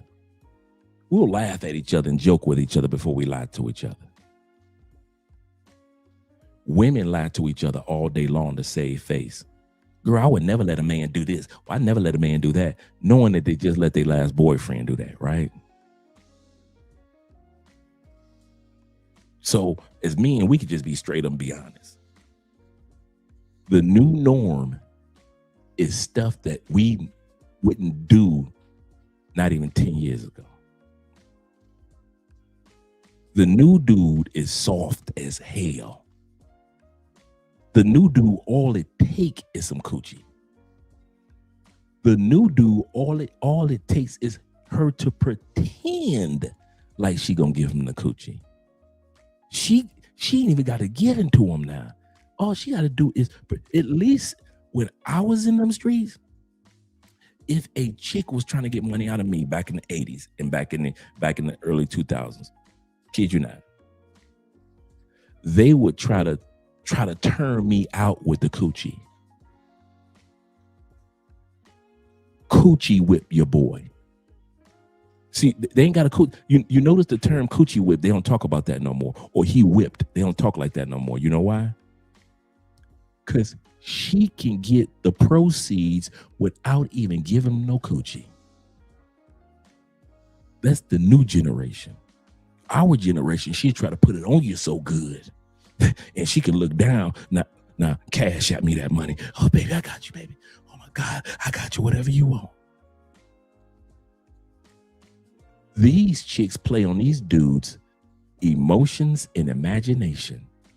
He's emotionally caught up, and his imagination is so caught up. Boy, I'm going to send her this money because when I get that coochie, boy, ooh, wait. Like Anton is probably doing with that girl Mika. She probably stringing him along, let this sucker spend this money on me, but she probably thinking like, I ain't gonna never let this simp ass nigga get this coochie. But I'ma play like it. If he gonna fly me to LA, I'ma play like it. If he gonna fly me to Detroit and help me with my YouTube channel, I'ma play like it. I ain't never got to get Anton this coochie. All I gotta do is smile and he gonna take me shopping. I ain't giving this fool no coochie. I'm gonna fly back home to DC and let one of these dudes that I've been let smash me in DC smash me. That's what Mika doing. She letting Anton, if you want to fly around the world and tell people that you hitting this coochie or have them thinking that you hitting this coochie, go ahead, fool. As long as you keep on spending this money, you will never taste this coochie. That's how Mika doing it. That's the new norm. You don't have to give up the coochie. Just let him imagine and be emotional. As long as you can keep him emotion with passion and using his imagination, once I finally get the coochie, he gonna keep on putting that money out there. That's the new norm.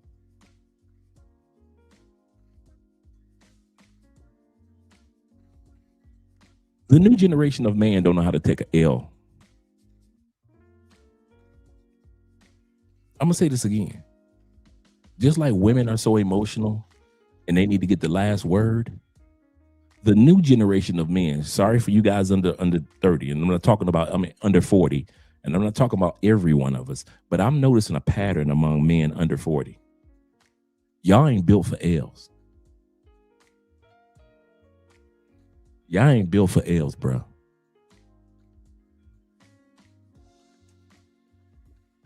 We knew we wasn't gonna get every piece of coochie that we wanted, right? We was okay with that. In our era, you win some, you lose some. Not now. Anybody born under 40 years old, you never lose some. I'm gonna keep on trying because I never lose some. I'm gonna keep on spending because I never lose them. My generation, we walk the fuck away. If I ain't, like I always say, I got females by the dozen. Know my old motto, the old Andre. I got women by the dozen. If I ain't smashing you, I'm smashing your cousin. I got more hoes than a screen door.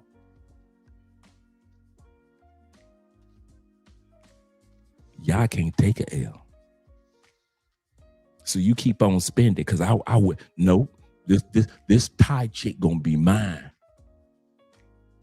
She looking fine. She looking like a Thai Halle Berry. She gonna be. Instead of just saying, man, chick, I'm out of here. I'm on to the next, on to the next, on to the next, on to. Y'all don't know how to do that. Y'all ain't built for that. Half the time these women in Colombia can raise the price of pay for play because you simps don't know how to walk away. I got 100,000 pesos. I usually charge 300,000 pesos for this coochie. Please, I'm out. Y'all don't do that. What do y'all do? You open up your wallet or you go to the ATM and you come back with that 300,000. Mr. If it ain't tricking if you got it, you still pay the 300,000. The local Colombian, he paid 50. By the way, he paid 50,000 pesos for the same coochie that you literally paid 300,000 for. Literally. Number one reason, y'all ain't built for L's. Y'all ain't built for L's. They never groomed y'all for L's. We were the latchkey kids. We were the kids that was raised, dang near raising ourselves. We were built for wins and we were built for losses. Sometimes you win, sometimes you lose. There you go. Y'all generation, you ain't built to walk away. That's why some of y'all don't know how to break up with a relationship. Some of y'all are great for a relationship. You are horrible for when the relationship ends. I'll say this again. Generation under 40, not all y'all, but too many of y'all, generation under 40, you are wonderful in a relationship. You are not built for the breakup. We thought that, every once in a while in our generation, yes, so-and-so deleted his ex-girlfriend. But that was like once, like you would hear something like that, like once every 4 or 5 years, there's a dude deleted his girlfriend. Wow, man, he crazy.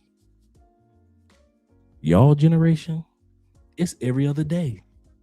He either deleting himself or deleting her, or in doing both. Black. Every time you turn around, y'all deleting the lady, deleting the shorties, and then you delete yourself. We ain't never heard about nothing like that. When we like every 5 years you hear something crazy like that in all communities. Black, white, didn't matter. All of us over 50, we were built for the L's. Sometimes you win, sometimes you're gonna shed your tears. But now y'all jumping off bridges and record numbers. Y'all deleting yourselves for females and record numbers. Y'all built for when the relationship is going good. You are not built for when the female tells you you cannot get this coochie no more. In any country, you ain't built for the L. You ain't built for the walk away. Sometimes you just need to go ahead and walk away. Ain't nothing wrong with walking away. You take the L, that's a W. Sometimes y'all don't realize your L is a W. No, I'm gonna prove to the world I'm gonna keep this coochie. I'm gonna prove to the world, create the world. Y'all ain't built for that. I'm not talking about a person specifically. I'm not talking about most men under 40. I'm saying too many men under 40 aren't built for L's. It's showing too often. You ain't built for the L. Some of y'all would have never got drugged if you'd have just walked away from that chick. Some of y'all would have never got drugged when that female said in Medellin, "Can I bring my friend?" You thought it was going to be a W. Instead of just saying, nah, Razor Ray and Andre and Obi Land, all those other positive content creators told me.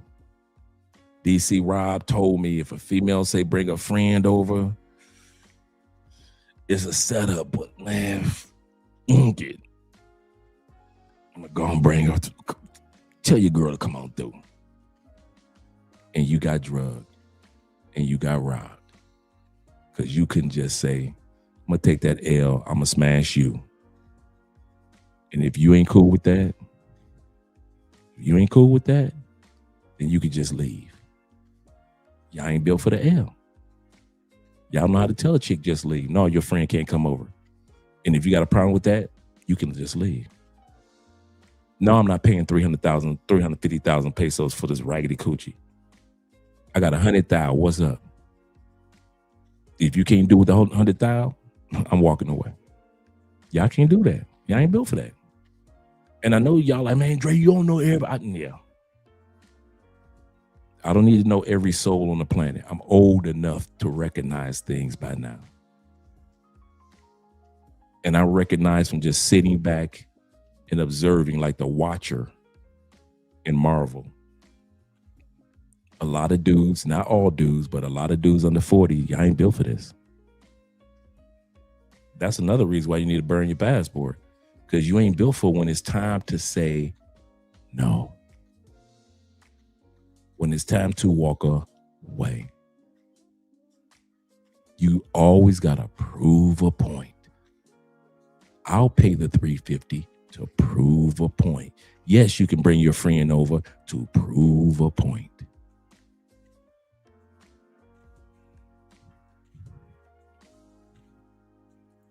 He said women are the same for the most part where you go. wherever you go. He say they will get away with what you let them. Absolutely correct, Mr. 007, sir. Yes, sir. Absolutely correct. And they know it. I see it here all the time. Stuff that we allow them to get away with because of Hoeflation, putting them on a pedestal. You look at how the local men be with them, and they be happy as can be. And these local men only make $500 a month. I'm gonna say this again. These local men on average make $350 to $500 a month. That's it. And these women be happy dancing at the family event, the party, and they got kids. They be sexing it up with these men. Just imagine if the baddest women in the United States were happy in relationships with men that were only making $500 a month. Well, you get that in Brazil, you get that in Thailand, you get that in the Philippines, you get that in Panama, you get that in Mexico, and you get that when you see the local men with beautiful local women in Colombia. And here you come paying $500 for 1 hour of her time. Because you ain't built for the L. You don't know how to walk away. You don't know how to say no. So this young lady here, the way that she's talking, I believe it 100%, because this new generation don't know how to just walk away and take the L and keep his $400 in his bank account. And he like, okay, I do Monday. He showed me his bank account, y'all. Why I left that man $14 in his bank account? I feel so bad. She said she left him $14 in his bank account. She felt bad, but she took his money. I damn don't want to go back and get him the fucking money back, because it's like, damn. See, this is why I could not do no hoeing. Y'all want to know why I couldn't do no hoeing? Because, man, y'all, he just told me he been thinking about me all day. And I just met this man. Like, I couldn't do no hoeing. I couldn't do no hoeing because niggas get, like, emotional attachments to you and shit like that. He ain't never had a bitch like me. This nigga work at the motherfucking gas station, bitch. And oh my God, I feel so bad. But she ain't feel so bad to turn the money, give the money back. He works at a gas station.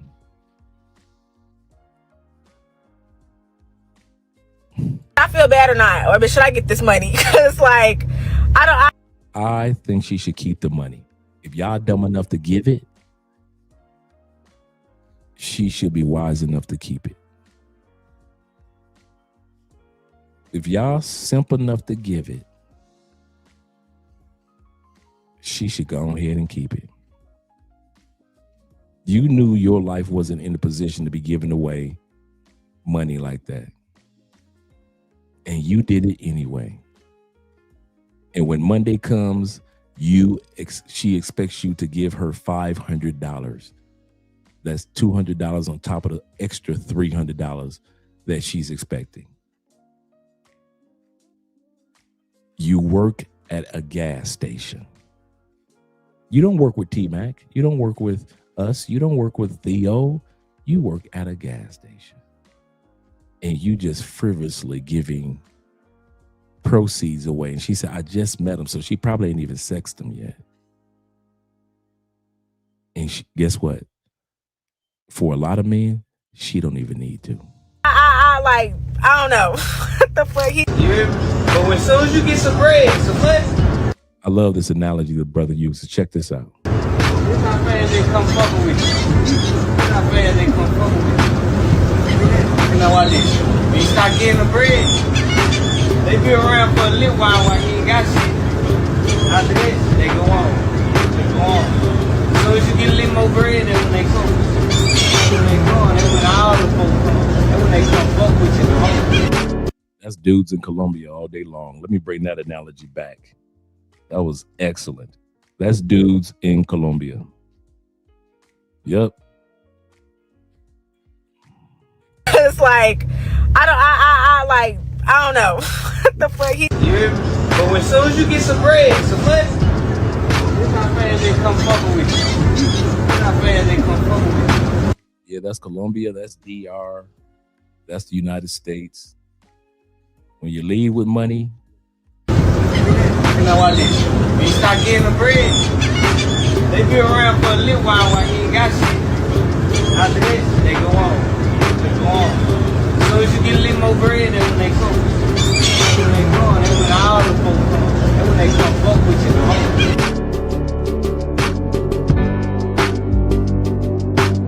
The bad decisions hoe is a cross section between the single mom hoe and so we're looking at the bad decisions hoe. the joyride hoe. The name says it all. She's made a lot of bad decisions, and that's exactly how she got here. Crazy how one fight, one bad decision can change your entire life in a second. I literally lost the best thing that I ever had because of making a bad decision. They're like, it's a wrap. It's over. And whoever the dude is, you can't. No, I'm not. Just like that, you're really just done from one mistake. I say toss her groupie ass out the window and let that hoe stargaze from outside. Now, Riley. Don't save me. I don't wanna be saved. Don't save me. I don't wanna be. Unpopular opinion, making bad decisions is mad lit. I'm tired of... This is not an unattractive young lady. She's an average looking young lady, very little makeup. And I'm going to bring back what she says. Making bad decisions is lit. So don't think that it's ugly women that's making bad decisions. Like I always say, it wasn't an ugly girl that gave it to Magic Johnson. It was a baddie. I'm going to say it again. When it comes to making bad decisions, some of y'all think it's a fat chick or some ugly chick or some low self-esteem chick. Just like with Magic Johnson. He got that HIV. It wasn't an ugly chick that gave it to him. You better believe that. Some women enjoy bad decisions. No, I'm not. Just like that, you're really just done from one mistake. I say toss her groupie ass out the window and let that hoe stargaze from outside. Now, Riley. Don't save me. I don't wanna be saved. Don't save me. I don't wanna be. Unpopular opinion, making bad decisions is mad lit. I'm tired of everybody expecting you to like do the right thing all the time. Like, oh, this is exactly what you're supposed to do. Steps to finding the perfect husband. How to be in a healthy relationship. How to do this. How to maintain your fucking goals and careers and be in order and have everything in check. I don't give a fuck. I don't give two shits. Oh my God, if my life goes to shit, then it goes to shit. Because at least if my life goes to shit and I've been making bad decisions, then I at least enjoyed it and did shit for the plot that I wanted to do. But if I'm doing everything right and my life still goes to shit, now I'm gonna really be pissed off. Because I made all these sacrifices and my life still went to shit. You know what I mean? Like with the husband shit, bro, oh my God, that topic blows me. How everybody tries to find the perfect husband so bad, or there's the steps you have to take to beat the perfect man. Obviously, don't date a shitty guy, but like at the end of the day, you could literally do everything right. Okay, here we go. Remember how I always say women swing the pendulum to the extreme. They never talk about like, hey, it didn't work out, blah, blah, blah. They'll say like he was he could be a vampire, or hey, you never know, he may be an abuser. Hey, they swing the pen to make their points. They always swing the pendulum to the extreme case. And still end up with a shitty husband. Or your husband can end up treating you shitty later on in life, even though he was good at first. Like literally, there's just no way to like, you know what I mean? Like you. So make bad decisions because of something that might or might not happen in the future. So it's wiser to make bad decisions based off of her hypothesis. Can't predict the future. Just fucking live life. Oh my fucking God. Social media is so stressful. I don't give a fuck. I be doing whatever the fuck I want. And you know what? I don't care. Type shit. Unsurprisingly, the bad decisions hoe may dabble in recreational. They're survivalists, so. Here we go. We got the survivalist. She just trying to survive. If you happen to come across this one, she'll sink her nails deep into your skin and try to never let go. A lot of women today act like escorts. If a man has to pay you for your time in order to go out with you, you're an escort. Okay? I don't know why we keep coming across these women with these annoying voices tonight. What is it with their voices in the United States? What's going on, fellas? The voices of the women in the West are like old school raising, bring your finger down the chalkboard, the blackboard. So annoying.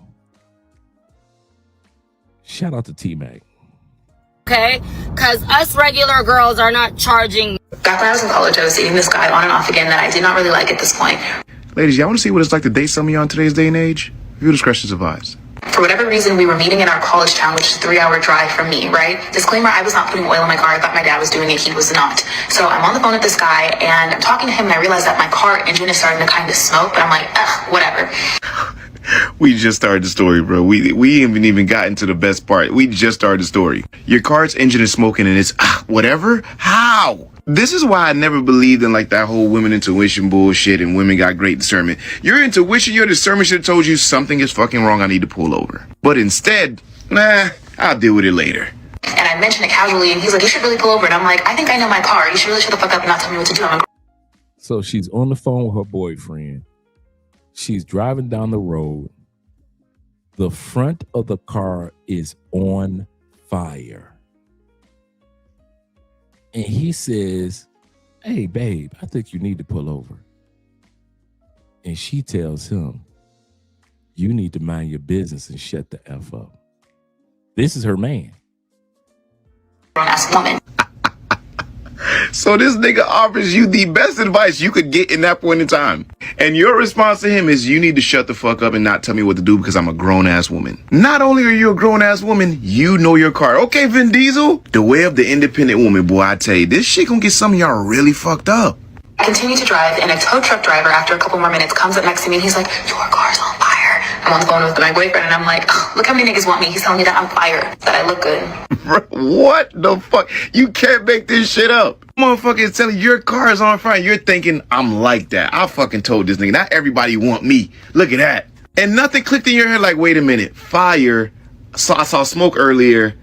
2 and 2 would always equal 4 in this fucking situation. But instead, you thought somebody was trying to get at you while you were on the phone with your boyfriend, let alone a nigga in a tow truck. In that moment, I also realized that my steering wheel is locked. I cannot move it. My dashboard is frozen. I can't let my boyfriend on the phone know that he won. What the fuck be wrong with some of y'all? There's nothing to win here. You're about to die. Your car's on the verge of fucking exploding, bro. You're thinking about, I can't let this nigga win. Mind you, the thing that he's gonna win is the advice that he gave you, which was the best advice at the time, is what you don't want him to win. What? I don't even fucking get it. What are you talking about? So this tow truck driver is telling me, like, slow down, put your caution signals on, and he's motioning to other cars to let me over so I can get off and exit. And I'm maneuvering with all my might to get over. I somehow managed to slow the car down, get over, and the first place off of the highway was a gas station. Bruh, I want y'all to just let this sink in. This chick, this can't be real, man. This chick literally,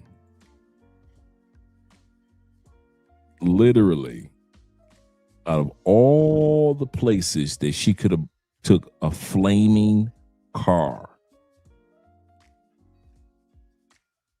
she couldn't pull it to the side of the road. No, she couldn't have did that. That was too much sense.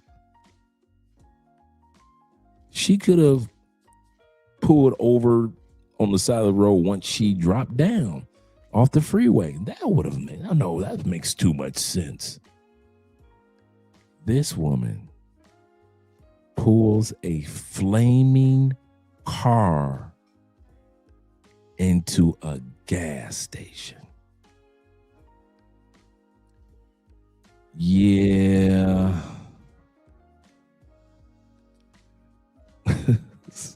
Zeta says, yep, these are the women states at the madhouse. Yep, in the States. Shout out to Wolfman Jack. Back in the day. Was popular back in the 70s. Had his own cartoon. Yes, sir. I remember the Wolfman Jack cartoon. That's a throwback, T-Mac. I've heard it all. I've heard all of it. Your car's up in flames and the first place you stop at is a gas station. You cannot make this shit up. So I genuinely jump out of the car. Wasn't moving fast at this point, but my car is starting to actually go up in flames. It rolls into a stop and I run into the gas station and I'm like, my car's on fire. And they're like, you decided to go to a gas station? They turn off the gas, the fire department comes, my car is completely totaled. Car was totaled and the guy that I'm talking about, my then boyfriend, had to drive down and come and get me. That is literally the life of certain women. Make as many fucked up decisions as you can and somebody else is gonna come and fix it for you. Man, life must be great for some of y'all. But you know, unfortunately for you, you ain't gotta listen to shit I'm saying. Cause I'm just a normal guy. Yeah, keep the change. That's nasty. You are the woman admits, boy, how many other men that she is, meaning currently, dating. The only girl that I'm with. Listen to you. What? I sound like a man who loves somebody. I love you. Okay. We're gonna do a poll. Not a poll, but let me know who's dumber. The guy that was dumb enough to be with the last chick with the car. You know how stupid you gotta be to be with somebody that's stupid? Do you know how stupid as a man you have to be with a woman that's stupid enough to be in a flaming car, not tell you about it, act as if it was a competition, pull her flaming car into all places, a gas station, runs out of the flaming car, and now they've got to shut the gas down, the fire department comes and the whole thing. But this is your woman. This is not her first moment of stupidity, and you wouldn't take the L by just leaving her. You already smashed her. I could tell she the type that's already been smashed by her man. But you would stick around. Who's dumber? This dude or the guy right here that's about to speak? His woman is dating other women. Other men currently. Who's dumber? Put a 1 in the comment for the guy that's dating the woman with the flames. Put a 2 in the comment for the guy that's dating the woman that's going out with other men while she's in a relationship and she's admitting it. My guess is number 2, this one right here. You see, these dudes in the States are worse. I told you. Y'all, this is the norm in the States. I don't have to go look for these videos. Nothing special. Yeah, a man say it both. Shout out to Abstract in the building. We got 2s. I say 2. To sit up there, the first one is just dingy enough. But number 2 is just like, are you serious? So we got a consensus of both of them. 1 to 6. Okay, 1 to 2. 1, 6, 2. Yeah. Let's continue on and listen to this scenario.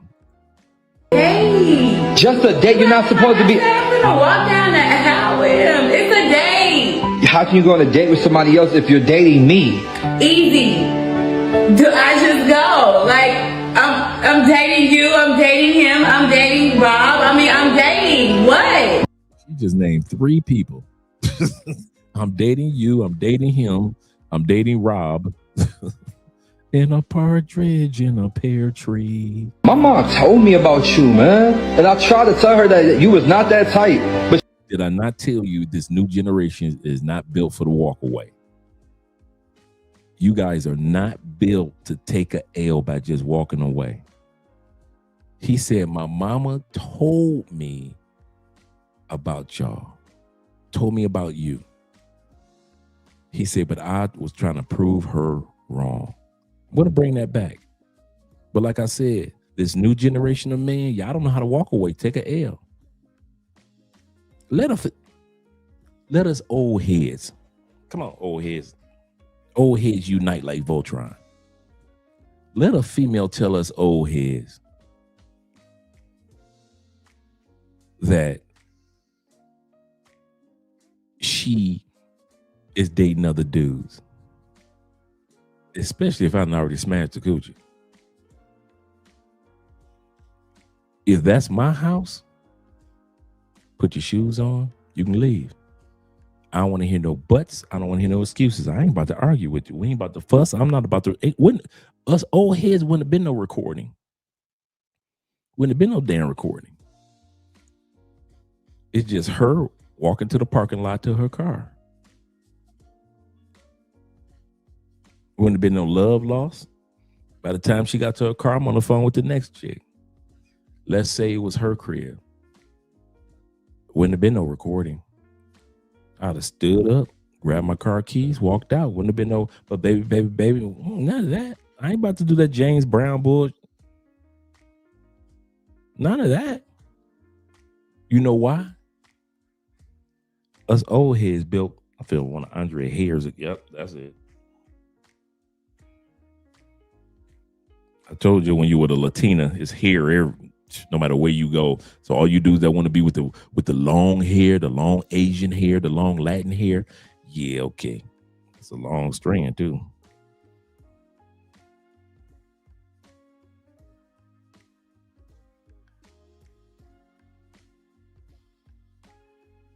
Self-respect. That's a good call, brother.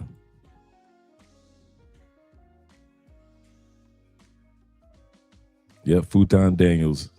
No sooner than I thought it, you said it. Seriously. I'd have just grabbed my keys, walked on out. I've been gone. Wouldn't have been an argument, no love lost. I'm not. See. I guess I thought I put it in the trash.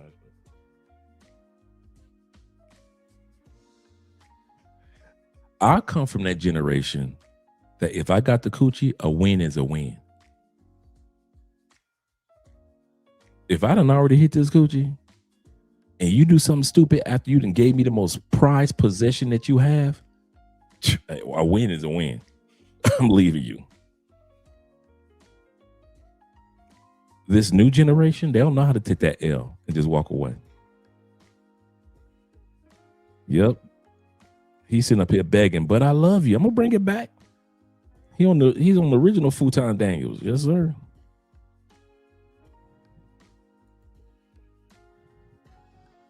He said, Dre, as an old man, I show up ready to walk away. Seriously, I have zero tolerance for nonsense. Yeah, this conversation would have never been recorded. It wouldn't have never, man, we wouldn't waste our time. He said, shout out to T-Mac. T-Mac said, Dre, you never sang Lenny Williams.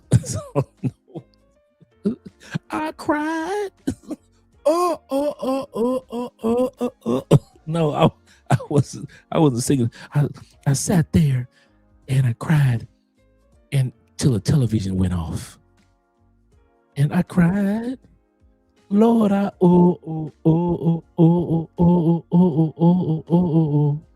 I ain't do the Lenny Williams. I didn't do the OJs. You know I miss you, Brandon. When are you coming back home? I'm so all alone. I really miss you, Brandon. I ain't do none of that. I wasn't sitting back singing on Ain't No Sunshine When She's Gone. I know.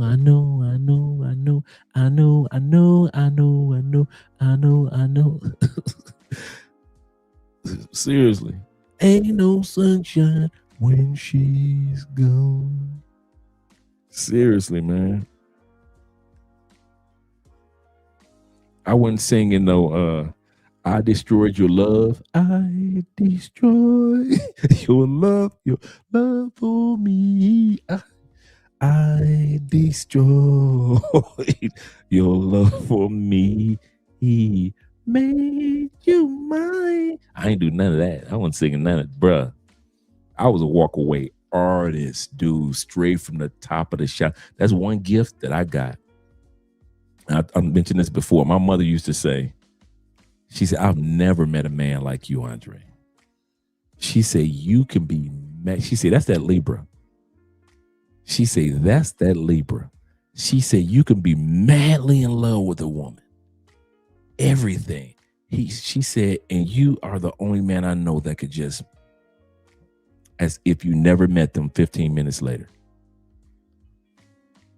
I kid you not. I'm a breakup artist. I'm built for the breakup. Dude, some of y'all ain't, y'all built for the relationship. I'm built for the relationship. But brother, when it comes to a breakup, every one of my exes can tell you, Andre ain't never came back for that pussy. Ever. They didn't try to throw it on me many a day. Don't call me. Don't text me. I don't be mad. I don't be angry. I move on. I'm on to the next, on to the next. Some of y'all just like me. Y'all ain't, I don't need no closure. I don't want no arguments. I don't need no fussing. I'm not blowing up your phone. I'm not texting you crazy. We can be together. Dude, I love my wife. I love my wife. But Andrea knows this about me. When it's over, it's over. I remember one time Andrea said she had a dream, right, that we broke up. And she said she went out in the dating world, and she said, in my dream, I decided to come back to my husband. I said, you must have had another husband. Literally, this is what I said. You must have had another husband. She said, what you mean? I say, ain't no coming back to Andre. I say, none of my exes in my life ever got a second chance. Ever. I don't play that. Because every time I saw somebody get back together, all y'all ever did was remind each other of why you broke up in the first place. It is rare when a couple gets back together that they actually work out. It's rare. It happens, but it's rare. Normally, when you go back to that coochie, all she do is remind you with her mouth, or you remind her of why y'all broke up from the get-go. So I always was like, ain't no use of me even going back trying to hit something, because all I'm gonna do is open up old emotions in her, old emotions in me, and what's gonna happen? She disappointed and hurt, and I'm disappointed and hurt over some sex. No, I'm gonna go ahead and hit this new chick. I'm gonna go ahead and hit her little coworker that's been trying to sleep with me anyway. I would rather sleep with my ex's coworkers before I sleep with one of my exes. All my exes can tell you that one. I'm Libra to the core. I swing that pendulum over here and I'll give you the world. But once I swing it over there, it's as if we have never, I will look you in your eyes walking past you in the mall. No attitude, no hatred, none of that. I've always been built like that. Always, my whole life. My mom used to trip on that when I was young. She said, how do you do that? I said, do what? She said, how can you just act like you never knew a person that you were so madly in love with? I don't know. I said, what am I supposed to go back and hurt their feelings? Is that really love if I go back and hurt their feelings again? So none of my ex could tell you, not my ex-wife, not an ex-girlfriend, none of them can tell you Andre came back. Dude, I had exes, dude, you just do not, just like you dudes, dudes. To this day, you got exes throwing coochie at you. When I was back in the States, I had them trying to Never. My motto is X means next. You can't spell the word next without the word X in the middle of it. X means next. He said, I was called heartless. Maybe. Because an ex asked to get back together, and I told her, nah. She said that it's like we never met. That's how I always was. I told her, yeah, that's the point. Yeah, some of you dudes, y'all need closure. Most dudes need closure. Why'd you do that? Why we break up? Why our love? Why'd you break up a happy home? I don't need to know none of that. I don't need to know. You ain't got to give me no closure. I ain't never asked a woman. I had one woman in my life tried to give me closure. She tried to explain why we broke up and why she was such a bad girlfriend. You know, she was trying too hard. And I was like, this is over with, right? She was the only woman I sat back, and we just so happened to meet each other in a library. She's the only woman I sat back and I just listened to what she had to say. You know, you're in a library, you can't, I could have walked away, but I was like, okay. And after that, spoke to her probably twice after that. And that was in passing, like you see somebody 2 or 3 years later type of thing. But nah, no female. And I think that's what made it so cool for a lot of my exes to feel comfortable. To where, for example, remember I just mentioned to you guys a few hours ago about the female that I was dating when I got ready to decide to travel to other countries and live in other countries. I talked to her and her husband on the phone like 3 years ago. She was the one that was crying, oh my God, you leaving me. And then a year later, she's married. And I talked to her husband on the phone, talked to her. You know why? Because all my exes know you might as well go and get married. Andrea is not coming back. Right. Yeah, brothers be begging too much. Not me. If it's over, it is over. It's okay. I don't do second chance. Now, you know, when you have that limbo time period, like, is it really over? Are we working through it? That's one thing. But when I know it's over, I mean that from the bottom of my heart, not one ex ever had to worry about me coming back asking for the coochie, ever. I ain't never been thirsty for an ex. I ain't built like that. Most men, they thirsty for their ex. If she, hey man, she throwing me the coochie, I'm gonna take it, dog. Not me. I know what comes along with it if I hit it. If I hit it, then I'm gonna hit it again. Then I'm gonna hit it again. All of a sudden, we back in a relationship, and now we're reminding each other why we broke up, and now we got to go through this heartache and heartache again. I'm not going through that. We good. He said, when I break up, I play Uncle Sam. I don't even want to see you again. For real. That's serious, man. That's serious. And I'm not talking about like I'm a Mr. Tough guy. I'm not talking like that. I just never was built like I've always been. I think I'm blessed with that one gift, man, to just be able to just get up and walk away, no arguments. Just get up, walk away. No huffing and puffing. No huffing and puffing. What were you thinking, brother? No.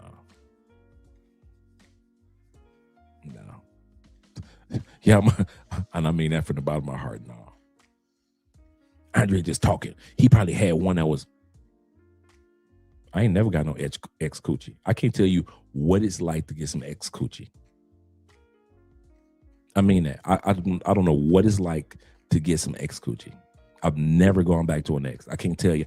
Y'all know I got stories galore. Not a one. Not a one. Yep. Let's go back to this stupid chick. She said, you look like that type. You're embarrassing me. You know that? What if a friend or a family member see you out here with another guy? No, you're embarrassing yourself. I'm like, get out of here. I have a job. I go to work. I have my own company. See, dudes think they can convince a woman with tangible things. In low vibrational type of women like this, they want dudes that's gonna dog them out. And a lot of times dudes don't want to admit, even when you go to another country, a lot of times dudes don't want to admit that the chick that you're trying to be serious with is trash. He sound like the female. Yeah, he's so feminine for this, bro. Just leave. Dang. Yeah, seriously. I'm gonna bring it back to the beginning. He starts off by saying, but I love you. What are you talking about? But I love you. Women do not give a damn.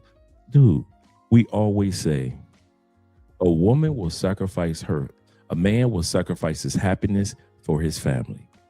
A woman will sacrifice her family for her happiness. She ain't even worth it, but the dude is, and this is common. This is the norm. This behavior that we're watching tonight on these videos, this is the norm. And I know some of you guys are like, no, that's not how I would do. You might not do it like that. But normally, your neighbors, this is how a lot of dudes are now. A lot of dudes are soft like this. This is the crazy part. There are millions of more women across the world than men. You could get another woman in a heartbeat, and it's crazy how men treat women as if they're scarce, as if you don't have her, there are no other women on the planet, to where you guys are deleting yourselves because that's crazy. Dude needs some push-ups and walk away soft ass. Seriously. Do some quick push-ups, do your exercise, get that stress off your back, and you good.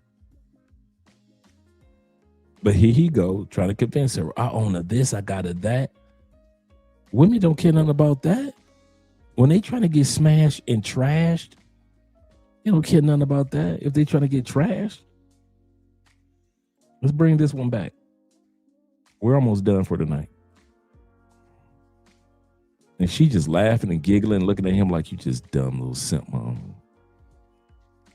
At this point, but my car is starting to actually go up in flames. It rolls into a stop and I run into the gas station and I'm to drive down and come. I'm saying, because I'm just a normal guy. Yeah, keep the change. That's nasty. You are the only girl that I'm with. Listen to you. What? I sound like a man who loves somebody. I love you. I love you. I saw somebody that I love you. She telling you to your face you a simp. I'm seeing other men simp. And the fact that he's not examining himself to see how is it that a woman could have the audacity to look me in my face and tell me she was somebody else and think that there won't be repercussions. That's the part that men don't examine.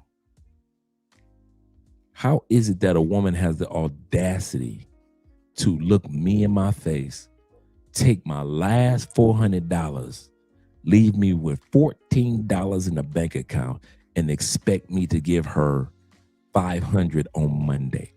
What am I doing wrong when it comes to how women see me? Y'all don't acknowledge and examine yourselves. This new generation of men are too busy trying to hold on to the woman instead of like, whoa. What is it about me that make this itch think that she could just sit comfortably in my place and tell me with a straight face that she is seeing other men? What is it about me? Dudes don't do that. All they do is cry and whine like this dude. A date. Just a date. You're not supposed to be. I'm gonna walk down the aisle with him. It's a date. How can you go on a date with somebody else if you're dating me? Because you're a simp. This is why she can. I'm with her on this one. If y'all wondering who I'm cheering for in this scenario, I'm with her. She's the strong one. Shout out to my man Fraction Jackson in the building. She loves hearing that shirt too much. Yep. Oh, that shirt too. Yeah, if you wonder who I'm cheering for, I'm not feeling sorry for this dude that's not even wise enough to feel sorry for himself, to be strong for himself. She know what type of dude he is. She know he's a simp. She know that he put her, she could use Hoeflation on him and feel more valuable in his eyes than all the other dudes that she's mentioning, that she's dating. If you don't love yourself, bruh, why should she love you? And that goes for all of us. Easy. Do I just go? Like, I'm dating you, I'm dating him, I'm dating Rob. I mean, I'm dating. What? My mom told me about you, man. And I tried to tell her that you was not that type. But she said you look like that type. You're embarrassing me, you know that? What if a friend or a family member see you out here with another guy? No, you're... What if my friends or family members see you out there? And? You're embarrassing yourself. I'm like, get out of here. I have a job. I go to work. I have my own companies. I take care of you. How am I? What do these other guys do for you? Besides degrade you.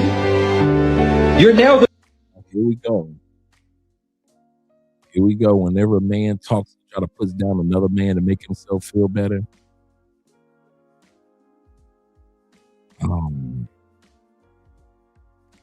Bad mistake. Done because of me. Look, y'all. Look, y'all. Y'all see her nails? I got that done for her to go out with another guy. Got her nails done so she can go out on the next date. I ain't mad at her. And he'll do it again. Don't save him.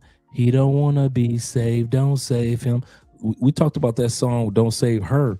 They should have came out with the Don't Save Him. He don't want to be saved. Don't save him. He don't want to be. It's a lot of dudes that got passports that don't want to be saved. You could talk their ear off about how stupid this decision is to be with this particular chick in DR. They don't care. They don't want to be saved. You could talk this dude's ear off and say, listen, I know 2-3 dudes in the Philippines that smash your chick. Don't save him. He don't want to be saved. You could tell this dude, like, dude, something ain't right about your chick, man. Here in Colombia, man, listen, I don't care. Don't save him. He don't want to be saved. It's dudes in the grave in Colombia right now, foreigners, buried John Doe, buried as a John Doe because all his identification was stolen. And they don't keep the bodies in a morgue. If they can't find out who it is, you buried as a John Doe. Because couldn't nobody tell you nothing. So now you buried in Colombia. Couldn't save you because you didn't want to be saved. And there's a lot of dudes like that. It's a lot of dudes like that.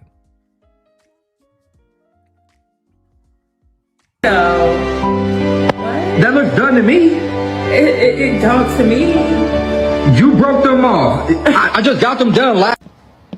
Who are you? My name is a pimp named Slickback, and I believe I... Oh, you didn't think I was on that? You didn't think I know about that Black Nubian? You didn't think I had your back about on that one? You ain't gonna hit no woman in my house. What woman, sir? This here's a hoe. You ain't gonna hit no woman in my house. What woman, sir? This here's a hoe. You know, great minds think alike, Black Nubian. I got your back, brother. I may have misplaced Slickback. That's what I said, Slickback. No, it's a pimp named Slickback, like a Tribe Called Quest. You say the whole thing. A pimp named Slickback. Can we call you Slickback for short? No, nigga, I'm a pimp named Slickback. Crystal, who is this person? Nigga, are you deaf? I'm a pimp named Slickback. Say it with me now. He's my pimp. You're a pimp? So you really are... Why did you lie to me, Robert? You're just like the other. What lie? You know what lie. Oh, you mean the Fidel Castro Jay-Z birthday party lie? Look, everybody lies. I love it when people lie to me. It means they care enough to spare my feelings. I heard you tell your friend I was crazy. Is that what you think? You think I'm crazy? Is that why you wanted me to leave? Do not lie to me! Hello? You got him, girl? Yeah, I got him. Now remember, none of this was your fault. This man took your weekend from you. 2 days you'll never get back. You gotta kill him.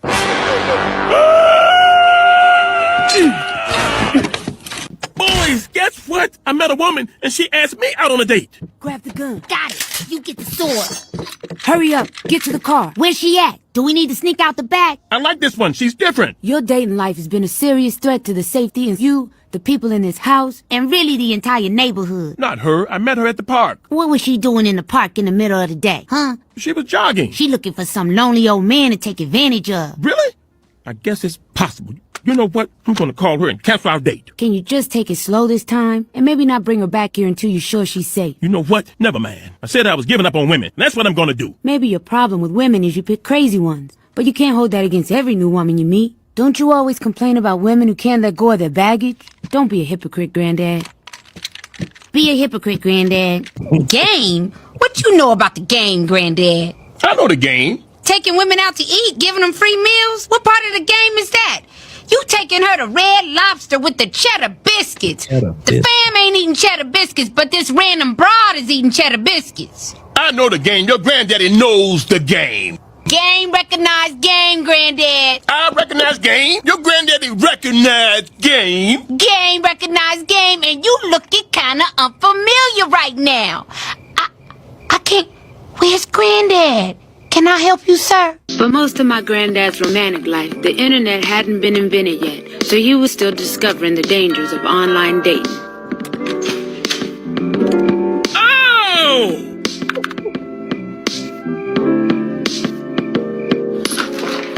Oh, Lord! Damn!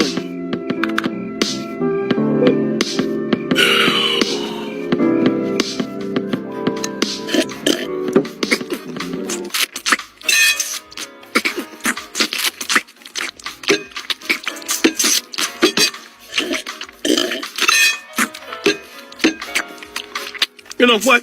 I've had it. This sucks. What's wrong with you? You know what's wrong with me. When was this picture taken? 1964? You saying I don't look like my picture? I'm saying you probably never look like this damn picture. This ain't you! So is that all you care about is looks? Yes! Well, excuse me for thinking you like me for who I was on the inside. Well, you're a liar on the inside. This whole relationship is based on a lie. An ugly lie! Why in the hell this keep happening to me? God, what did I do to deserve this? This is payback for what? What did I do to you? Tell me. Maybe I should leave. Nigga, you ain't no Denzel. Hell, you ain't even no Flavor Flav. Time after time after time. They always be alone. Lock them up. Charge them with fraud. I be snitching on ugly women all day. I say, give them the chair. Electrocute their ugly asses. I'll pull that switch quick. Look here, nigga. If every bitch you know got standards higher than your rent, you in the middle of a full-blown hoeflation. Hoeflation is when the market of available bitches gets crowded, but your value don't. Every bitch thinks she's special, but she really just inflating the game.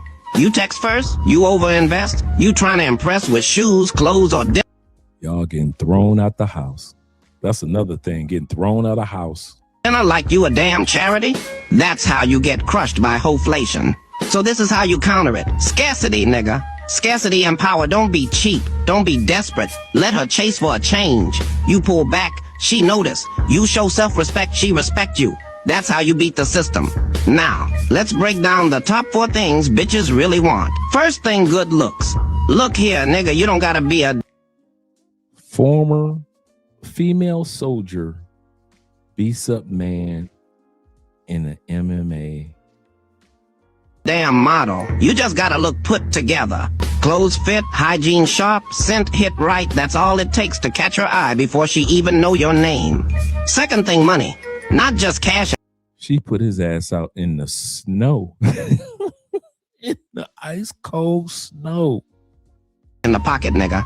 Financial independence and ambition. You don't flash bills. You show you can handle your life. Bitches love a man who makes moves. Don't be a broke clown chasing approval. Third thing, social proof. Other nigga getting kicked out the house. You don't gotta be a celebrity, nigga. It's all about who you know and how you are seen. If you got people respecting you, bitches notice. Fourth thing, charisma. This one is a big one, nigga. Energy over everything. Humor, confidence, wit, unpredictability. A bitch can't put her finger on it, but she knows she wants it. Charisma makes up for a lot of shortfalls. Money low? Fine. Looks average? Still fine. Charisma carries the whole damn show. Now here's the trick, nigga. Everything you own in the box to the left, in the closet, that's my spot. If I bought it, please don't touch. Keep talking that shit, that's fine. If you walk and talk at the same time, and that back. You don't chase all four at once. You prioritize your power, then sprinkle in the rest. Be good looking, not obsessed. Be financially solid, not flashy. Be around the right crowd, not fake. And charm her like a goddamn magician, nigga. That's how you stand out in a market full of desperate ass niggas. All right, and we finally made to the end of the video. It's 12:29. We've been here for over 5 hours. Yeah. I didn't plan on being on here this long, but my point is, guys, we got to be a little bit more wiser, whether we're in the States or whether we're out of the States. We cannot sit back and maneuver the way that we have since 2019. It's 2026. It should be a decline in the simp economy, and there should continue to be a decline in Hoeflation. Stop putting these women in other countries as well as the United States on pedestals in which they don't deserve. There are women that are going to come into your life that deserve to be treated special, but not every woman and not most women. I'll say this again. There will be women to come into your life that do deserve to be treated special, but not every woman and not most women. You got to come to peace with that, fellas. You got to come to peace with that. Most of the time, you're going to walk away. You're going to walk away most of the time. And if you can't, you need to go ahead and take the advice of our brothers and take your passport, put it in a shoebox and put it in the closet, because you ain't got no business traveling around the world. Shout out to all you guys that are here. Appreciate every one of you gentlemen. Every one of you. You guys have a great Monday. Let's do some outros. Hope you guys got a little something out of this like I did. Let's do some outro. It's been so late. Let's just do one outro.